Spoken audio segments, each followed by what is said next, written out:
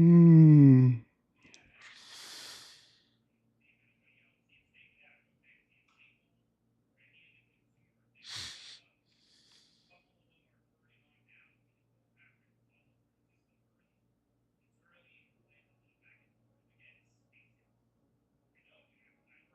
SpaceX is going to go to 250. I think that 250, I mean 150. I think that 150, whenever they pass that, if you want to be safe, for sure I would get out. Because that's the third profit target. They could go sideways for like another 4 to 5 more months. And you're gonna be hurting. All right. That 150 is all I could for sure foresee. SpaceX is bullish. You don't want to short that SpaceX. If you have a retirement account, you just need to buy it and you just set a sell order at $200. You will then make 75% off that position that you bought.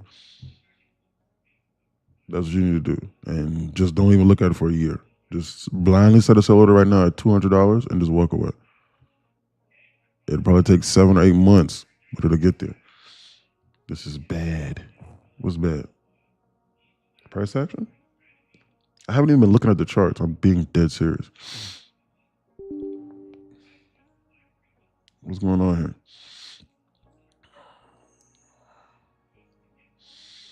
here? PA. I'm not even looking at the charts right now. I'm being dead serious. I don't even know what's going on. I just said that we dumped, filled the gap that we slightly gapped up from, and now the market's just goofing around and going sideways. They're dangling this gap filler from Thursday, but on our head top. This QQQ wants to go to 750, all-time high in like the next few weeks. That's what they're gearing up for. That's why QQQ has been bullish more so than the SPY every day, because QQQ needs to catch up.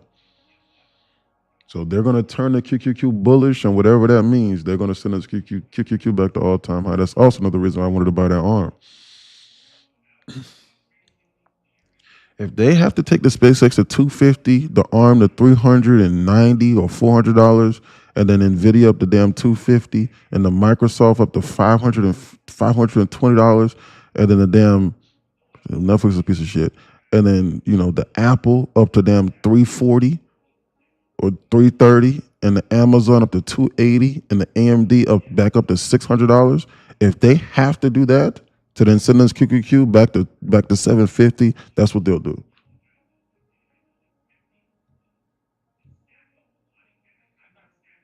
I am not going to bet against the fact that QQQ wants to go to all-time high. This shit looks bullish as hell to me, and I can see where these people are trying to go on a weekly, on a daily time frame. Look at this.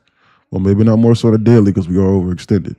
But look at this goddamn QQQ on a weekly. Look at this QQQ. Look. This shit looks like this damn arm chart. Look at this QQQ on a weekly basis, and you look at this shit, and you tell me they're not trying to go to an all-time high. Look me dead in my eyes right now at these candles and say that they not and seeing that they missed this and seeing that they didn't even touch 750 and reject, and look me dead in my face right now and tell me that they don't want to go to this goddamn to this damn 750 on this QQQ. Look at this shit.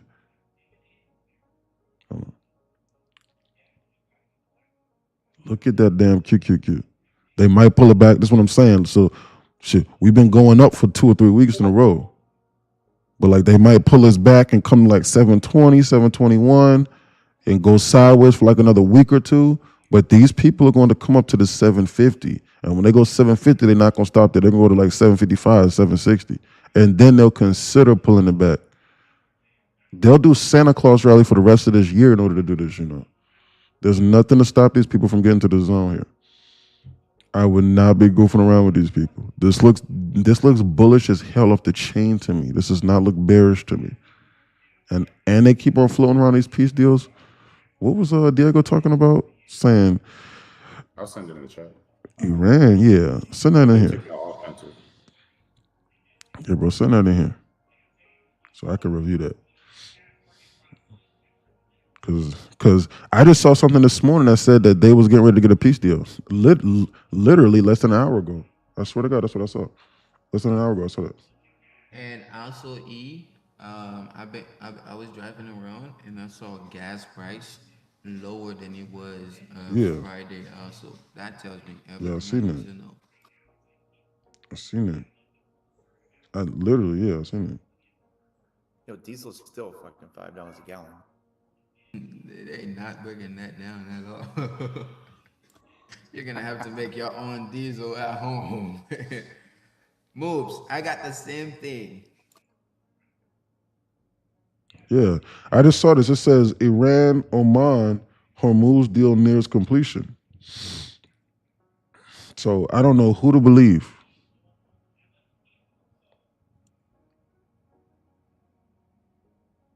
I'm gonna send this out inside here so we can make our own decisions. But the market's gonna do what the market's Yeah, gonna do definitely. regardless. Just know that something happened. That's what I'm saying. No, yeah. Yeah, look at Look this. at that candle, bro. Look at that candle. What's up, fam? Paul on top. So what's up, Paul? How you living, brother?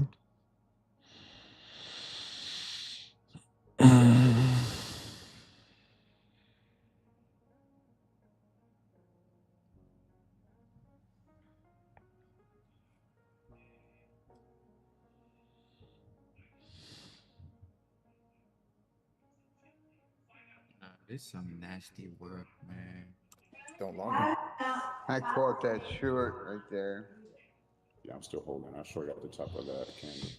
Yeah. I'm surprised at this fill, but QQQ is making it difficult now.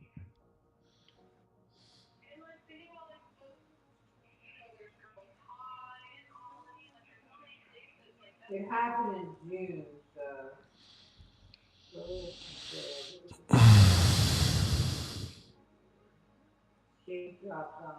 I'm gonna take profit. I'm not touching this, Flex Skywalker says. Any trades right now, bro. Bro said, I'm not touching this. I'm in the short. I got in the top of that red candle. So Watch out Neither for am I. that bounce above. I'm out. Yeah. I'm out. Yeah, that's 6 up there.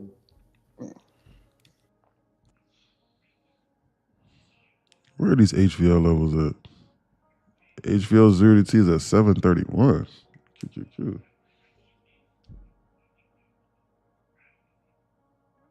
731. 0 to T is at where?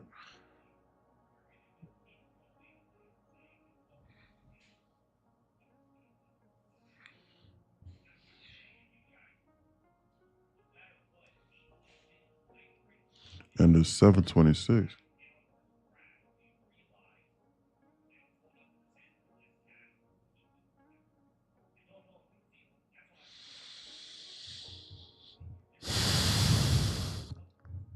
SPY is at what? That's why we're going lower. Shit. SPY is at 777. SPY HVL is at 769.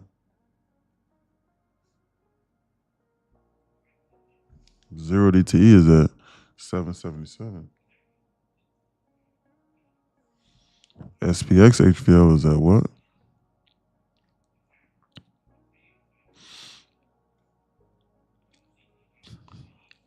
$76.90. $76.90. 0 DT is at $775, like? No, $77.80.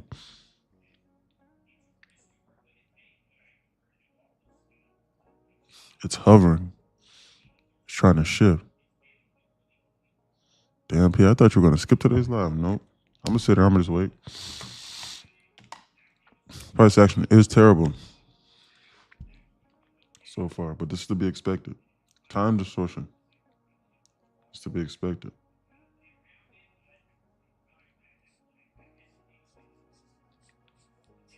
Yeah, I'm only up 184 bucks, but it's better than nothing, I guess. Absolutely. This price action's terrible. It's very bad.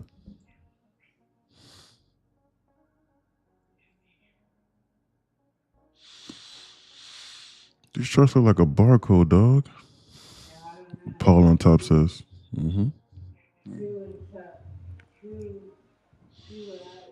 They're probably going to cool this market off over the next few days. Bottom's gonna fall out.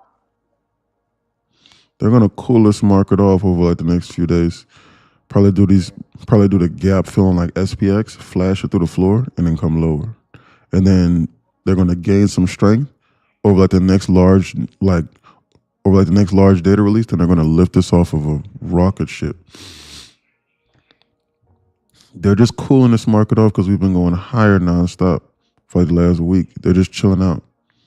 They want to pop this high, and then when they pop 737 on the QQQ, then they're going to go all-time high. They want to go 750 QQQ. That's where they want to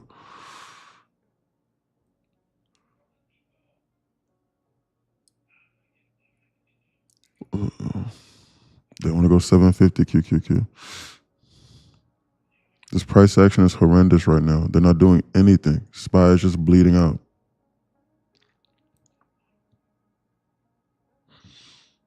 What is that? Close of 55. That's a 4. They want to flash 775 SPY. They're dangling this above your face. I'm looking at this right now and I'm going through my progressions. And I'm getting myself acclimated to my environment. I'm looking at the charts now.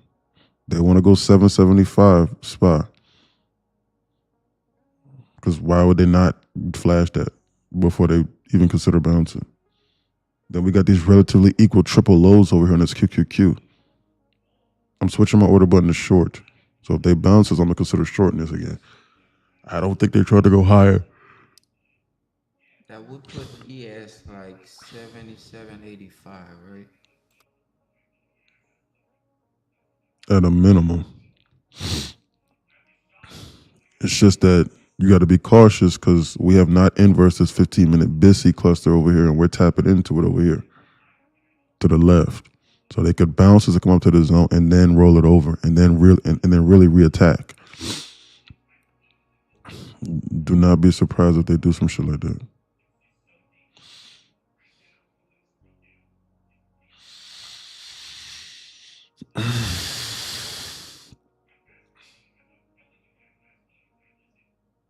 Looks like they got LR going to the upside. Oh, what asset? NQ. I flipped my chart with option I, and then it flips it, and it looks like LR to the upside. Maybe on a higher time frame. No. No. I wouldn't consider it LR. Nah, these candles are too. So what? That's not good enough. Okay. Yeah, nah. Yeah, nah. Not necessarily too small, because it's just like these candles are too like high, like they go high and then they go lower, then they go high, then they go low. Like it's hard for me to describe. Like LR has like a pattern like this. It's like uniform. Like this is not uniform. Like this almost looks like mini seek and destroy with like no real, just aimlessness. Like on the 15-minute. This is like, if they do this pattern here like this multiple times, then it'll start to form LRLR on SPY. But QQQ, this is not resembling nothing like LRLR. Like this is just pure destruction. Like they're just goofing around with this shit. There's nothing here. I'm looking at on a 15-minute, you say? Let's look. Nah, not even on the 15-minute, because we got a weird indecision candle, green body, and then they dumped it.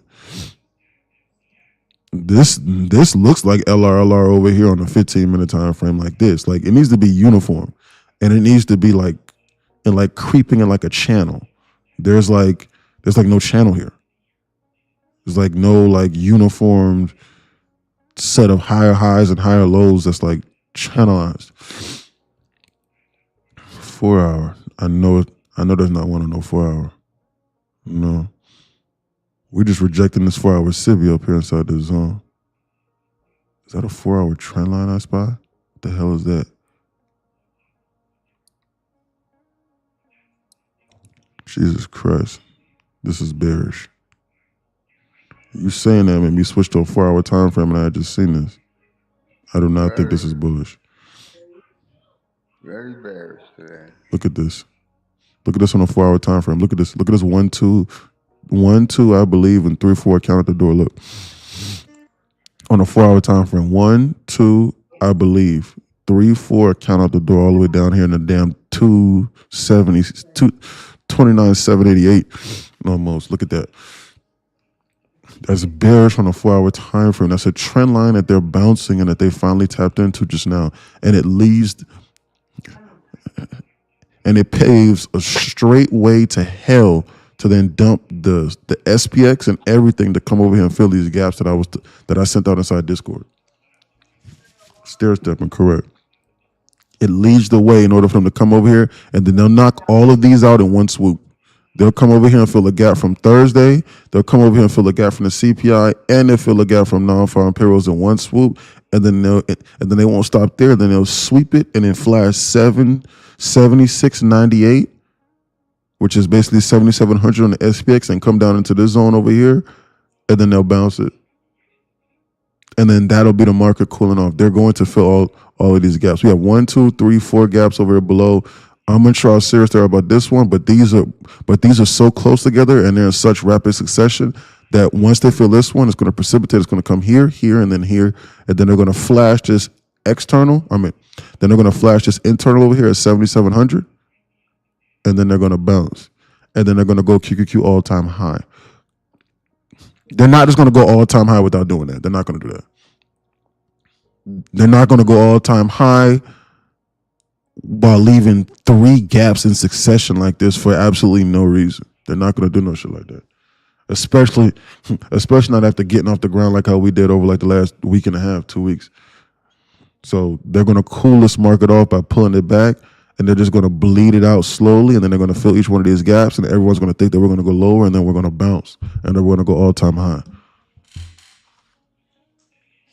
Because why? Because 4 hour on ES. you said the what? Look at the 4 hour on ES. Yeah. ES is just cooling off, and ES is goofing around inside of a 4-hour BISI, but they might inverse us and come over here to this one. So, you know what I'm saying? Like, they might goof around over here. Like, they might do, like, I can foresee them doing some weird shit like this. You know what I'm saying? Like, like coming down over here inside this zone, doing some weird shit like this, bouncing it over here and coming up over here, or something like that. Like, them doing some weird shit like this. Not touching it, setting a QQQ on the all-time high like this. They come over here, touch this in like September or some shit, and then they yeet it like this through the floor. That's all in one day move right there. Mm-hmm. That's crazy. We're goofing around inside of a 4-hour BISI right now, but I think that we inverse this. I think this market is bearish. I do not think this market is bullish. I think SPY wants to flash. Holy shit, that's a perfect low at 775 right now on the SPY. You know what to do. Short is getting ready to be activated. I'm gonna wait for them to bounce this. That's a perfect low over there at the SPY. Is no one paying attention from inside Discord? Watch out. Watch out. Double top at SPX dangerous. Filled. What was filled? That's a perfect round hole number over here on this SPY. The indicator says so. Watch out. Probably best to wait until this candle closes over here. Wait. I'm going to wait for maybe like another minute or two, and I'm going to consider shorting it again. Watch out. That's a perfect round hole number over here on this SPY, and they're about to attack. QQQ also has 6 points at the top. Mm-hmm. Yeah, they might go for that first.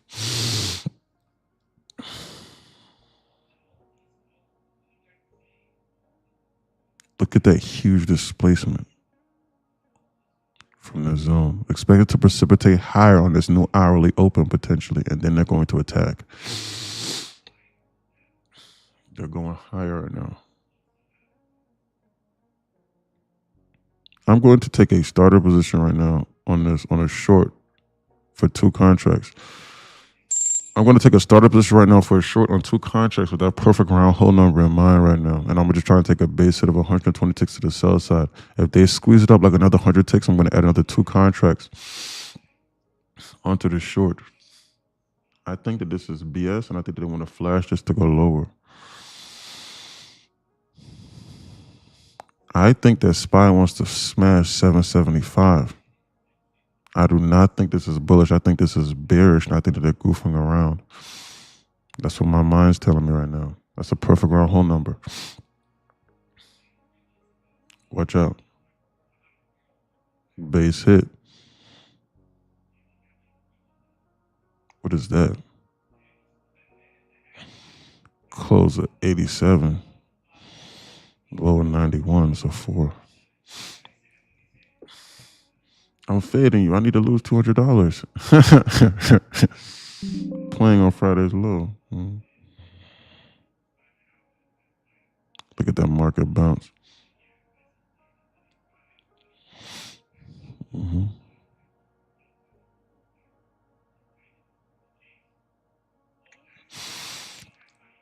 The reason why I'm not going larger size right now is because the base hit aligns with me just making $120 as of right now. And I am shorting the bottom. So when you short the bottom, you cannot be oversized shorting the bottom. You'll get cooked. So you need to give this trade potential like some time to hurt you.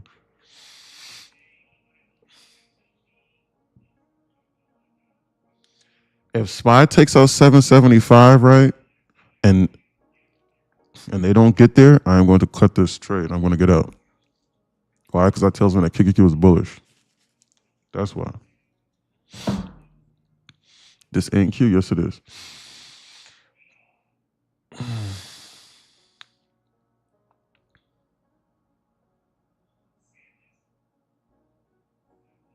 That's a perfect round hole number over here on this SPY.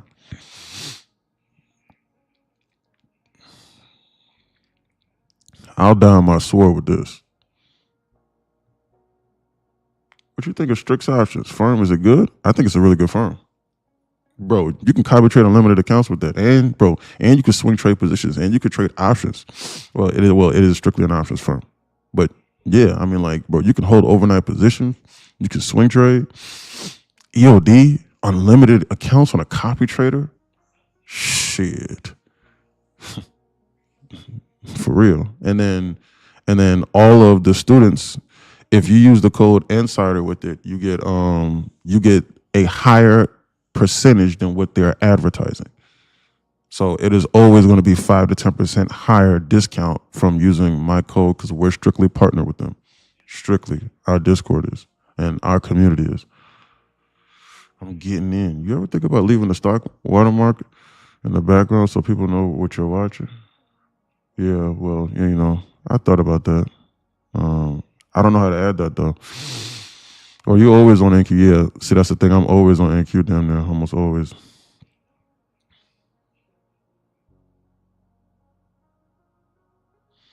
Almost always. You know, and they can simply ask. I thought about it, but, you know, but then also, you know, people should be able to look at the number and then see. So like, the NQ is the only thing that trades at 30,200 like this. So yeah. It's the only thing that trades at that number. There's a Lucid Pro, Lucid Flex, but I have no idea. I'm not really too well versed with the rule book from them. They got this 6 over here above on this QQQ. SPY is looking like it's about to attack 775. I think this market wants to go lower and attack the 775. I'm being dead serious. I don't think these people are trying to go higher until they attack the 775 over here. This is what my brain's telling me right now. But NQ is looking like it's trying to bounce or get up this damn ground. Pro is one day to pass though. It's gonna drop. I hope you're right. If they shoot this up 100 ticks, I'm gonna add another 2 more contracts onto this short. I actually want them to go higher, not lower.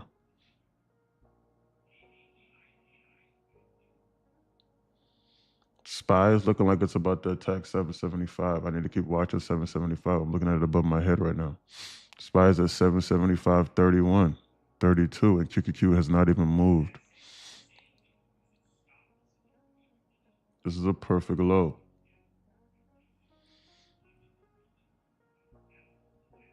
SPY is at 775.29.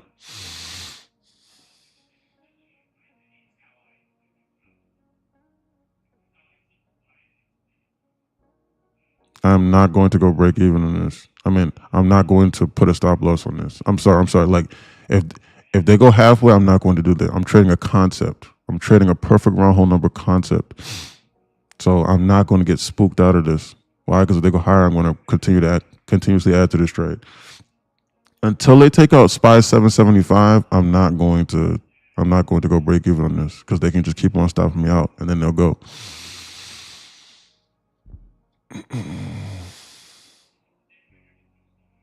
Profit. It's going to drop profit. And if they take out 775 SPY and QQQ is not moved, then I will cut the trade. Or wherever I'm at in the green, then I will go break even from there. Until they take out that 775 low on this SPY over here that I'm seeing that they're trying to do like this, until they do this, then I'm not going to go break even on this. Or I'm not going to cut this trade. But QQQ, it's not even moving. It is literally going in the opposite direction. It's literally like not even moving. The SPY is dumping right now. It's literally like not even moving. That tells you right there that this short right over here needs to be short-lived. 775 on SPY is coming in hot. It's coming in hot. It's coming in hot right now. Hot, hot, hot. And QQQ has not even fucking moved, dude. They're about to get this QQQ off this goddamn ground right now. Watch out. Ridiculous. It's ridiculous. It's literally not even moving right now, and it's coming in hot. QQQ is about to get off this goddamn ground. This is telling me right now, personally, that I'm on the wrong side of the trade right now, that they're about to bounce this. That's what this is telling me. Trend line to the upside on I guess SPY too has a trend line. I'm looking at the trend It's not even line, moving. but it's just like something doesn't It's not even moving. add up to me. Like SPY. QQ is not even fucking moving. QQQ is about to lift up this ground and green shoot. That's what this is telling me right now. Just so you're aware. SPY is at 775 right now, and this is telling me right now that I need to get out. SPY just eclipsed at 775. That trade idea just now was correct, and SPY took it to 775, and the entire market made a new low, and QQQ did not dump. I had to get out at break even because this is telling me that I'm on the wrong side of the trade right now. That's what this is telling me right now. So I had to cut that trade at break even just now. That's what that's telling me. So I can't foresee and go, well, we should dump, bro. SPY did exactly what I knew that they were getting ready to do, and the market didn't even move. So you know what that's telling me? I think that mistake before too. Correct. I got that written down. You know, don't just think it's going to go. Wait for first presenter. Correct. So that idea was correct, but I did not make any money on that. SPY was not trying to go higher, so I shorted it over here with the anticipation that the correlated asset was going to dump, and it did not dump. The market is telling me something, so I have to listen. So what they're going to do next, I don't know. They very well could still take this shit to this TP and make a new LOD, but I don't want to fight what the market is telling me right now. The market is telling me it was just trying to bounce. So why would I just automatically just assume that we're getting ready to, just continuously go low? No, I think we're going to go sideways for a while. Correct. Even on 2 micros, I'm going to cut it. Why so? Because when the trade idea is done, or the reason why you were in the trade is no longer valid, you need to get out. And you need to get out. Okay? So that's what you need to do.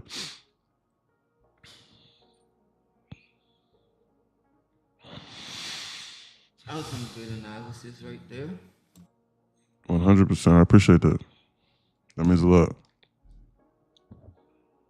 If the reason why you were in the trade is no longer valid, the reason why you took the trade, for whatever specific reason, for good or for bad, you need to get out.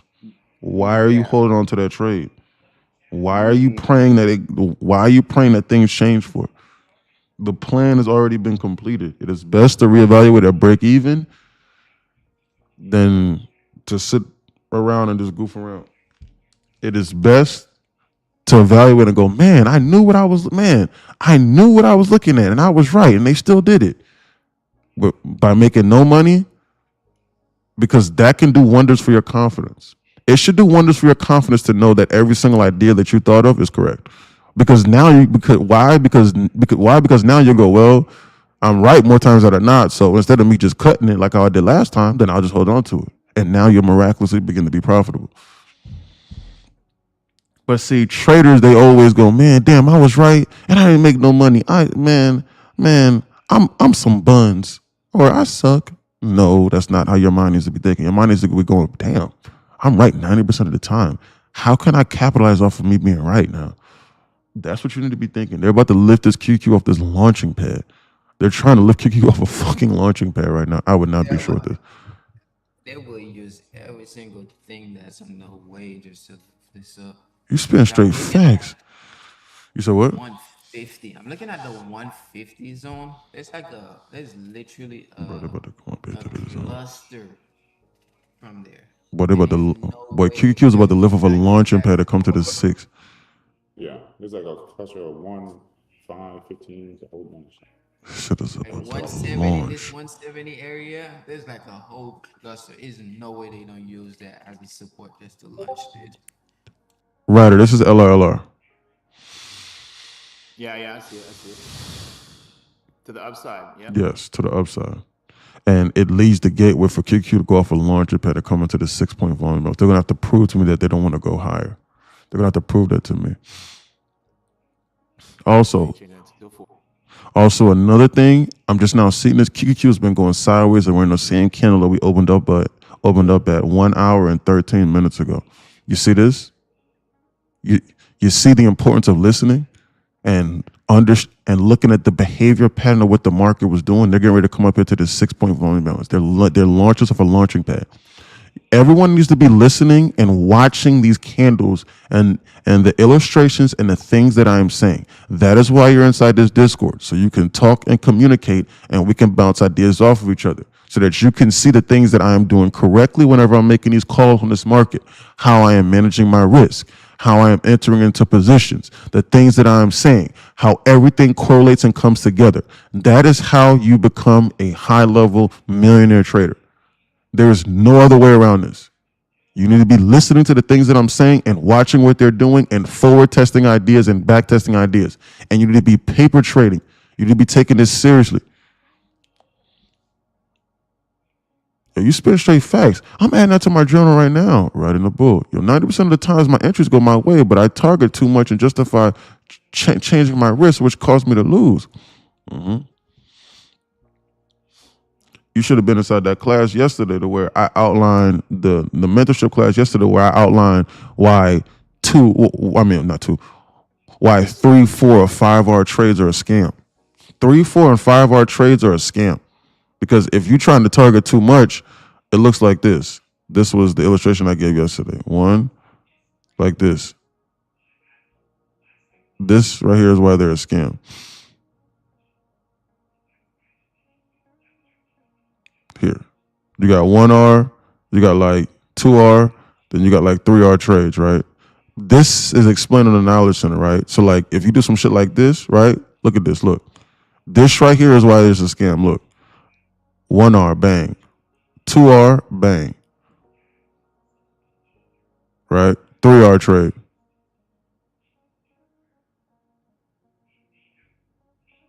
Stop loss, account blown. Bro, this right here will happen more times than you could ever imagine. And if you're wrong 80% of the time, or if you did something 75 to 80% of the time and you were wrong, or someone walked up to you and was like, hey man, I'm wrong 75 to 80% of the time, would you consider them somebody that knows what they're talking about? No, I would not. I look at you and I'd be like, bro, you don't know what you're doing. And so that's going to destroy your psychology whenever it comes to trading. Trading is so much about psychology that we're like, you need to know that what you're looking at is probably going to occur. If you don't believe that, then you're not going to have confidence to enter into a trade or to put on size whenever it matters. And then on top of that, excuse me. And then on top of that, the problem with 3, 4, and 5 hour traders is you're going to get so many break evens along the way to the point to where you're probably going to be trying to hold on to trades a little bit more. So you're you're going to be adjusting your mental, which is exactly what you said, the way you were like, but I target too much and justify changing my risk, which caused me to lose, which is exactly what the issue is. Because it's destroying your psychology because you go, man, I've been wrong so many times before in the past. Now let me move my stop loss. Or man, let me not go break even this time when you should have went break even for sure. And because you change your break even or you change your risk, now the market's coming by to F you. It's coming by to F you and to just hose you completely. And now that's the time, the one time, and then that's the one time you end up blowing your account or taking a huge loss. And you know what? It erases everything that you did before. And now you got to start all over again. And you losing, and you only winning 30, 40% of the time. 30, no more than 30, 40% of the time. That's why the best traders in the world have like a 1 to like at no more than 2 R. Hell, some of them might have a negative R for real. Why? Because they'll see a 2 R setup and they'll be out at like 0.75 R just to be safe and rinse and repeat. You see how they get ready to come up here to this volume balance zone over here that I highlighted? They reduce it from a 6 to a 3. The indicator updates in real time. 6, 3, 2, and 0 and gone. The indicator tells me where they're going. You see that? And you see what I'm saying? You see how somebody from Discord, I forget who it was like, bro, there's a 6-point volume balance up there above head. And they weren't giving over here at this floor, so I close this out over here, and then they launch us off a fucking launching pad. You need to be listening to what the market's telling you.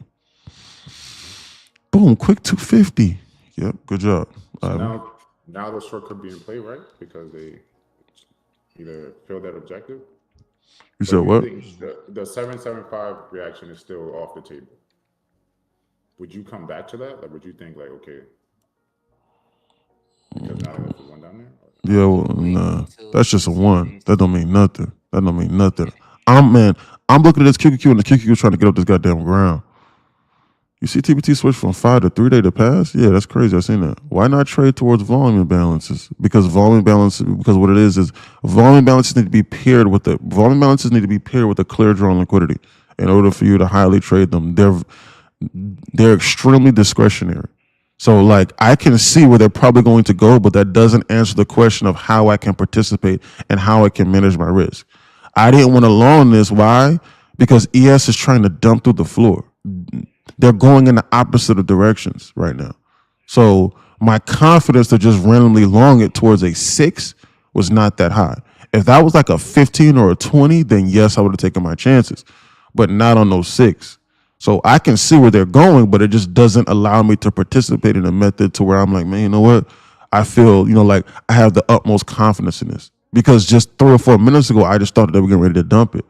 But I switched it because I saw that volume balance up there above head, and NQ was not trying to go lower. SPY and ES were dumping through the floor, and this right here was not budging. It was trying to launch. So now since they filled that, I don't know what they're getting ready to do. But I do know for a fact that SPY just flashed 775. I do know that. And I do know that a lot of times if they flash it one time, that they're probably getting ready to reattack again. However, ES and SPY is flashing LR over here. So the market is very conflicting right now. It's confusing. If SPY decides to run this LR and then come up inside this zone, I am cooked. NQ is going to lift off a launching pad faster than you could ever imagine. So I don't want to go against this. I like to go against something where I have a clear drawn liquidity. I'm not going to take a trade and just start guessing. The only time that I take a trade when I start guessing is when the model itself is like 95% plus. Like, and that's perfect round hole numbers right here. So I knew they were going to go lower, but NQ decided not to go lower. So like, there's nothing I can do with that. See what I'm saying? So stuff like that. So that's the only time I'll do something like that. Other than that, I'm not just going to blindly just start shorting because I could be shorting the bottom very quickly here. I don't know if I had earlier, but have you ever thought about posting trade breakdowns or strat breakdowns? I explain all my trades and I explain the logic during the live streams. And every single trade and every single entry point is recorded and posted on the YouTube. So you can go back and you can actually look at all my trades in the past. And I run free mentorship on the weekends for the Student Society Discord. And so, and yeah, and so yeah, and then like if you're inside here, then you can ask questions, like, but don't be like, hey, what's a BISI? Because I'm not going to answer that question. I'm just going to read that knowledge center. But trade breakdowns, like I'm really not necessarily like posting those. Yep, everything is facts. You're literally breaking down my biggest problem. Lorenzo was talking about the huge risk to reward. That's a scam. You need to abandon that. I'm being dead serious. Why? Because it's destroying your psychology and it's forcing you to screw your risk management over. So try to get away from 3, 4, 5-hour trades. The thing that blinds most traders and destroys them is not the money you can make. It's blinding. No, sorry. It's not about the money that you can make. It destroys you because the money that you can lose. Because you're sitting here trying to look at, oh my goodness, I can make 1,200 ticks off this move, is the exact reason why you're not going to get 1,200 ticks off the move. Is the exact reason why you're going to blow your account. Because as you're looking at that 1,200 tick move or 1,200 point move, whatever the hell it is, you're sacrificing your risk management and you're going to lose. And you're going to blow up the account. They're getting ready to attack this sell side. This is bearish and not bullish to me anymore. I think that they're gearing up to attack somehow, some way. I do not think that these people are trying to seriously go higher with this market as of right now.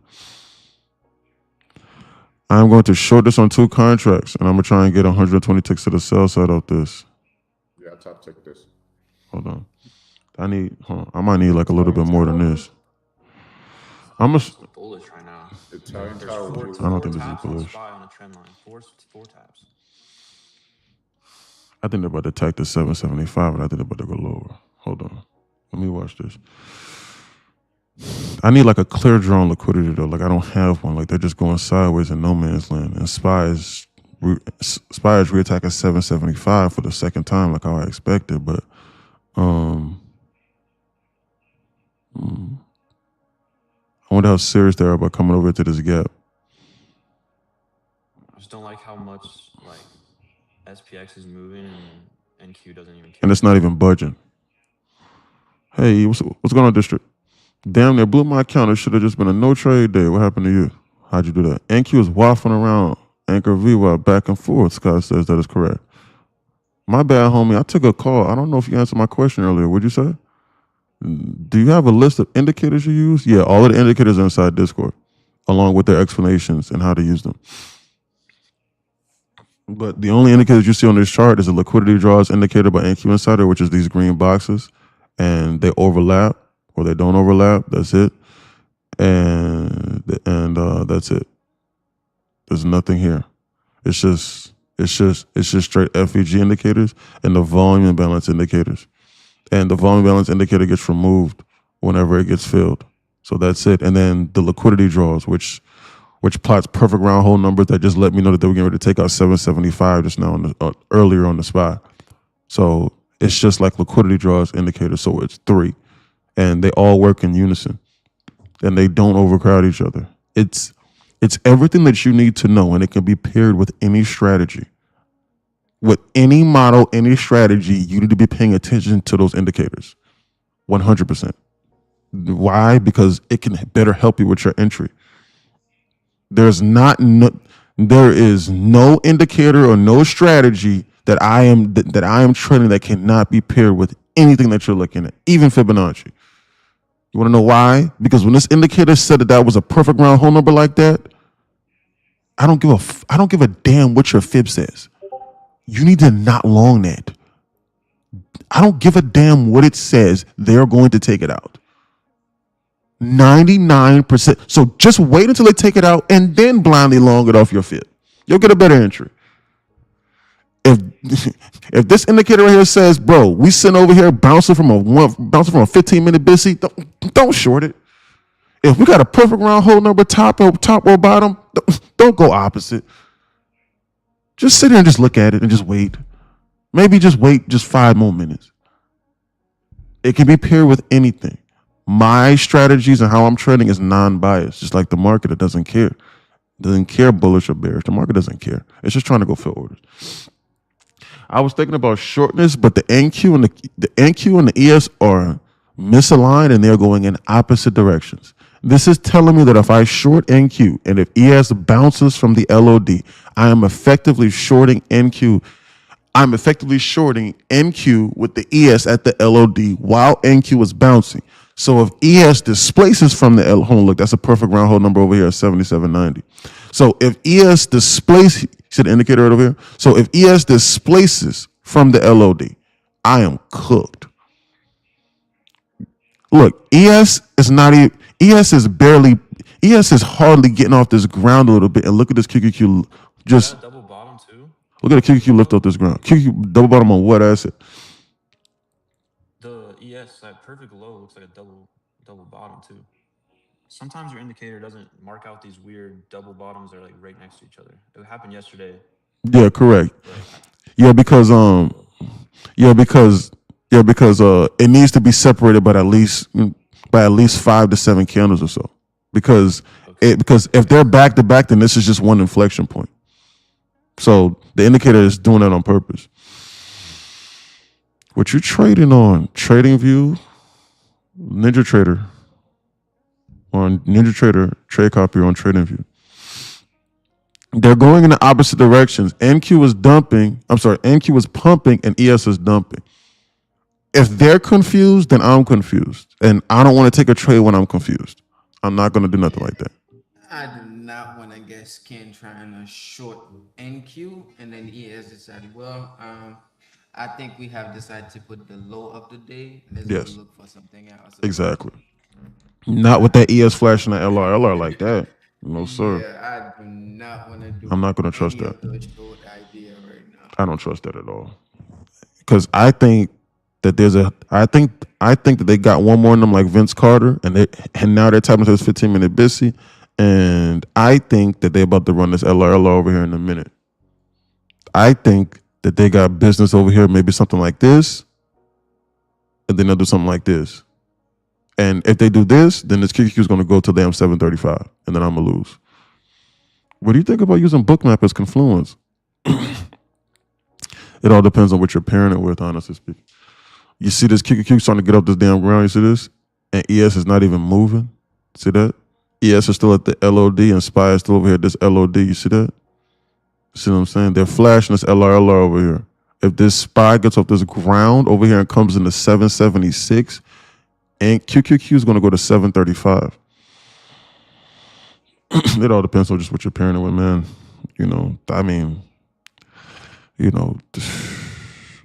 To me, that Bookmap is very, very, very delayed, bro. And like I just think it's outdated, bro. I'm being dead serious. And I just don't think that it answers the question of how I can participate or what they're doing. To me, Bookmap doesn't answer the question of what they're doing and where they're going. And most importantly, doesn't answer the question of how I can participate. You just see orders just sitting there, and then they can pull orders or spoof orders at any point in time. See what I'm saying? So I would not do that. As a guy who's running his own hedge fund, I would not do that.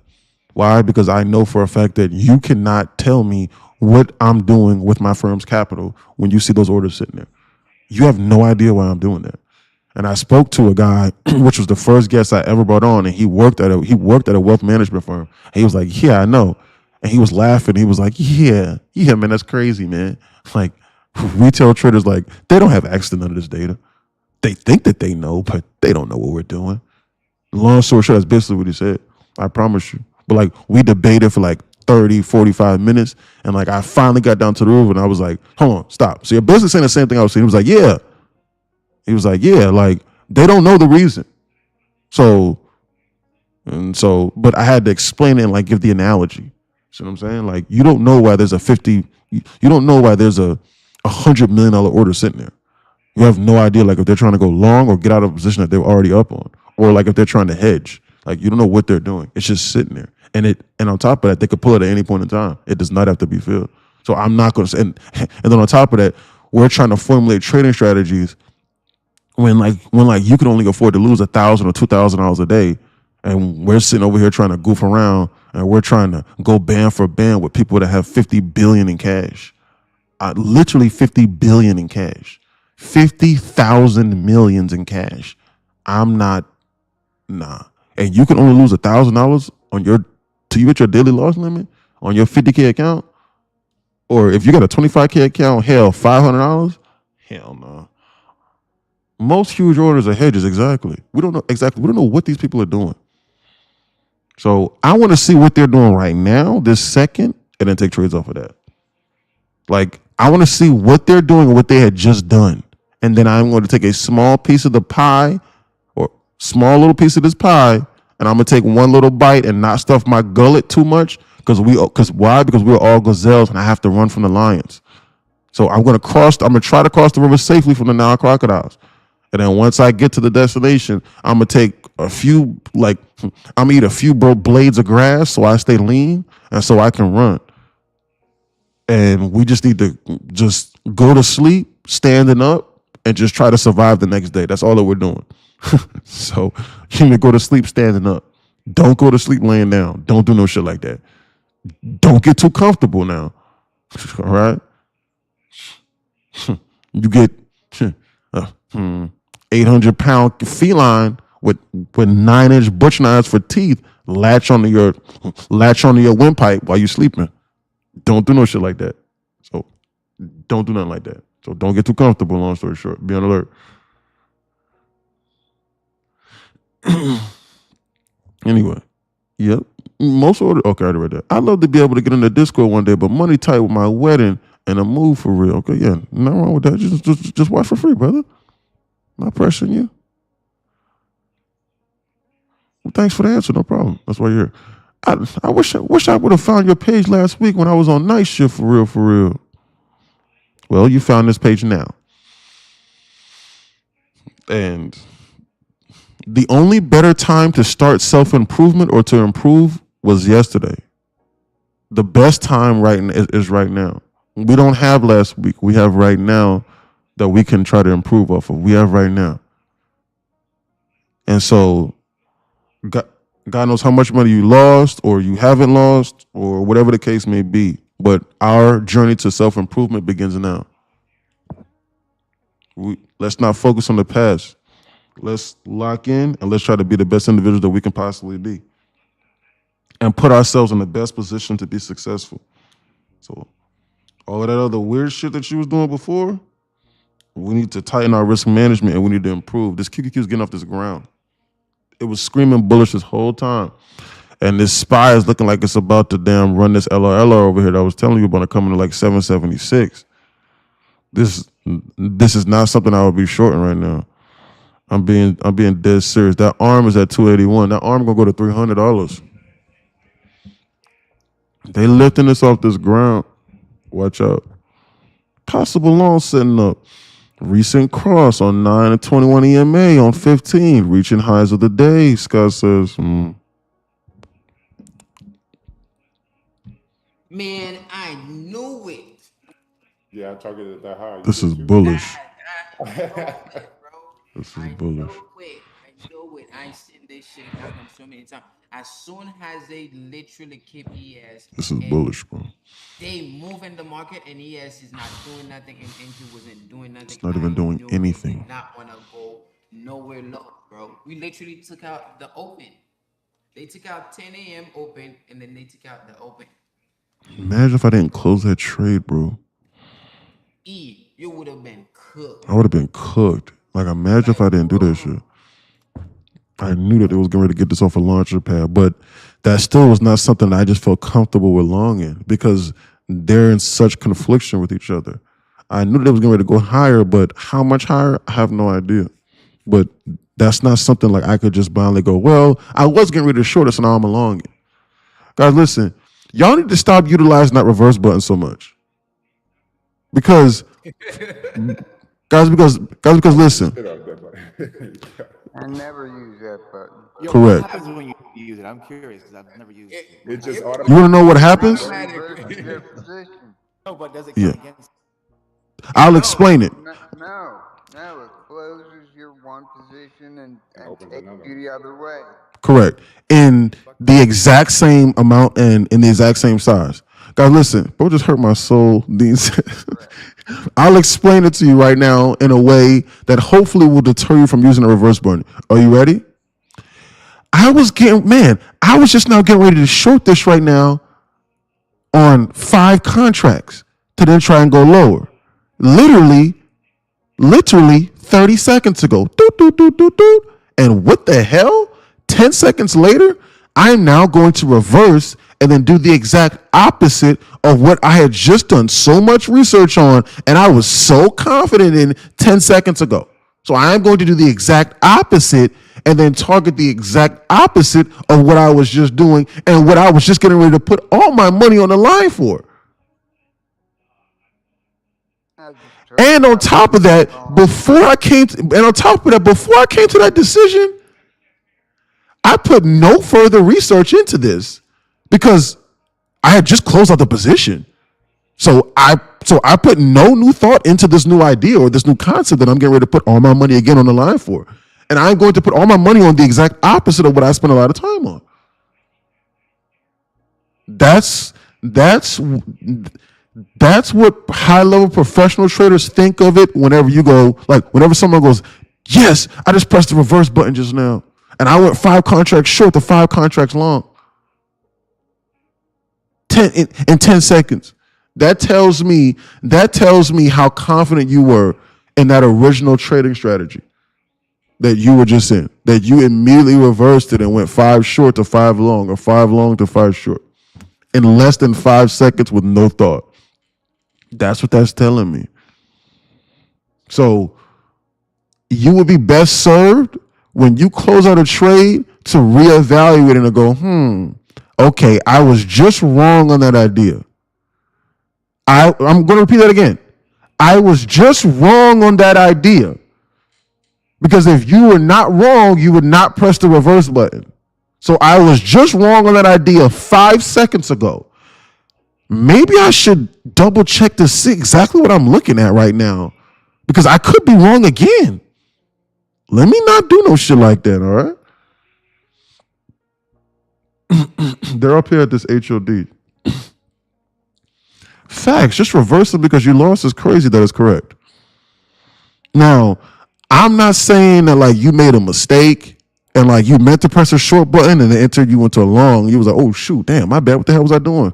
Typo. Let me get her into the right position. Don't care about that. Yeah, that's not what I'm saying. You know what I'm talking about. I'm talking about you going, man, I'm getting ready to get rich off this short. 10 contracts short.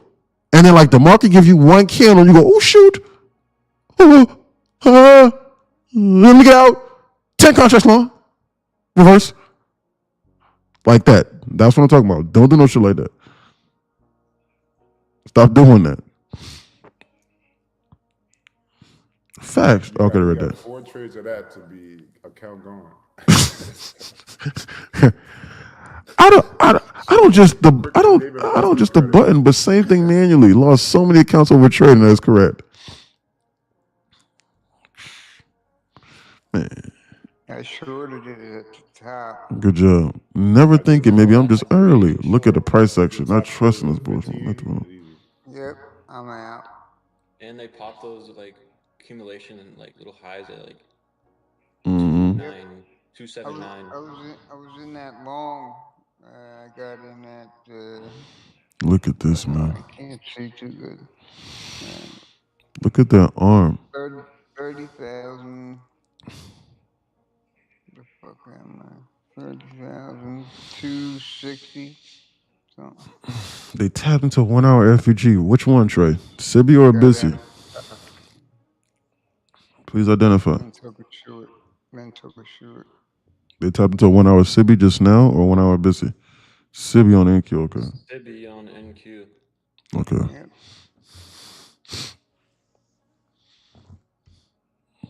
I don't trust this move here. They just popped this high. And they just tapped to do a 15 minutes. That's the way. This is bullish off the chain. This is not And big. there's like 49 minutes left on that 1 hour that just opened. So this can go way higher and inverse. Yeah, this is bullish, bro. This is not bearish to me. come back I down do a not few think these people trying to go off. lower. This is bullish. This market trying to get up this ground. Maybe it's at 150 today. Yeah. This market's trying to get up this ground. SpaceX is going to be a big company. Wait 5 years from now. SpaceX will go back to all-time high again. There's too many rich people investing in it, especially in the beginning. Yep. People who are poor that don't have $100 million need to stop doing the exact opposite of people that are rich that have hundreds of millions, if not billions of dollars. We need to stop doing that. You need to stop doing that, and you need to stop betting against those people because they're rich for a reason. That's right. We just need to stop doing that. Just stop doing that. Does that mean that every billionaire you blindly follow? No. And you just buy the top of everything that they do? No. But when they invest in something and that shit goes down 50, 60% for absolutely no reason whatsoever, and then poor people, as in people that have less than $100 million and financial pull and political pull, whenever they're going, screw that company, then you need to be looking at that shit with a side eye, all right? Yeah. You need to be going, what? Guys, whenever I see mass, like people en masse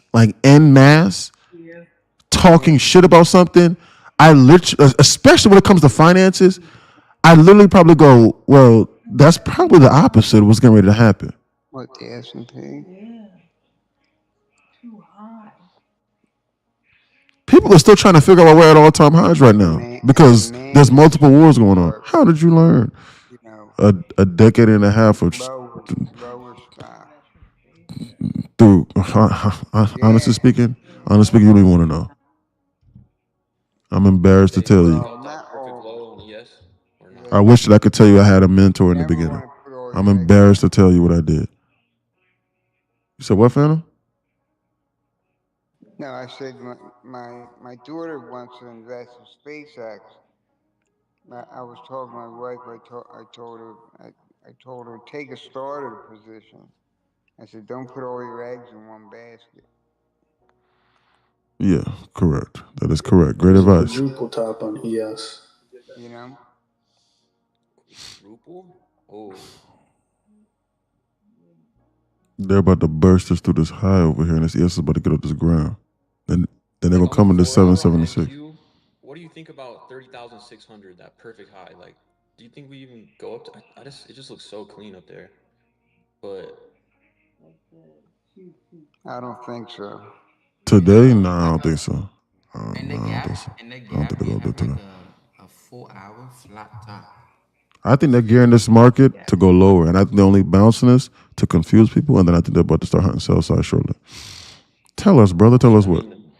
ceasefire's gone. What's the single best thing a beginner could study? Paper trading and demo trading. That is the singular best thing that you could do. Capital preservation, and not digging yourself so far deep into the hole, thinking that you know everything, to the point to where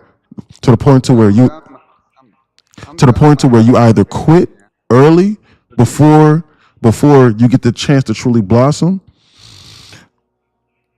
or by the time you start to figure it out, you're so far deep into the hole, like you're tens upon tens of thousands of dollars in debt, to the point to where you just lose confidence, and and you just give up and you die in that hole.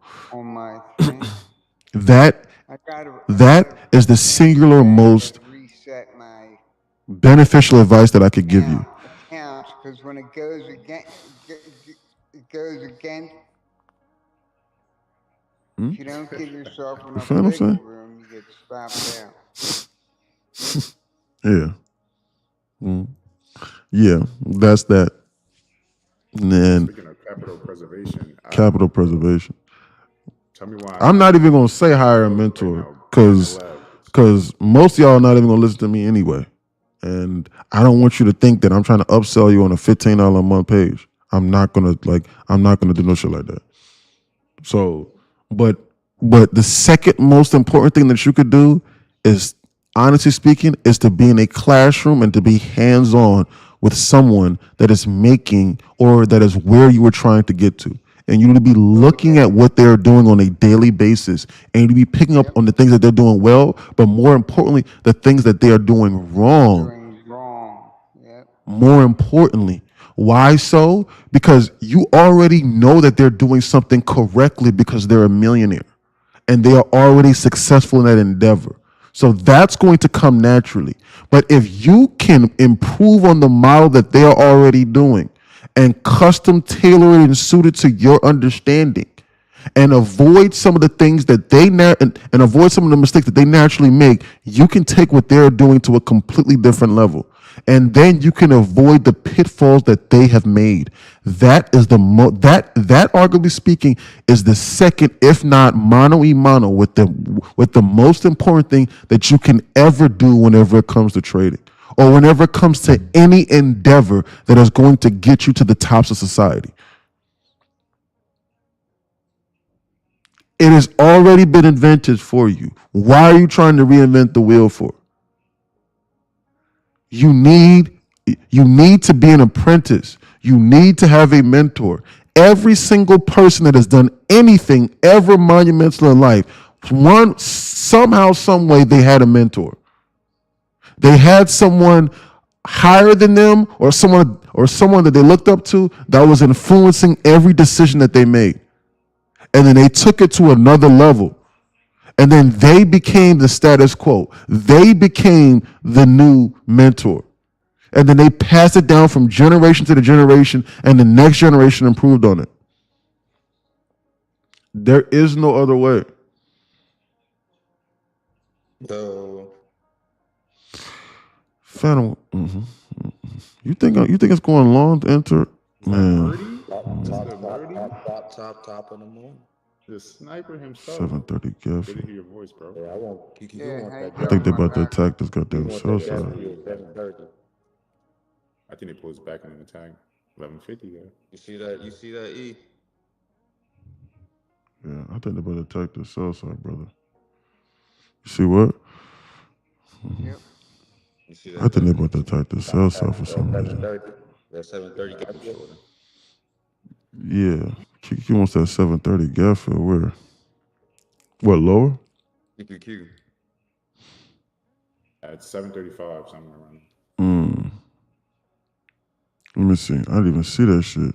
Oh, wow. Wow, I didn't even see that. Yeah, over here at 7:36. Yeah, we eating into this. QQQ trying to come up here and pop this high, bro. Why did I not see that? Until you said that, I was getting ready to short this shit. QQQ was clearly trying to come up here and pop this high. Yeah. At a minimum, was trying to come up here and fill this gap. At a minimum, was trying to go 735 right now.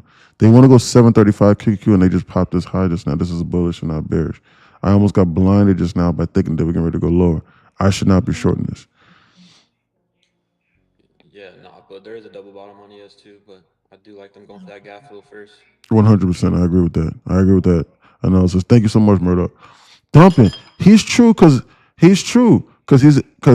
as an electrician, when I was an apprentice, my journeyman taught me how to become a better electrician than him. And now I am now. That is correct. Everything that you have ever done in life, you've had a mentor. Like, even how to hold a fork. How to wash dishes. Your parents taught you how to wash dishes. Your parents or your guardian, whoever. Somebody taught you how to wash dishes. Somebody held your arms and taught you how to use your legs. Because you did not know how to walk. You didn't just wake up and was like, yeah, I'm going to start walking today. That was not something in your wheel well. Someone taught you. Someone taught you how to talk. you had mentors even after your parents taught you how to talk, depending upon where you grew up from. If you grew up in New York, your peers, in order to give you that New York accent or that Boston accent, were your mentors. Same thing in Chicago or in the Deep South. Your peers were your mentor for your accent. Every single thing that you have ever done was influenced by other successful people one way or another. As to why Product people, of your surroundings. correct, You're correct. product of your surroundings. You hang out in the ghetto, that's where you're gonna be like. That is Hang correct. out with millionaires, that's what's gonna happen to you too. That is correct. 100%. And then ultimately speaking, your environment can handicap you because I don't care how smart you are. If you are in the wrong environment, you will not be able to reach your fullest potential. You will not be able to.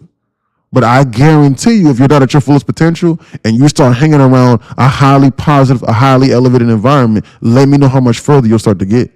I guarantee you that much. Now, the point I was making on as to why people always take things whenever it comes to the financial markets and then they think that it applies in real life and then they try to do the exact opposite, I have no idea. Like, that's something that I just cannot explain to you. Like people who have never made any money, they listen to other people who are not making any money, and then they take up those people as mentors. And then they listen to the group, and the group isn't making no money.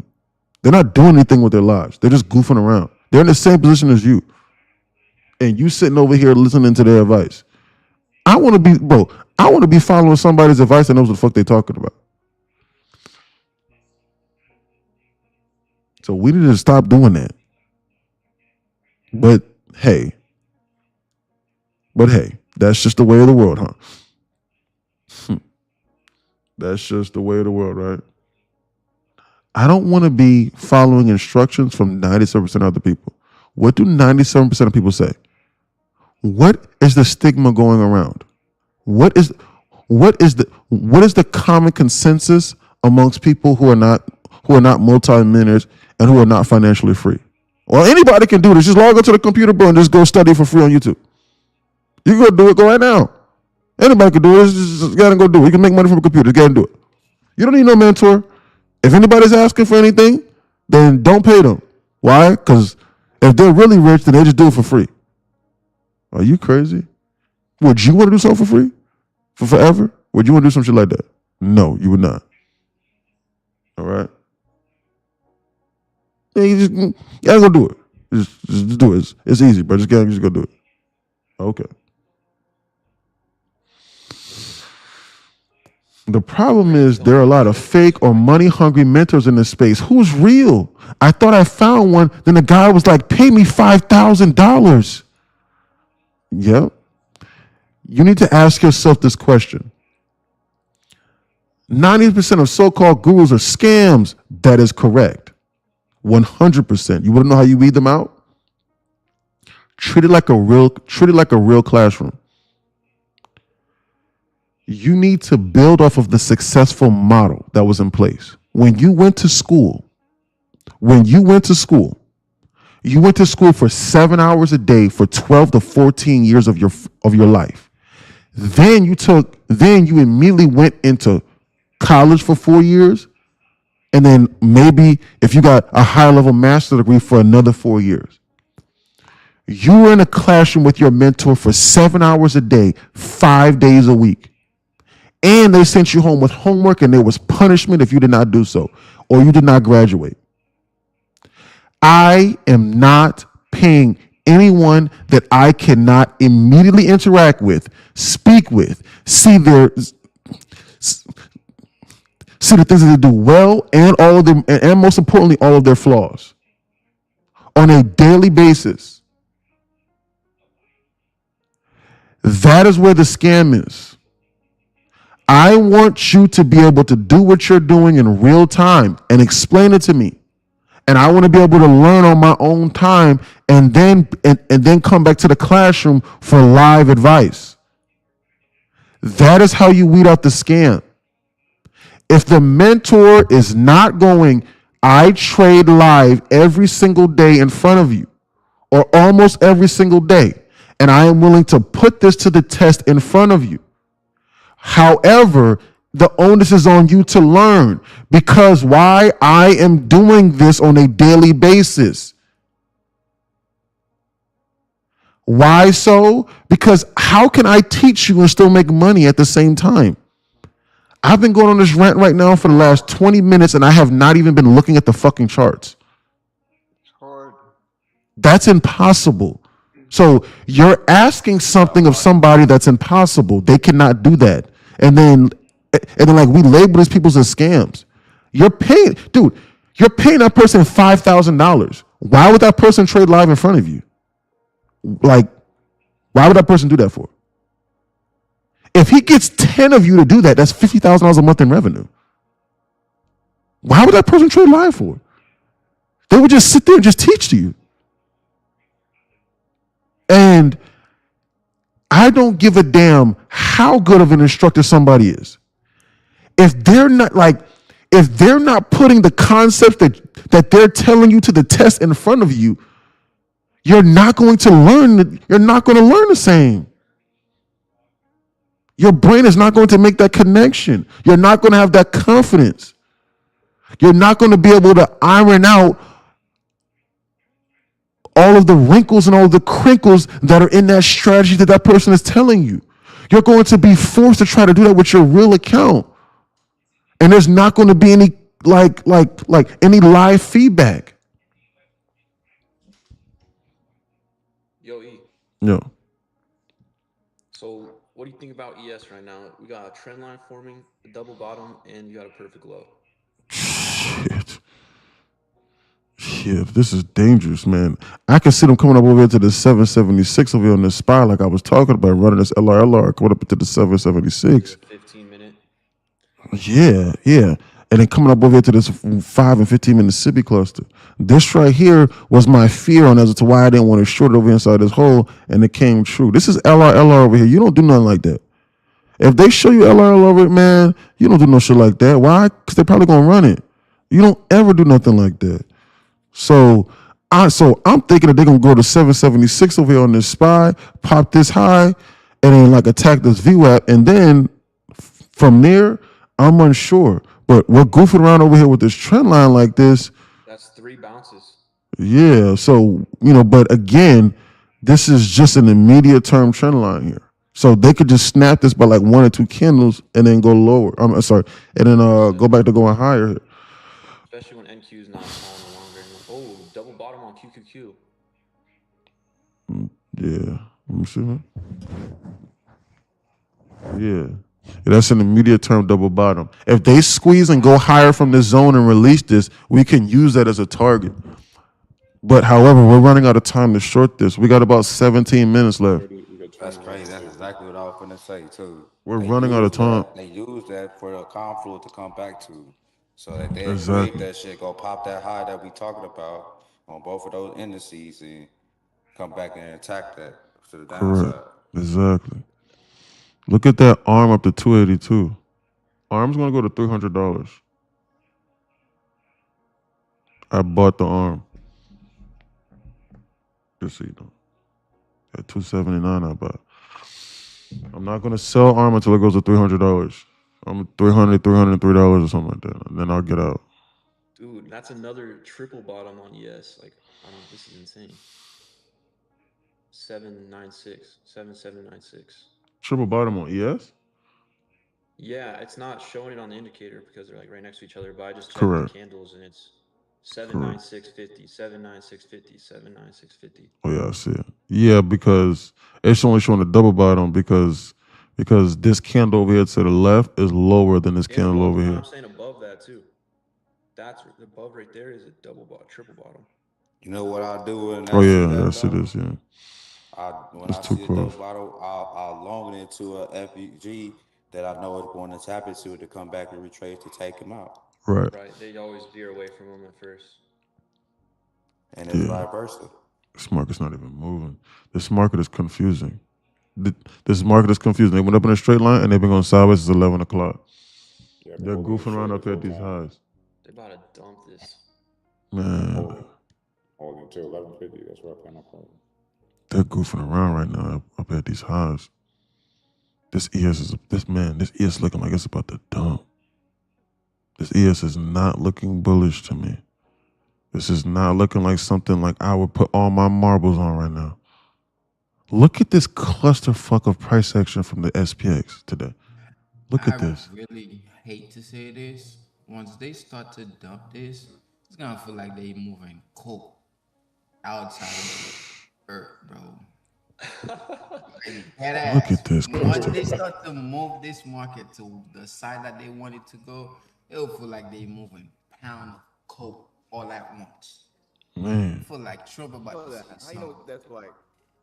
Oh no, man! You don't I feel live in like America. Trump That's all I'm about gonna say. Just on keep it and they're say about to something. squeeze this. Nah, I'm just Like a Trump Discord tweet is- coming in. Discord is not encrypted. They're about to A lift this Trump open. tweet is looking up right now, man. My analysis is they're gonna slightly break this trend line, then go up flash VWAP, pop that high at 801. I can't even target these lows. I just don't think it's worth it to short this right now. Yeah. even though It's it's not already Yeah, over. like- It's not Yeah, over. yeah, Yeah. exactly. You don't think they'd say that for CPI? I mean, what's ain't nothing this week, huh? Ain't nothing really this week. Nothing at all, other than ISM on like Friday. Wednesday FOMC meeting minutes. Yeah, that's what I meant. Oh, yeah, FOMC. yeah, I knew it was yeah. something. Yeah, got that.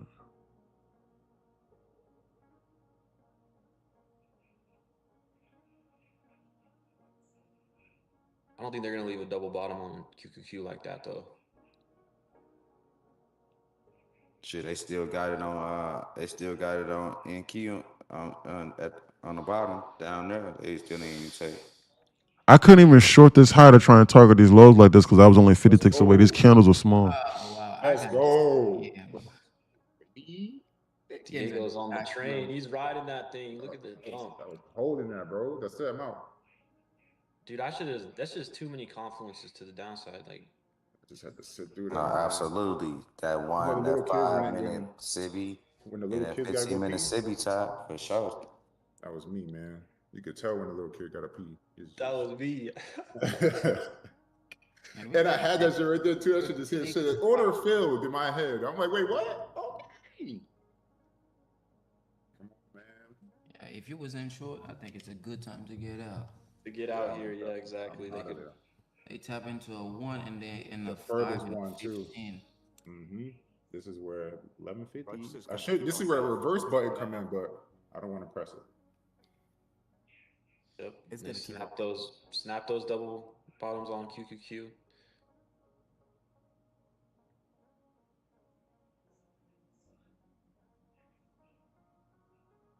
This hurts to watch. Didn't run, even bro. get 80 ticks to the downside, bro. What is going on? Look at it. Look at the candles now, because they want to go fast, like Chilo said. Because he was talking about that code. They heard him. I told you this is not encrypted. This is not WhatsApp. This is not Telegram. And they calling me. What the hell? Coke deal. It's the big leagues. They're calling. Bro, I ain't heard one of those phone rings since down there in the 90s. Hello? He got the phone Bro, on the you wall. got that old man phone. He got one of those dial when you gotta spin that motherfucker. You get to speaker? one number and then you gotta spin Yeah, that. spin it around. Hope you're having a blessed Monday so far. Diego, I was calling you from my company here, Auto Services, regarding your. Oh, yeah, they trying. Oh, yeah, They're trying to scam you. trying to scare me. That's the Oh, marketing I don't scam have right my there. card anymore. It got stolen. That's marketing That's right there. Sorry to that. He's getting So that cold is calls. announced right now or not? Not right now. I'm thinking about. I'm trying to decide if I'm getting a car or not. But I'll definitely let you guys know. Yeah, just. The car sales and insurance for extended warranties, we are Auto Service Department, okay? All right, cool. I'll be calling you, okay? I appreciate it. If this payout hit, I'm getting a Lambo, so I definitely will. Okay, not a problem. Thanks so much. Have a great week, okay? You too. Appreciate that. Okay. Bro, they're dumping this. They're dumping this shit. Damn, look at that. That was nice. Wait a few minutes, you know? You know what this is? This is a juicy long. That's what I'm seeing. I'm not gonna lie to you. Right here off this 1 minute on SPX, I kind of don't hate it, and on NQ. But then you're fading the gap fill. You're fading the gap fill. It's too early for me. I'm sorry. I would wait. You know what, Diego? Let's just go 1150. Close our eyes and see what happens. Yeah, for sure. I mean, I got one. I would not do that. It's gonna be bearish, bro. Yeah, it might be a switch reverse, which I don't mind. At least just take out the perfect low on the ES and then have a bullish 1150. There's a 1, 5, and there's 15 down here. That's what I hope they tap into right around 1150. Then I'll do what Alan just said, for sure. All right, we getting some heavy volume right now.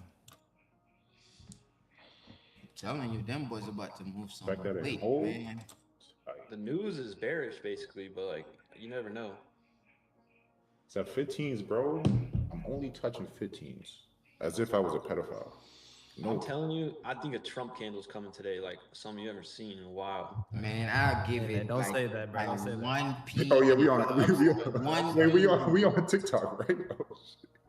No, It's we're too still on quiet. It's too quiet. It's too slow. The candles are way too big. And It's looks like Monday. it's not doing nothing, and it's Monday. Yeah, a Trump candle coming Literally out no Trump candles, bro. No Trump candles. at 1 p.m.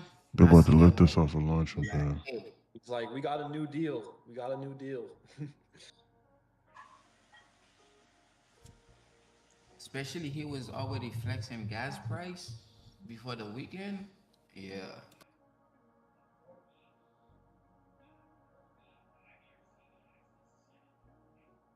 Same shit, different day.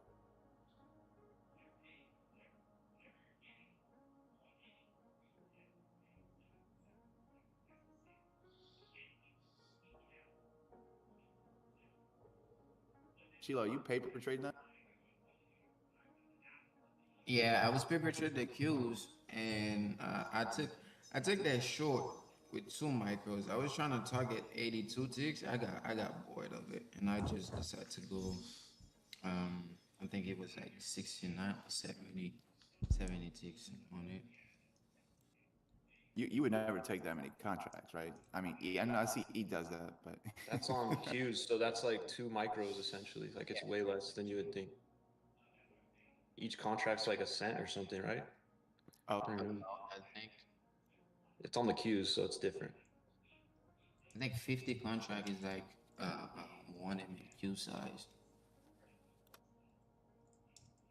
yo, do you guys think SPX will pop 8,000 by Friday? I'm thinking. I mean, if we're at all-time highs, I don't see why not, but that's just too far away, I feel like.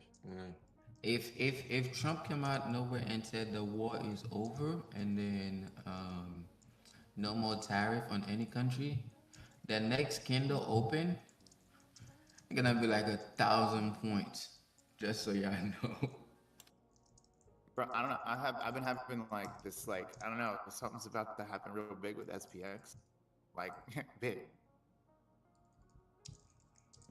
I'm watching contract. He probably gonna do like use that 1 minute on Qs. They didn't tap into it. Probably we tap into it and then dump. Cause I'm looking at that 32 area. I think they're gonna target it right now. That was supposed to be my TP. 232.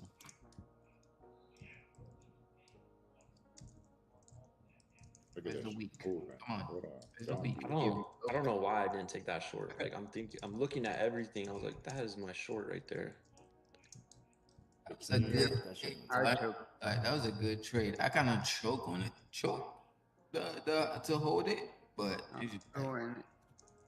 I'm ready to TP. Bro, look at this shit. yeah. Here we go. Hey, Whoa. I thought y'all didn't hear that. I thought y'all didn't hear that. I'm going. I'm about to go. Keep your eyes on True Social, bro. This shit's about to get wicked. They're gonna bounce so hard off that gap. I I know. TP'd out. Holy. I might.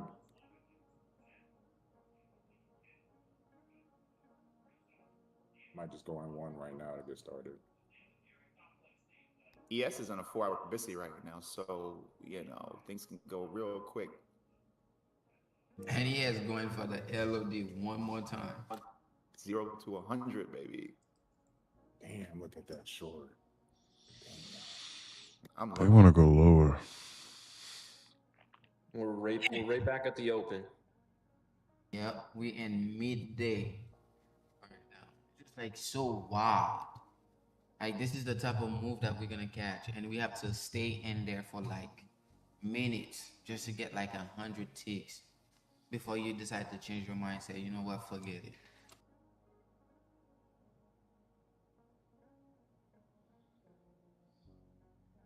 I'm going to tap into this one down here.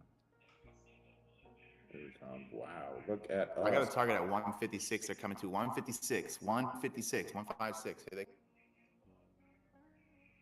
Jesus Christ, what a week. Yeah, that can just sweep that low. Yeah, I'm in. One Watch micro. out on this one. If y'all still in short. Here comes the coke. Here comes the boom.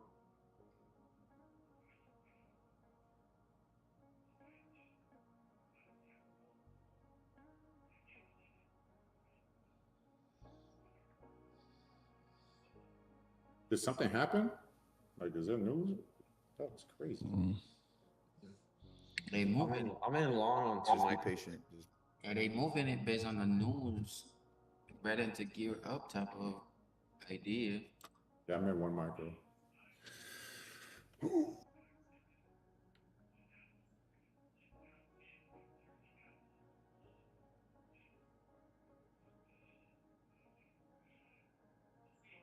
What a nasty 1 minute candle.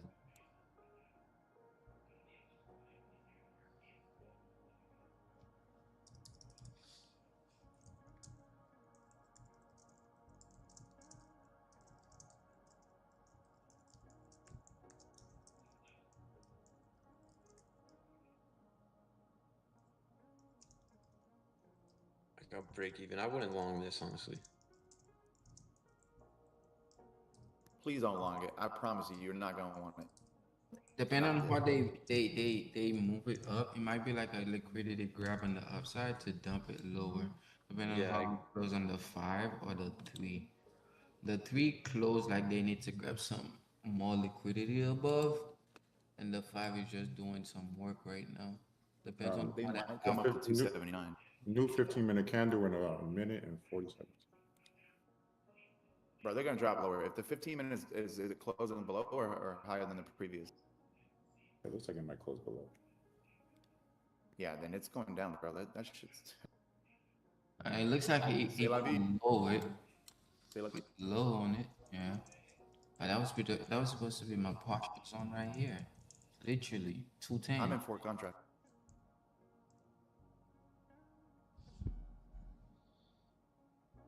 I'm gonna short this for the next minute.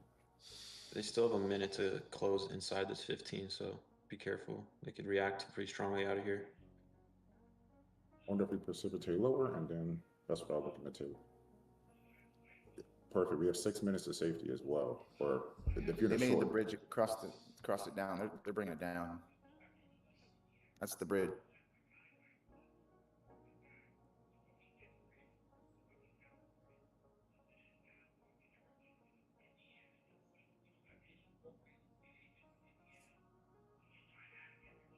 Don't give up on this 15-minute now, watch. It's gonna fight.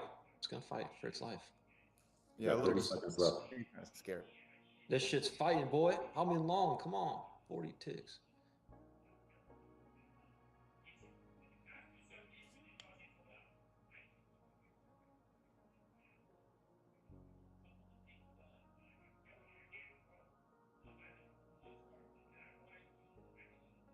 $50 ticks.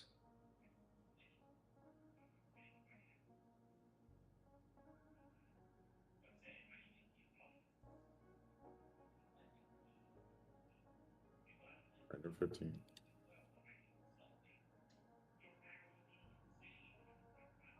This is what you do trading Asia right now. This is Asia price action. Straight up Asia price action. give you 100 points to the upside, and then give you halfway down, retest, give you another full 100, and then once they done, they decide to linger it around and then wait for something. They just like dancing on a pole, bro. That's what it looks like. They're goofing around. So does everyone still have a regular job? Yeah, I would assume so. I mean, most of them do. There's a few in here that are just like retired, but yeah, they've either adjusted their schedules in order to trade, like in order to trade with us, or something along those lines. Yeah.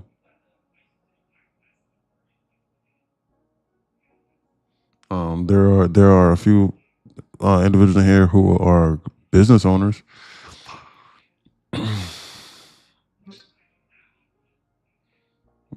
But yeah, This is scary. Yo, Chila, did you ever did you buy any more of the JetBlue? You said what? Did you buy more of the JetBlue, or was that Fi was telling me about? The JetBlue? Yeah, JetBlue stock. look at this SPX, man. I didn't get any JetBlue. Okay, it was Fi then. Fi told me to get it. But this was when it was like $4. What the hell? $5? Oh hell. Yeah, bro. Get that Wait, shit. He said to get it. The fuck is going on? Is COVID back in action? Yeah.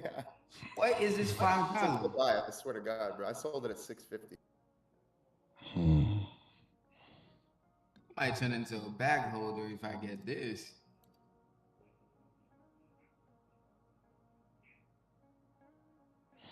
See, I don't want to long this here because I don't think this market has enough legs in order to get back up into this high like this. And I don't want to short this here because I still think QQQ has like a slight bullish tilt, and there's the 1150 macro coming up. I could very well see SPX dumping through this floor and then heating up and then coming over to this gap fill. But it's the 1150 macro right now. And they just reflashed this low and they shook everybody out. I mean, look at that first present on SPX. See how they react out of this. Yeah, we just tagged this 15-minute BISI again.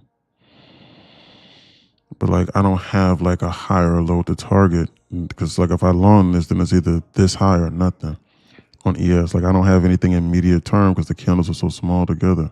This is a very dangerous zone just to start trading at. And I'll be long inside this chop that we were in since the market's on this opening candle for the QQQ. So we could very well come lower and flash this low, or we can go higher. I'm not sure which direction or what narrative they're getting ready to head on. You're better off waiting. You're better off waiting. I got a question, like, why is there a first present on SPX but not ES? I don't get that. Is my SPX like, is my SPX broken? No. It's for long. No, it's there. Yeah. It's there. There's a BISI here. There's a BISI there. There's an BISI on ES. There's a BISI on SPX, but there's not one on ES. Reaction out of that came and tapped into it and just launching. Really close to a big break in structure, correct. I think this market is gearing up for something. And I'm unsure if I want to be a part of this sideways action right now. Like this is just, I just feel as though like if I long this right now, then like I'm really seriously just hoping that we go higher when there's multiple draws and liquidity lower and this SPX is trying to dump. I'll be trying to long QQQ with that in mind. Like I need us to bounce and to go higher or do something to the contrary. Now QQQ is bearish and then SPX is bullish now because SPX just swept those lows. QQQ is looking like it's trying to come to 731.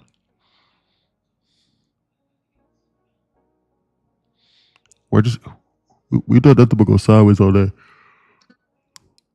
We came over here, did this weird sideways action. They squeezed it up here in a straight line, popped this high, and then went sideways again for like 30 minutes, and then they dumped it, and now we're back in this goofing around range. We've been doing this basically all day today. We've been in this range on the NQ all day.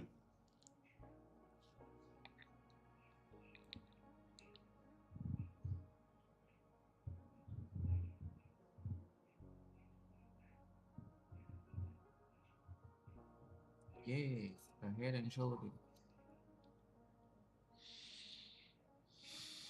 We've done nothing.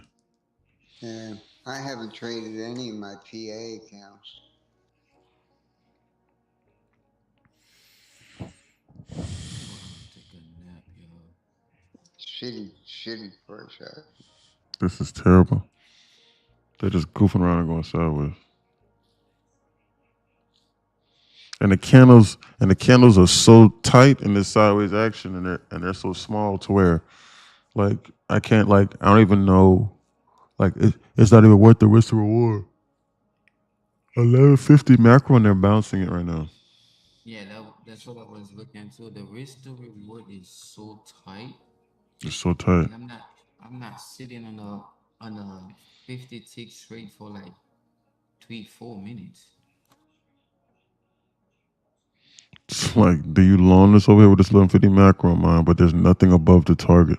Like, we've just been going sideways all day. We've done nothing. Look at this SPX. We've done nothing all day.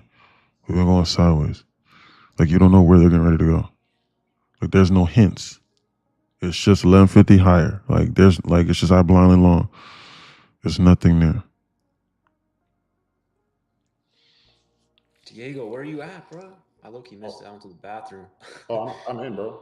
You're in? Let's go. I'm in, bro. Let's I'm in, go. bro. I'm not. We came down 15. I pressed buttons, bro.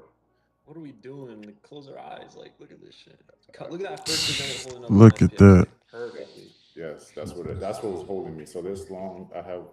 If they had to inverse this You one. saw that reaction. I You're saw like that green bean. Yeah. But and today has been a day of just patience. Like, you either hold your trade or not. So Yeah. I mean, I'm not working with any sides that's going to be scary, but obviously news would be the one to cook me. But I noticed 1,000-point candle down. literally, right now I have to see what happens. I might close it. It's happened on a Monday before. He said, "I can see the future." Feels like accumulation from manipulation move. Dean says, yeah. If it looks easy, it's probably not. Nick says, you think I should buy another eval or just size down on my PA and trade that each day? Until when? What are you trying to accomplish? What do you mean, Jake?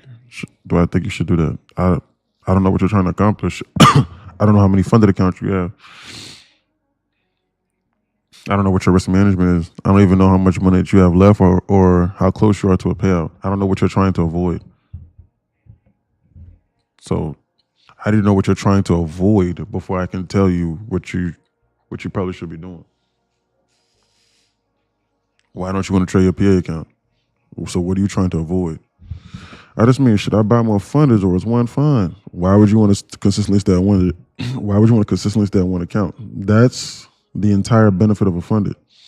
Because if so, then you should just trade of prop firms. Because if so, you should just trade your cash account. Your goal should be to get one payout on a funded, reinvest, put that shit to the side and reinvest, be willing to reinvest 75% of that, then get 2 or 3 more funders. And then get a payout on those, and then be willing to reinvest that 75%, 75, 80% of those amount of the payouts directly back into getting, maybe 7 to 10 funders.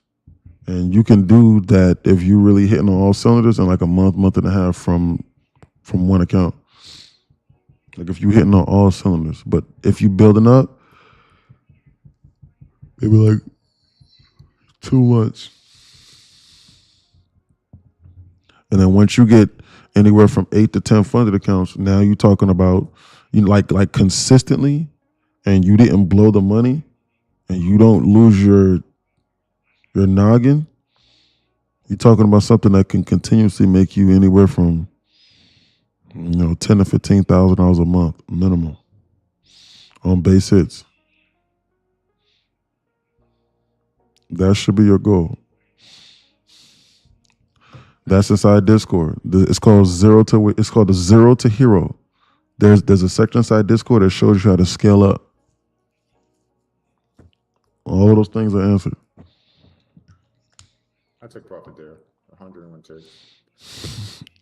Hell yeah, thank you. Yeah, not a bad base hit up this 1150 macro. Just look, it just does not go lower at 1150. Look at that. That macro is If I have to incredible. look at it again, I will. That shit is incredible, dog. What happens at 11:50? It is incredible to watch. It's like nothing like I've never seen before. That 11:50 macro be saving accounts. I'm trying to tell you. Yeah, man. We was eating off that, man. Man, if you don't know nothing else, we need to be back testing the 11:50 macro and drawing models off that. Just base hits off that. Base hits off that on models to lower than modest size. Every day, boy, you'll be green. Someone was saying it was gonna be bearish. I know it's you router, but like I'm telling y'all, bro, it's 95. What is It's a it? possibility. It's just like I don't want to say it's married to being bullish or bearish, but Correct. it's definitely going to have a significant move. It's If just we're looking at straight whatever we- statistics, like It's an 85% chance it's going to be bullish and go higher for a base hit. It is a 5 to 8% chance that they just go up, down, and sideways. And there's another 5 to 8% chance that they go lower. So worst case scenario, if you just blindly long it at like 11:50, 11:51, you literally have like, I'd probably say a 92 to 95% chance of either making money or just getting a break even by the conclusion of it. It's ridiculous how accurate that model is. That's like my highest model. Just go back and back test it. 100%. Yeah, that'd be crazy, Trey.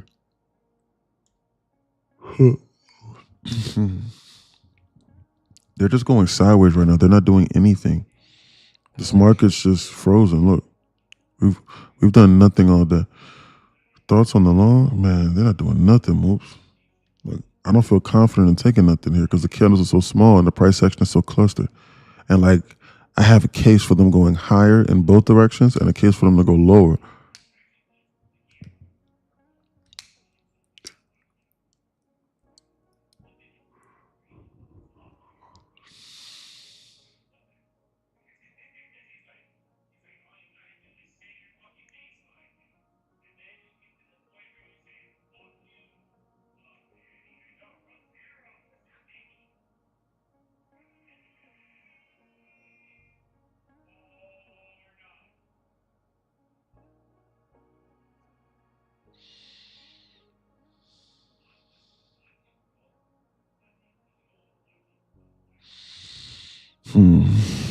You put me to sleep.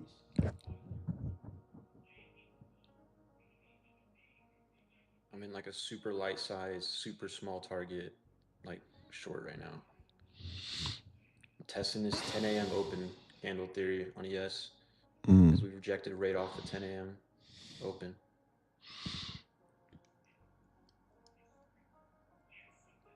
Look, I don't even know what I would target if I entered into this position. Yeah, it's the 11:50. They're about to go sideways, if anything. Yeah, so it's like if I long this, I either target like this high here, or if I short this, I either target this low. Like, I don't even know what to remotely begin to target. Look at that arm. Well, don't get in a car unless you know where you're driving. I should listen to some music.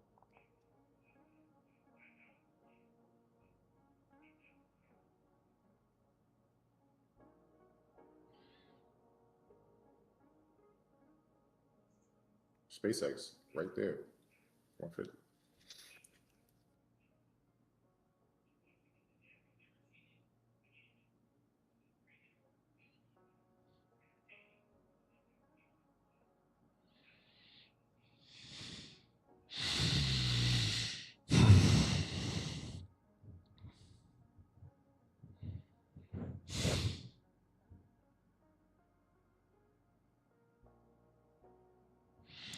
Putting me to sleep. Another stock I was looking at is Intel. Yeah, I was looking at that too. I'm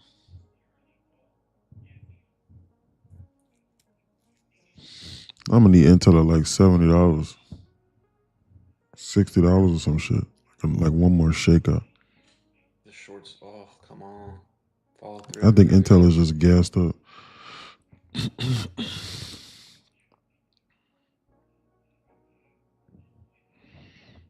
Put me to sleep, bro.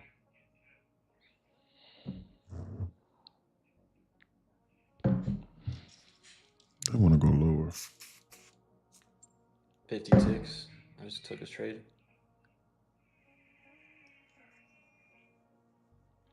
Wow, bro. This reaction off this 10 a.m. is something else. I think they would have gonna feel like Yeah, 30, 54. Somebody else called it out here, right? That's what I was looking at earlier today. Put me to sleep. 15-minute wise, I think we could do it. I shorted, like, look what I just put in the chat. So I shorted off of. I think that might be possible, bro. Yeah, this 15 is moving, bro. Oh, yeah. Okay. I see what's going on here. Where's my boy Colt at, bro? Oh, he's in here. Yeah, he's still on like vacation or something. Colt, buy or sell, bro. Tell me what to do. I need a signal.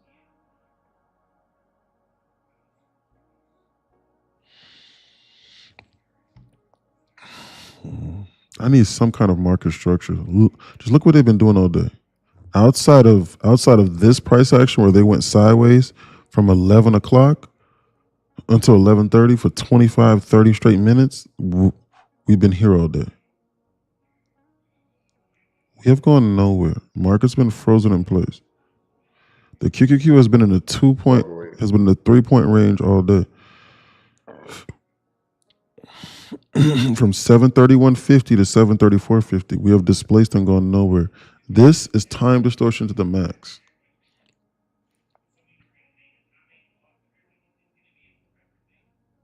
Yeah, if you're in that long, I think you should be done. At the top of my journal, it says no drivers and time distortion. At the top of my journal that I wrote last night. I came to expect this. Still doesn't make it any better though. I want to go lower.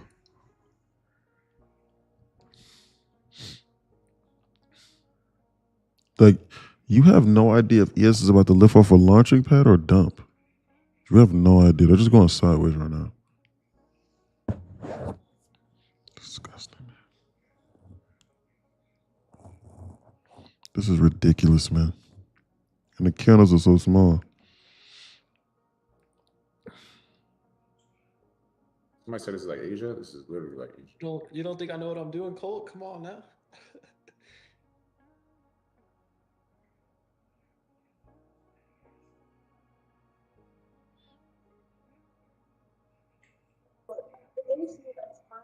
If you draw on those wicks, it's kind of a trend line, isn't it? Yeah, a little bit. Yeah, I see what you're talking about. Put me to sleep. Take a nap.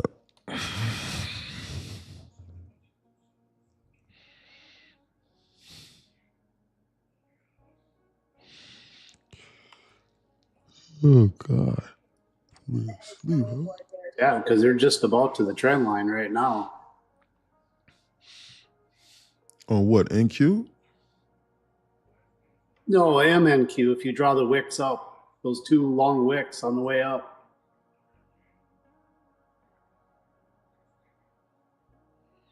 Yeah.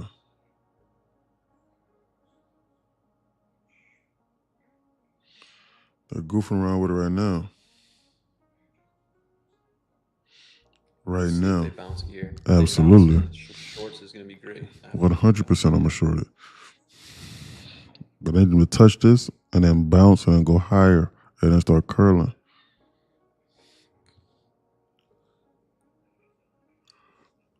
Oh, what is going on here, man?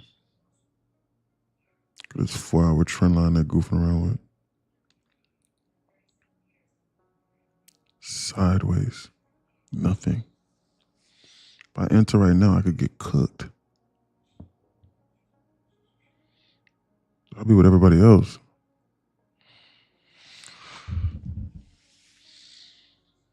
Trend line, long it. Right.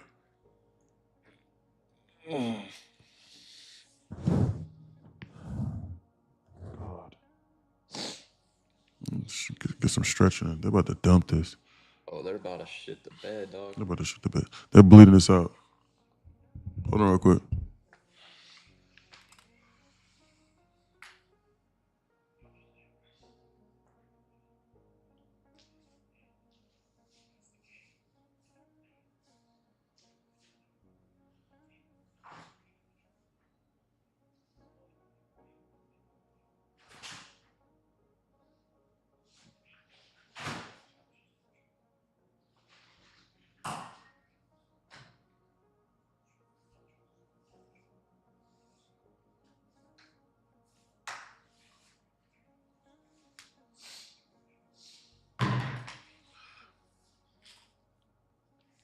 They just snapped that trend line.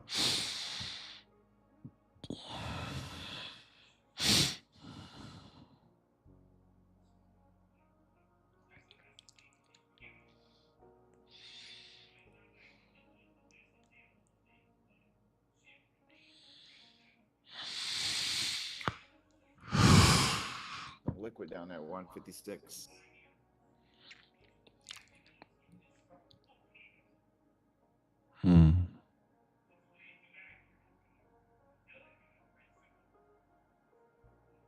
Yeah, I'm in a short right now trying to target 187, 186. No, 156, 156. Yeah, I don't know if I'm gonna hold that long. I'm not holding that long. Yo, sir, you got this 1 minute right here that's been holding up this whole market. That's where I feel like you come back now. Take that out. That's all I'm targeting. Sideways. Why the hell was Siri listening to me? This is that example where they snap it like super small and then release it.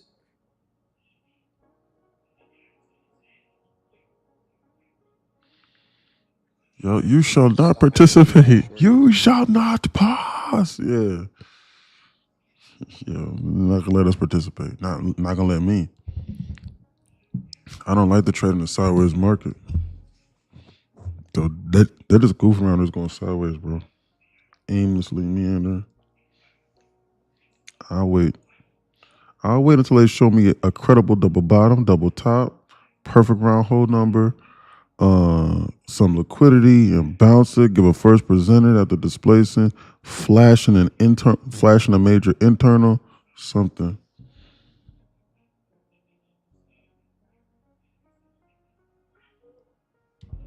Something. I'll wait.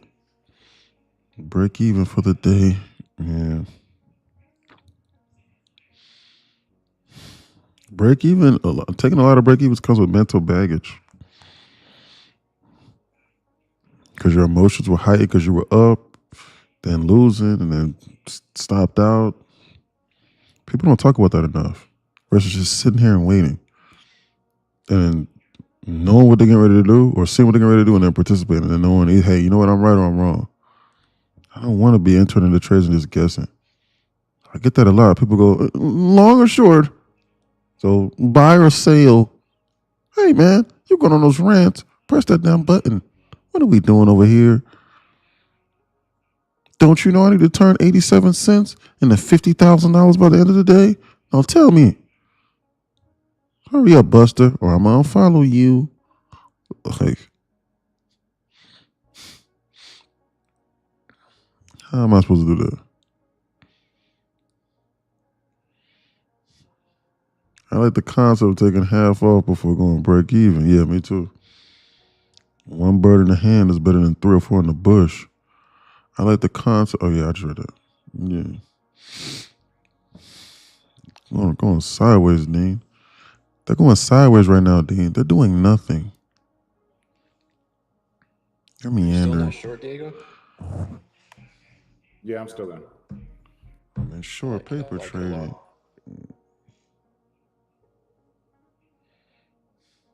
That reaction off that 1 minute is great. Except who knows what they're about to do, bro. I'm not trying to do nothing.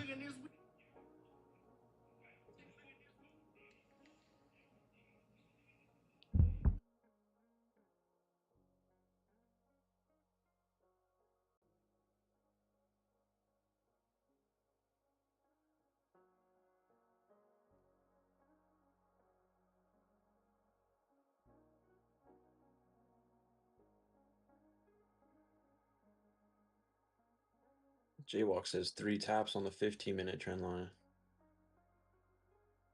Yeah, the 15-minute charge was giving me confidence that we're going lower. So I just know it's not gonna be an easy ride. But Were you targeting like 155?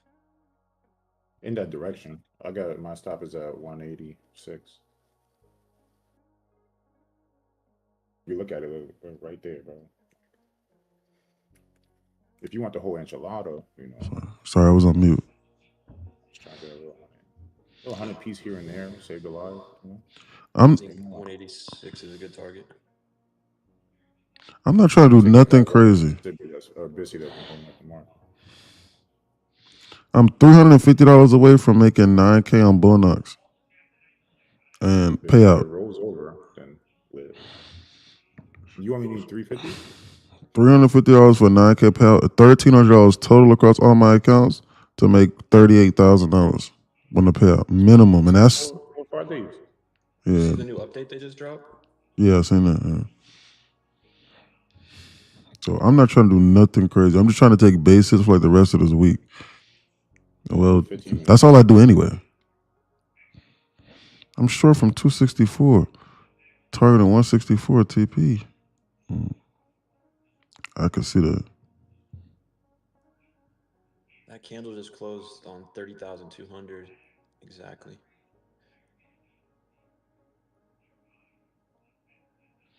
Look at how small the candles are, and look at how slow that they're bleeding it. It's confusing you. It's making it like there's a case right now to where like if you long this, ES could stop on a dime and bounce. ES is trying to bounce right now, and then NQ is bearish and NQ's trying to dump.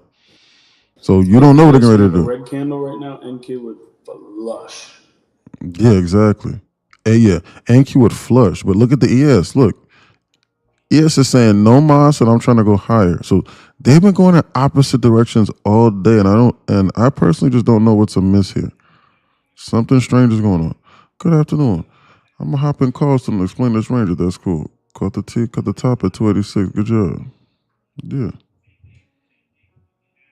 I'm not doing that. I'm just sitting there just chilling. I don't feel like starting to rant now. I'm in a long right now on 2 micros. Targeting to pop this high. Bullnox don't have trade of 8, do they? Not strictly, but you can still trade it on trade of 8. You just need a trade copier. You So gonna feed me like that in my face? you need a trade copier. Fading you, bro. Just space it. You can still trade it on. Not on Trader. You can still trade Bullnox accounts on NinjaTrader or on TradingView. You don't need a Trade of 8 login. You can trade any Rhythmic account on Trade of 8. On NinjaTrader, which is Trade of 8 on NinjaTrader platform, or on TradingView. You just need a trade copier, and you need to purchase the lead account. The lead account needs to be a Trade of 8. The lead account needs to be a NinjaTrader demo that you created on a NinjaTrader.com website, not Trade of 8. Trade of 8 doesn't let you do bracket orders when copy trading. That is correct. That's one of the main reasons why I would never do Trade of 8. Because NinjaTrader and Trade of 8 are the same thing, so why not just know the NinjaTrader platform? The charting is better on there anyway. It's more customizable. The platform is better. NinjaTrader is just better to me. The execution and the feels are better. Trade of 8 just looks more modern.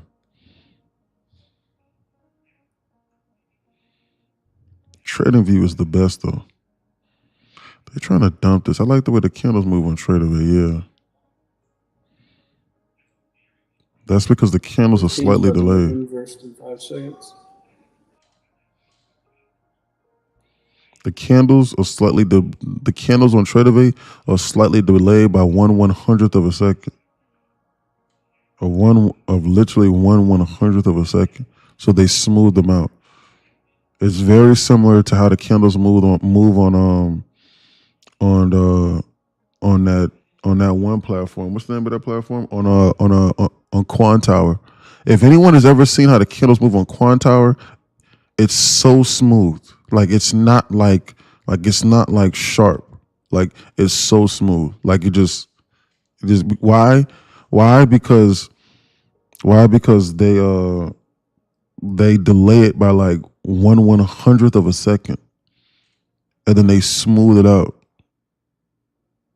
So like if you get like a super jet thing of price action, like it doesn't show it immediately. It's strange. I'm being dead serious, but like you can only figure that out by looking at the candles side by side. Because I was trying to figure that out too. Like I was like, why is Trader Vate's candle so much smoother than everything else? And I looked at them side by side, and one was faster than the other. They still register the same price, but one was just faster than the other. It was just moving slower, slightly.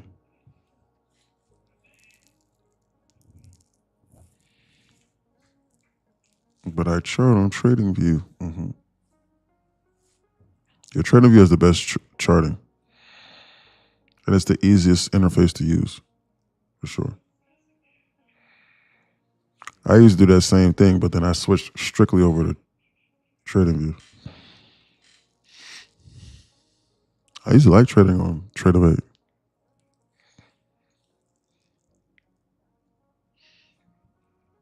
But then I just went with what was easiest, which was to bite the bullet and to learn how to trade on TradingView, so I could copy trade all my accounts from the same platform.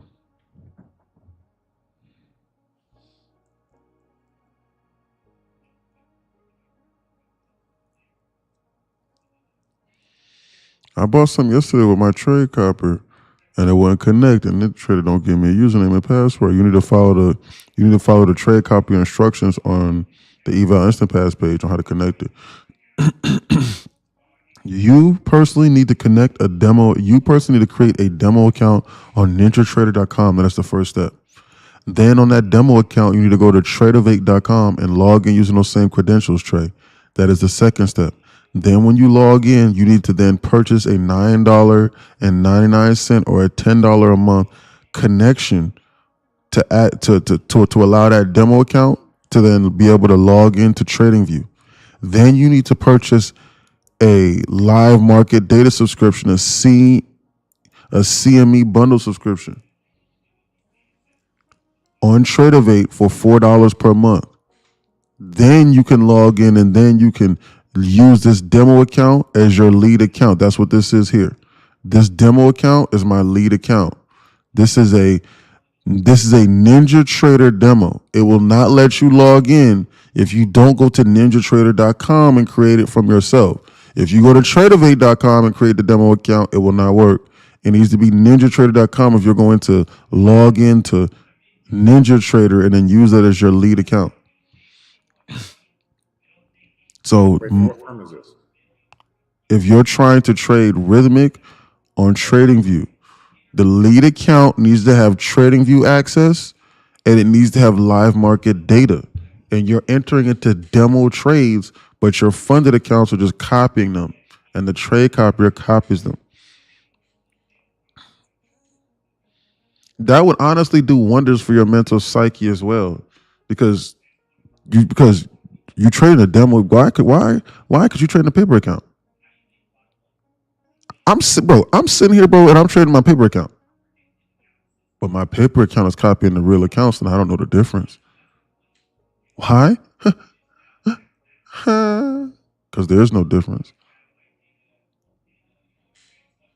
I know some probably thinking, that dude got a lot of confidence into those trades. Yeah, because I'm paper trading. But when I get a payout, I make $40,000 on the paper trade. Why? What's the difference? There is none. The market moves the exact same. And all it cost me was $14 a month. And obviously for the copy trader. $50 a month for the copy trader, whatever it is. I just bought a lifetime.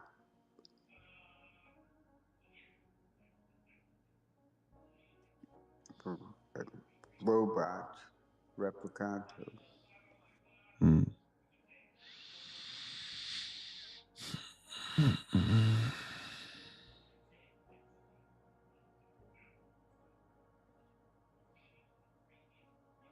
Be on alert.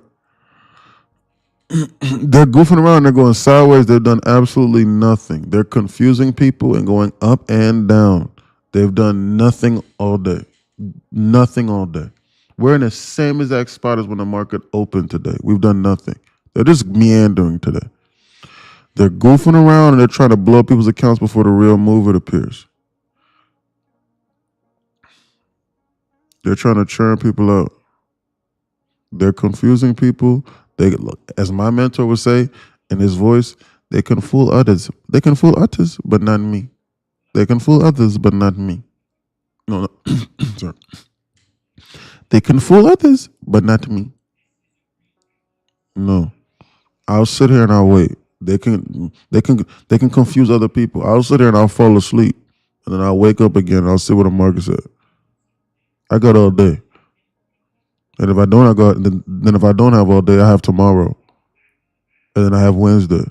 I'll sit here and I'll wait. You're not gonna get me to short this right here, and they bounces on my fucking head top, and then I lose, and then they go lower. And you're not gonna get me to long this right over here, and then they dump this through this floor and they start filling them gaps below that I sit down inside that Discord. They're not gonna be able to do no stupid shit like that. NQ don't want no part of nothing up high. You said it wants no part of what? Anything higher. It wants, yeah. NQ now wants no parts of going higher, and this ES is bouncing. They're going. They've been going the opposite direction all day. That's why I don't pay attention to SMTs for real. Yeah, that shit's been pissing me off all day, going different direction. And I guess SPY is a 4-point below, but I don't know. I'm looking at the behavior pattern of what the candles are doing right now. Because earlier today, it was looking like this thing, man. It was a painstaking task to get this thing to go lower. So then I closed out this short over here when ES just dumped through the floor and made a new LOD. That's my SMT. And now they're going in opposite directions. Here, I don't know what these people are doing. If SPY comes and gets that 4, NQ's going to take that liquidity down a little lower. NQ's going to take out which one? What's the number? You talking about over here at 156? Like around the 190s. Around the 190s. Correct. That's lower. I'm thinking 3,200 at least. Those bottoms. Look at this damn ES bounce from the the zone. correlation. If they give one good red candle, NQ's going there. It's over. They left a 4-point volume balance over here in their wake on this on the SPY that they might reattack. We have gone nowhere all day since 9:30, and the market has not moved. They could go higher and make a new HOD from this zone. Why? Because we have not moved. You don't know where they're getting ready to go. Why? Because they haven't displayed where they're getting ready to go today. Who knows what these people have in store? Look at the meta down 3.5%. That high on the you're looking at SPY, but 781 or on that's on SPX. 780, that high, it's on the left. It's basically just the biggest high we've had so far. Yeah, that's what I'm looking at. Like, they might want to come up to that because we are at all-time high. Like, we're not just gonna dump all the time. I don't know. Yeah, we've been cooling it off since Thursday. The weirdest days I've seen in a long time. Yeah. Since last week. You know why? It's my first day back. That's why. We're bouncing between higher time frame PD arrays. Like if you go to the 4-hour, we're literally sitting in between a 4-hour fair value, like a fair value gap, and then a 2-hour. We're just literally ranging in between. All we did at 9 p.m. open was just test OTE each side, come all the way up, fill the entire range, tap into that 15-minute at 286, and then just sell off inside the range. That's literally all. We're probably going to continue shooting lower for lower liquidity, but like we could 100% continue shooting back up because of that 4-hour down there. So we're probably just going to sit in range, but 9 times out of 10 we'll probably dump off. But that 4-hour is right there, so we could hit that and just continue shooting right back up. I like your analysis, and they're about to fill that 4 right now. And yeah, I shorted this like really. They're monkeying around. These people are monkeying around. 286, that's a top tick, dang. But dude, like that 4-hour is scary, man. Honestly, dude, if I was y'all, I'd paper this. I wouldn't even trade this. This is disgusting. I stopped trading. I only took 2 trades. and I've been paper trading ever since.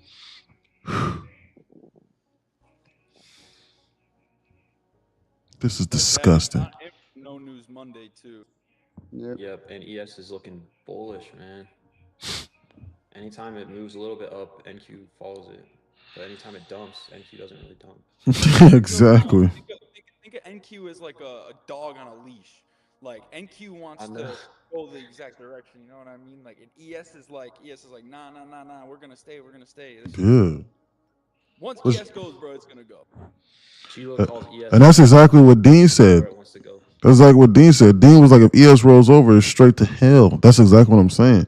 If ES even remotely leaves this range, NQ is going to be down like 0.5%. And then you'll blow up your account. That daily all the way down at 30,000 if ES dumps. This You is got that daily fair value disgusting. gap at, I think like 30,025, something like that.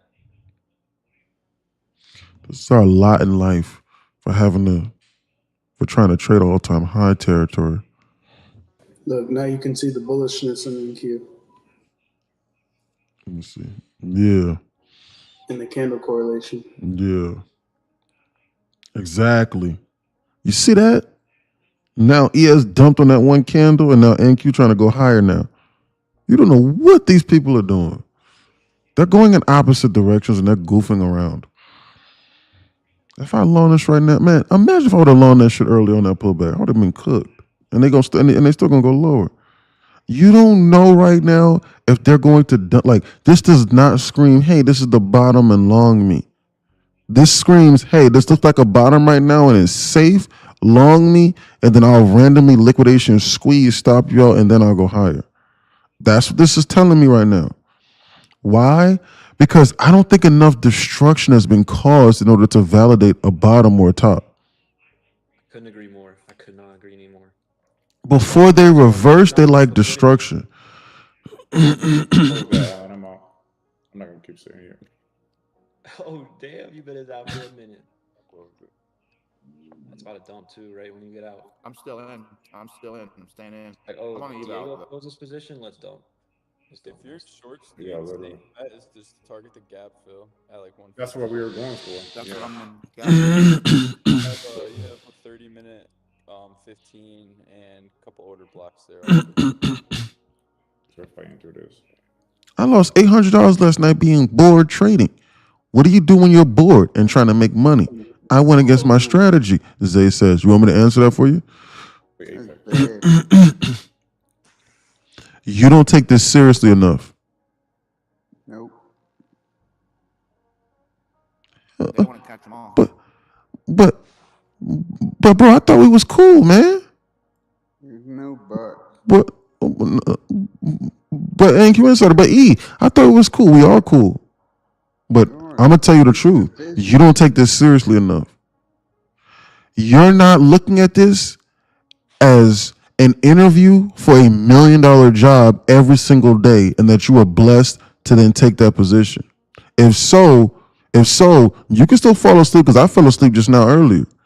But until you get to that point, then it's not going to respect you the exact same way. You need to change that mentality. This is serious. I take this seriously. Look at that fucking candle, bro. Like, you can't short this because they'll just do that to you. But I'm profitable as hell. I just got cocky. Okay, great. So if you're profitable as hell, then what are we sitting here debating about? Great job. I'm proud of you. I'm not even joking. I'm being dead serious. And I will take your word for it. Because who am I to try to disprove? I take people's word for it whenever they say it. I promise you. There's no need for me to delve any deeper into that. If that's the case, then that's something that you need to correct. You need to continue to take this seriously. Stop taking trades. Stop getting cocky. You need to have cockiness on the model that you're trading. Specifically. Because you back tested it and you forward tested it rigorously. But just randomly, frivolously entering into trades just to try to get some quick money, don't do that. You need to stop doing that. I'm complaining because I always get bored on a random Sunday night. I need NFL Sunday back or something, bro, to keep me distracted.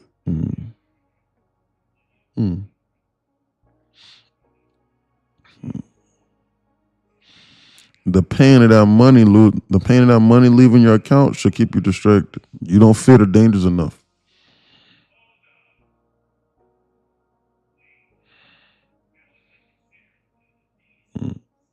We need to. Getting bored happened to everybody. I'm bored right now. I promise you I fell asleep. I'm not even joking. Literally on cam, I fell asleep. I'm bored as hell right now. Look at these candles. Go through your phone, man. But I know what I'm looking for.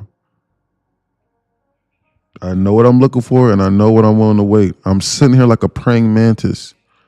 I'm not a lion. Lions chase their food. Cheetahs chase their food. Tigers, the same thing. I'm a praying mantis. I'm not the fastest, and I'm not the strongest. But I am. But when I decide to move, I am the fastest animal I am the fastest animal in the animal kingdom when I decide to strike.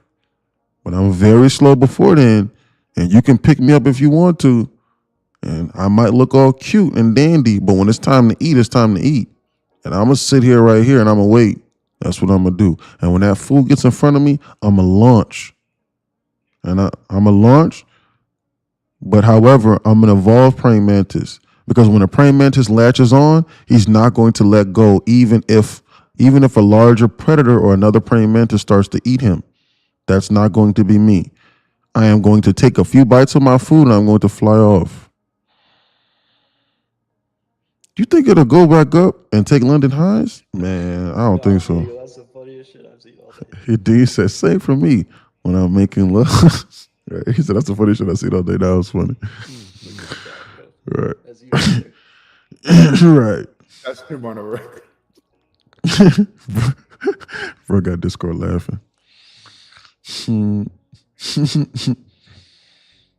Praying mantis on strike. He said, I'm the fastest in the animal kingdom. He said, safe for me when I'm making love. Right. There it goes. You make a trade every day. I mean, if the market shows me something, yeah. I trade live every single day at 10 a.m. Eastern Standard Time and 9, 10 a.m. in the morning from side Discord every day. Ain't nothing wrong with that, Dean. Ain't nothing wrong with that, brother. They can laugh. Ricky can laugh if they want to. The whole gang laughing because it's funny. Ain't nothing wrong with that. Man, I'm not no damn Ron Jeremy. Man, I'm not going to be no Mandingo. Man, I'm not going to be sitting here fucking for no damn 2 hours. You crazy as hell, boy. I got one portion to be doing. You crazy as hell, boy. I got about goddamn a few strokes in me and that's it. Shit. I was a warrior. When I was 18, 19 years old. Now? Shit. Crazy as hell, boy. Base hits in the bed, less. You one of them brothers. Man, hell yeah. Man, hell yeah. 1 minute brothers. Okay, all right. Yes. 1 minute warrior. Nigga, shit. Now, I'm just kidding, but still though. But for real though, base hits for real. You crazy as hell, man. I got things to be doing, man. Man, these charts is calling my name. I'm not. Man, take a day trade too serious. You got 40 ticks. You got 40 ticks. 40 ticks in me. I got about 40 to 60 ticks and I'm managing my risk. I gotta be cautious. But you know right now, girl, I got 40 ticks for you. That's it. Yes. You got money to make. Yeah. They call me Mexican salami or skibo. 40 ticks coming 30 And she seconds. says, You don't even know. base hits in bed. Zero says yes.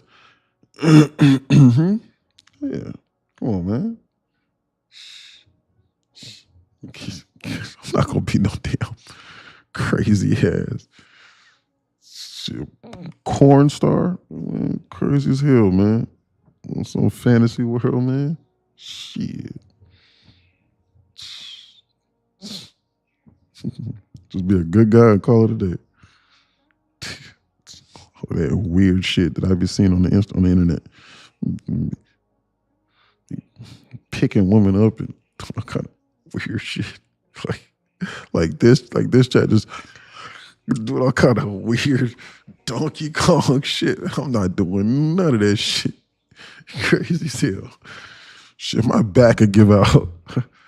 Shit, I'm getting old. Uncle's getting old. I'm not doing no weird theatrics.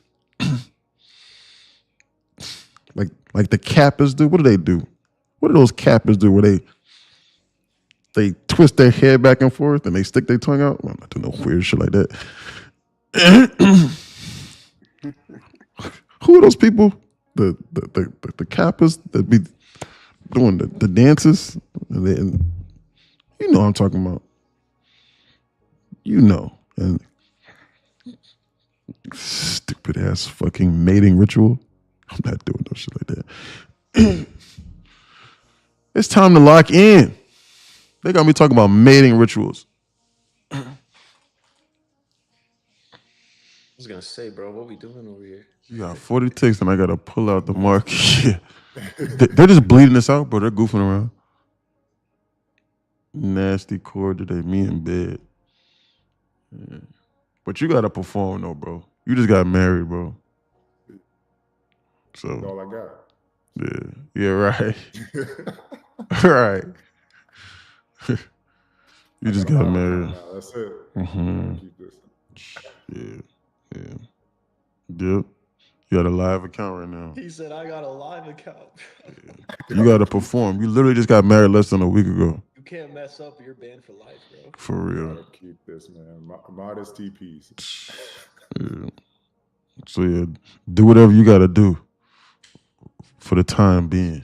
Just handle your business, man. Yeah, handle your business, brother. It might take half of it. I don't know. So I gotta run up Handle the your buffer. business. You feel me?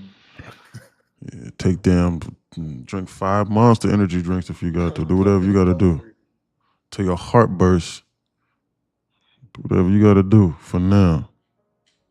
Can't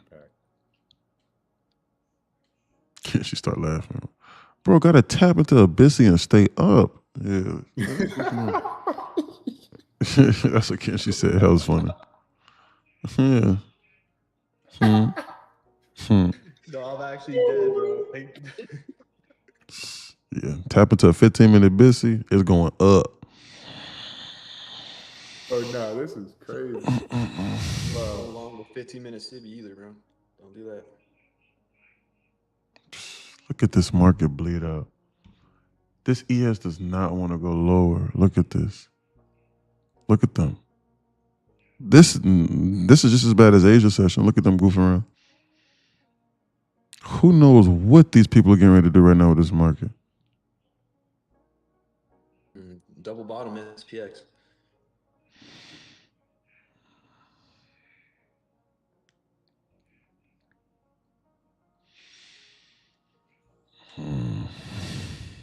They just been bleeding as hell. This does not scream. It's like, as bad as I maybe want to press this long button for like a quick bounce, they haven't bounced it yet. So why would I think they're going to bounce it? Like, why would I randomly just think that they're just going to get some legs right now and just start shooting this higher? They have not moved it. They haven't shown me anything. No, I just be guessing. not gonna happen. I miss the big volume imbalances and everything. Like, they ain't giving us nothing. They're not giving you nothing. The candles aren't even moving. Bro, I just messaged GB that when I was like, I know I'm just coming off like vacation, and there has been like what we had, like 2, I guess, CPI, and then third Wednesday. So we've had a couple non-trade days, but dude, for like the past like 2 to 3 weeks, like there's been like some goofiness in the market as a whole. But I was like, dude, that directly aligns with like, bro, they had that one giant news SPX like 2,000 point gap. But like outside of that's some craziness. But like outside of, bro, the market has been like displaying like no QQQ SPX like meaningful. There's been like some 20s and some 30s and some like low.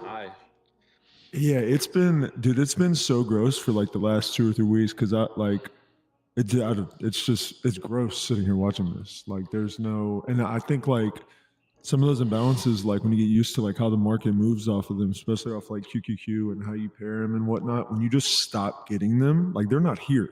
They're gone. They're literally not here. And the market is moving like a totally different market right now. It is completely different. It's been a really weird like 2 or so weeks for me. And I was just trying to think like, what has changed? And like, I just sent that in the message. Like QQQ has been like gone, like the imbalances and whatnot, and it's just a totally different market right now.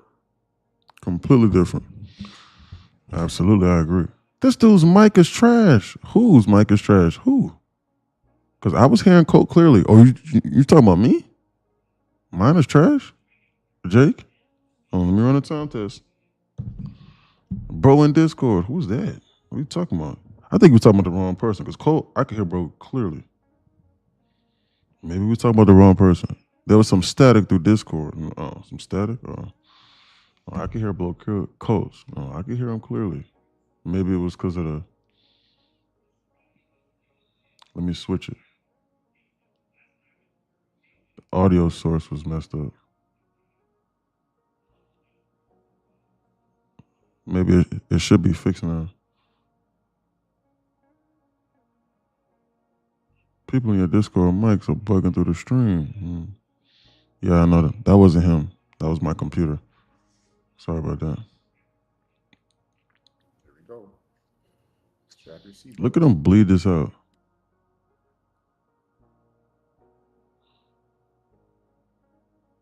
I wanted to short that because it was double bottoms on SPX and we tapped into a 1 minute. I don't know. I don't know why not. I just don't know how if they want to go up, like they're gonna hurt people. How's that? I just fixed it. Is that better? I switched the source.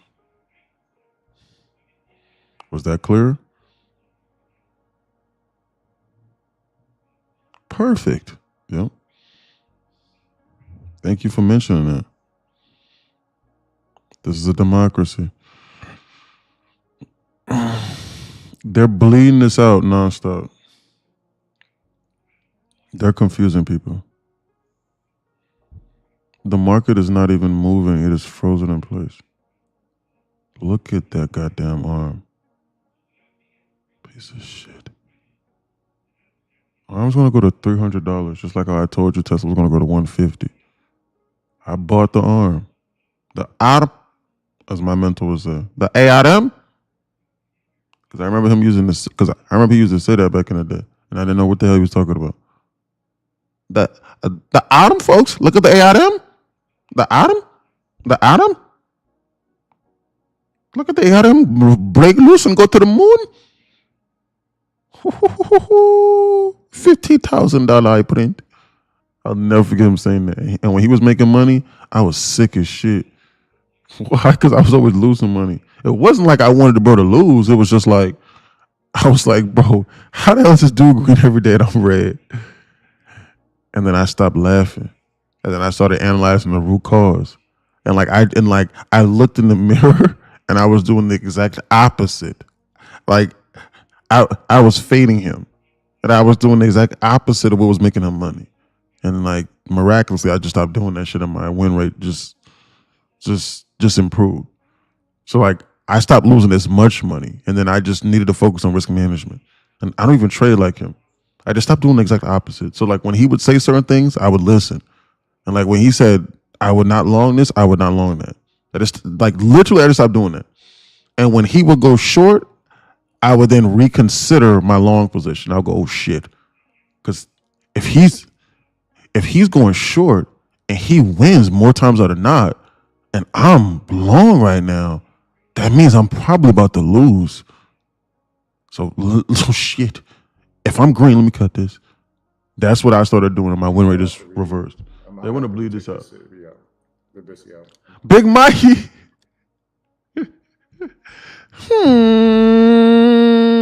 Making money in here, are we? I missed you, bro. Where you been at? Big Mikey.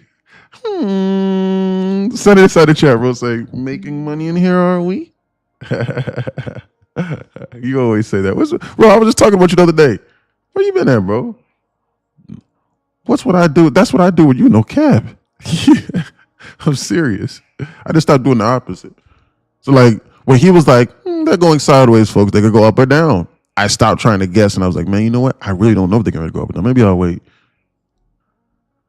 And are we really in it? Oh, and are we really getting any money here today? Not so far, Becky. Not yet, brother. Not yet. Damn sure Yeah, we trying, brother. We Yep, try. I just got that. I'm done. A hard fought 250 for the day. Holy. It's funny. Hmm. Put it back in here though. We I'm trying, gonna get brother. smacked. Trying. For one last reaction. If they give one last reaction out of this one, I'll take the short again. What you trade? I've been busy waging. Need to look into this trading. Yeah, absolutely, brother. What's going on? Absolutely. But that's good though. That's good that you're staying busy and doing something productive, brother, for real.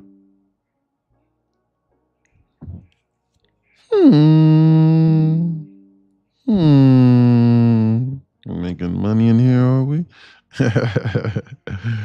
My guy, Mikey.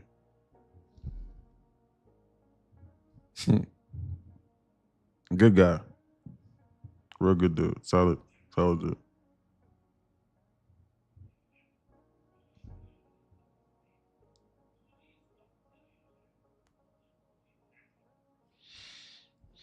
But that's good to know that you're doing okay. Man, they just tapped that 4-hour trend line just now. They've been bleeding this out nonstop. They've hurt a lot of people, and ES is not trying to go lower, even though it was just bearish 30 minutes ago. Now it's bullish, and now NQ is the one that's bearish. They bled this market out nonstop since 12 o'clock, and the time step is 12:46. They've just been confusing people. They still haven't really gone nowhere. Why? Because from the top of this move to this move was nothing but 250 ticks. They've gone nowhere in the grand scheme of things. Don't be confused by the size of these candles. Why? Because they can turn the rocket boosters up or down any minute right now. And then they just tapped this 4-hour trend line for like a third time. Boy, they could literally rug pull this shit and we could be down 0.5% right now if they wanted to. If they so wanted to. We don't know what they're doing. Can buy at 175. I don't see why you would just randomly buy at 175. Like, there's nothing there, because if they go 175, then they're going to sweep this low at 156. So I don't see why. I don't know what that number is that you're throwing out there. I caught that last green candle. You've been catching easy trading dubs? Yeah, man, just trying to take base hits and trying to stay out the way. Trying to help the people inside the community, the Discord, and even on the TikTok whenever I can. I appreciate your support, brother. Just, you know how it go, brother. Just showing up, trading live every day. Just taking it day by day, man. Trying not to hurt nobody and stay out the way. Trying to leave every person's life who I come into contact with slightly better than when I came in, than when I entered it. That's it. That's all that we can do, man. On that note, I'm signing out of these accounts. I'm done. Yes, sir. You been staying out the way, Mikey?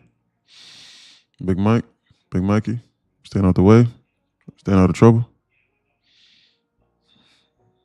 Ain't nothing wrong with working and staying focused. They're bleeding this out. They're goofing around right now. I can't long this and I can't short this because the candles are so small and every bounce has been snuffed out for the last hour. So what makes me think that when I press the button that they're going to go higher? Every bounce has been snuffed out so far. What makes me think that if I press this long bar right now, they're going to go higher? And what makes me think that it's safe to short this right now near the LOD when ES can't even dump? So because there's a case for me to sit here on the sideline for long or for short, then why would I enter? They're not going anywhere. Nope. Any position you take is going to be very short-lived. Exactly. Doing my best. Been trying to stack a little bit and get one of these accounts. What accounts? You talking about eval? I be doing cash giveaways, all the time, Big Mikey. For real, I promise you. I be doing them all the time. Throughout the live stream. I promise. Shoot, I'm gonna do a cash giveaway tomorrow whenever I do another post again. Yep. Yeah. That 1 minute is holding up like a trooper. That's true, Provoke Pixie. Yeah. I'm gonna do another one today. So for every single post that I do, if you just want to get a book, like if you just want to get above the curve, then just turn on the notification or something like that. And then whenever I post, then just make a simple comment. Obviously, read the room. Like don't just copy and paste the same exact comment every single time. You can, but it might look kind of crazy. The the post I posted like 3 or 4 days ago, you know, I was crying on live stream because like I take this very seriously. And I remember when I was very, very, very poor. And like I just had like a crazy flashback. The tears started coming to my eyes.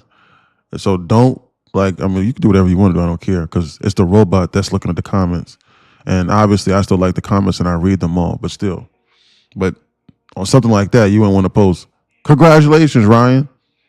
Because Ryan won Student of the Week this past week. He just became profitable. And you know, he's up 25K so far this month in like a week and a half. But don't say congrats.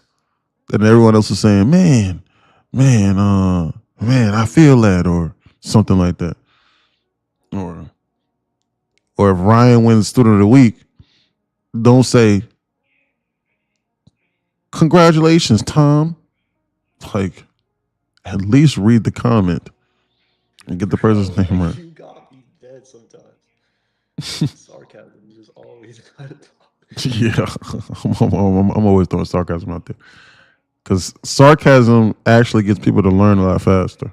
Versus a lot of times we're just being super direct. So like if you can make people laugh, then you can ultimately disarm them slightly. And you can make them go, okay. Maybe he can be trusted. Maybe he's not trying to get over on me or to harm me, which I'm not. But, you know, so yeah, it can separate you from a threat psychologically. And then also people learn like that because people go, oh man, he was making jokes about people that like to short he was making jokes about people like to short all-time highs. And I keep doing that shit and I keep on losing money. He was making some joke about having a fetish for losing money. I don't have a fetish for losing money, but I do lose money like I have a fetish. That was kind of funny. Maybe I should stop doing that like that. Or he did say trading the sideways market is destructive. And whenever I do trade in a sideways market like this, I always lose. Maybe I should wait too. That was funny. Like that.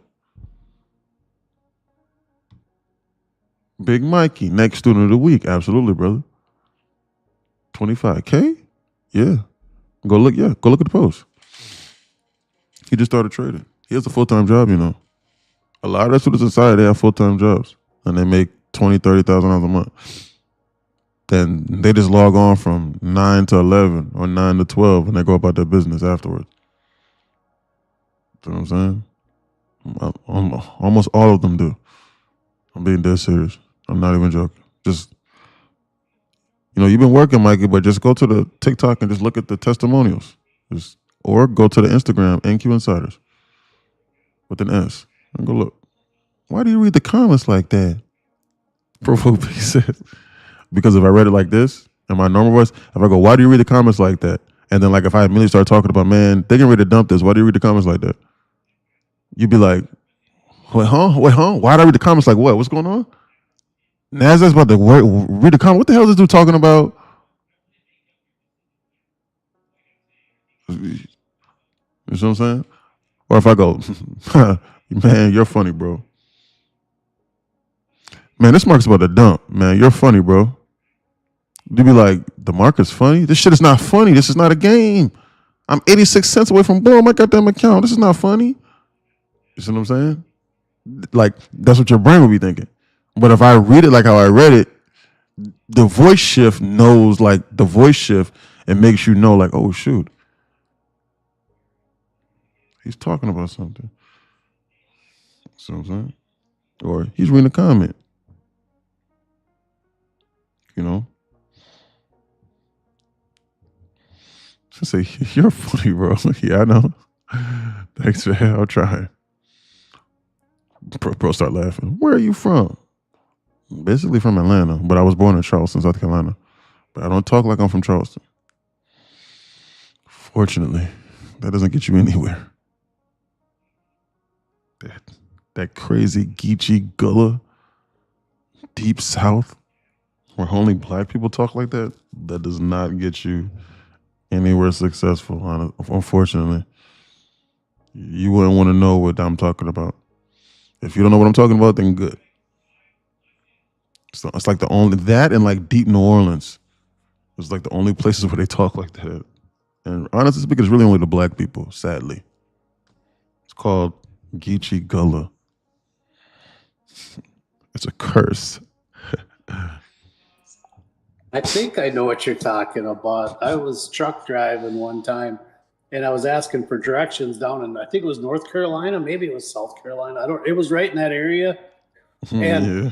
this guy answered back on the CB, and I didn't understand one word he said. You won't understand a word they're talking about. I promise you, not one word. Because it is literally a completely different language. And it's absolutely remarkable. And like they talk like that normally. It's absolutely remarkable. Like, their accents are my whole family's from there. Except, my whole family's from there. But my dad's from New York because he was born there. But his whole family, my mom's whole family's from there. It's absolutely insane. How tall are you? What did you call that again? What language? It's called Geechee Gullah. It's called Geechee Gullah. Is that a real thing? No, it is. It is. Yeah.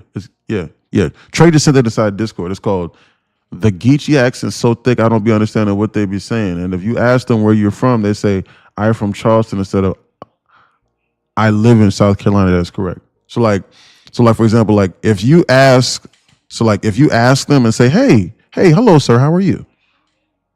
Where are you from? Like that, like normal, like, hey, like, where are you from? They'll go, boy, I from South Carolina, boy. Or some weird shit like that. Like I'm terrible at it. Absolutely my hometown. Exactly. Boy, no, I ain't from South Carolina, boy. Go across the street. You be like, what? What did you just say? That boy being screed. Boy, no. I box you in your mouth. But so like instead of saying I would box you or like, hey, like I'm gonna punch you in the face, they'll say like I box you in your mouth. Like you be like, what did you just say to me, sir? Like for real. And they'll look at you like you're crazy. I'm from North Carolina, so I know. Lorenzo says exactly. Absolutely, he says. My hometown. Come on, man. Not like that. Yeah, I know. My Geechee accent is terrible, as you can tell. But it's something similar. A few of the terms I'm decent in. What's your shoe size? Embarrassed to say. My size. 6.5 in men's. 6.5 in men's. And how tall are you? Yeah, size 7 men on. 5'3". Well, 5'4" on a good day. On some shoes. Yeah. Hey, don't be revealing my ethnicity. Keep that to yourself, Buster. I was just following the trend of all personal questions. Oh, these personal questions. Oh, yeah. You size 12. No, 7 in men's.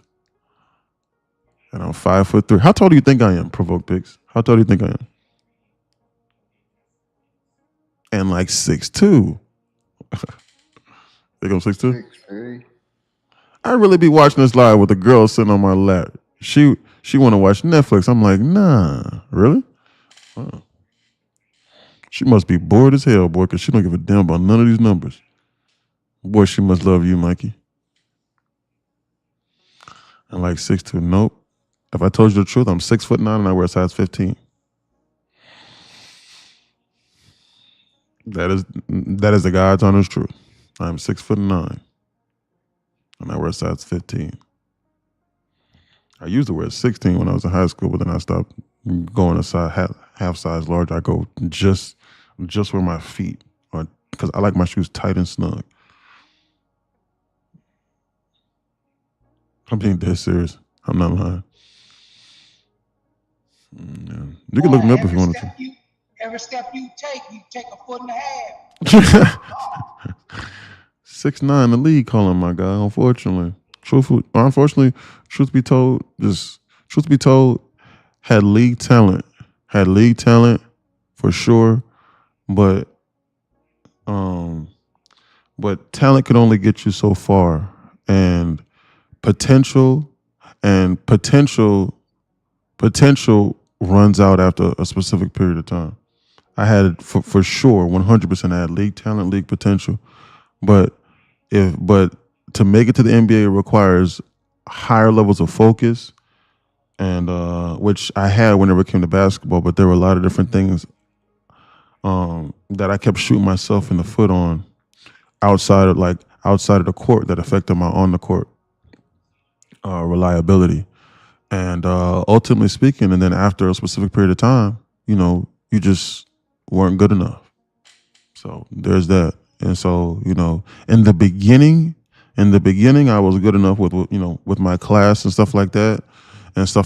But after a specific period of time, and once you get past a certain age, you then have 17, 18, 19-year-olds doing exactly what you're doing at X, Y, and Z amount of age, and so, you just don't get good enough. And ultimately speaking, to be honest with you, to not put sugar on shit, my talent for how talented I was, my talent was not good enough to eclipse the mistakes that I was making in life.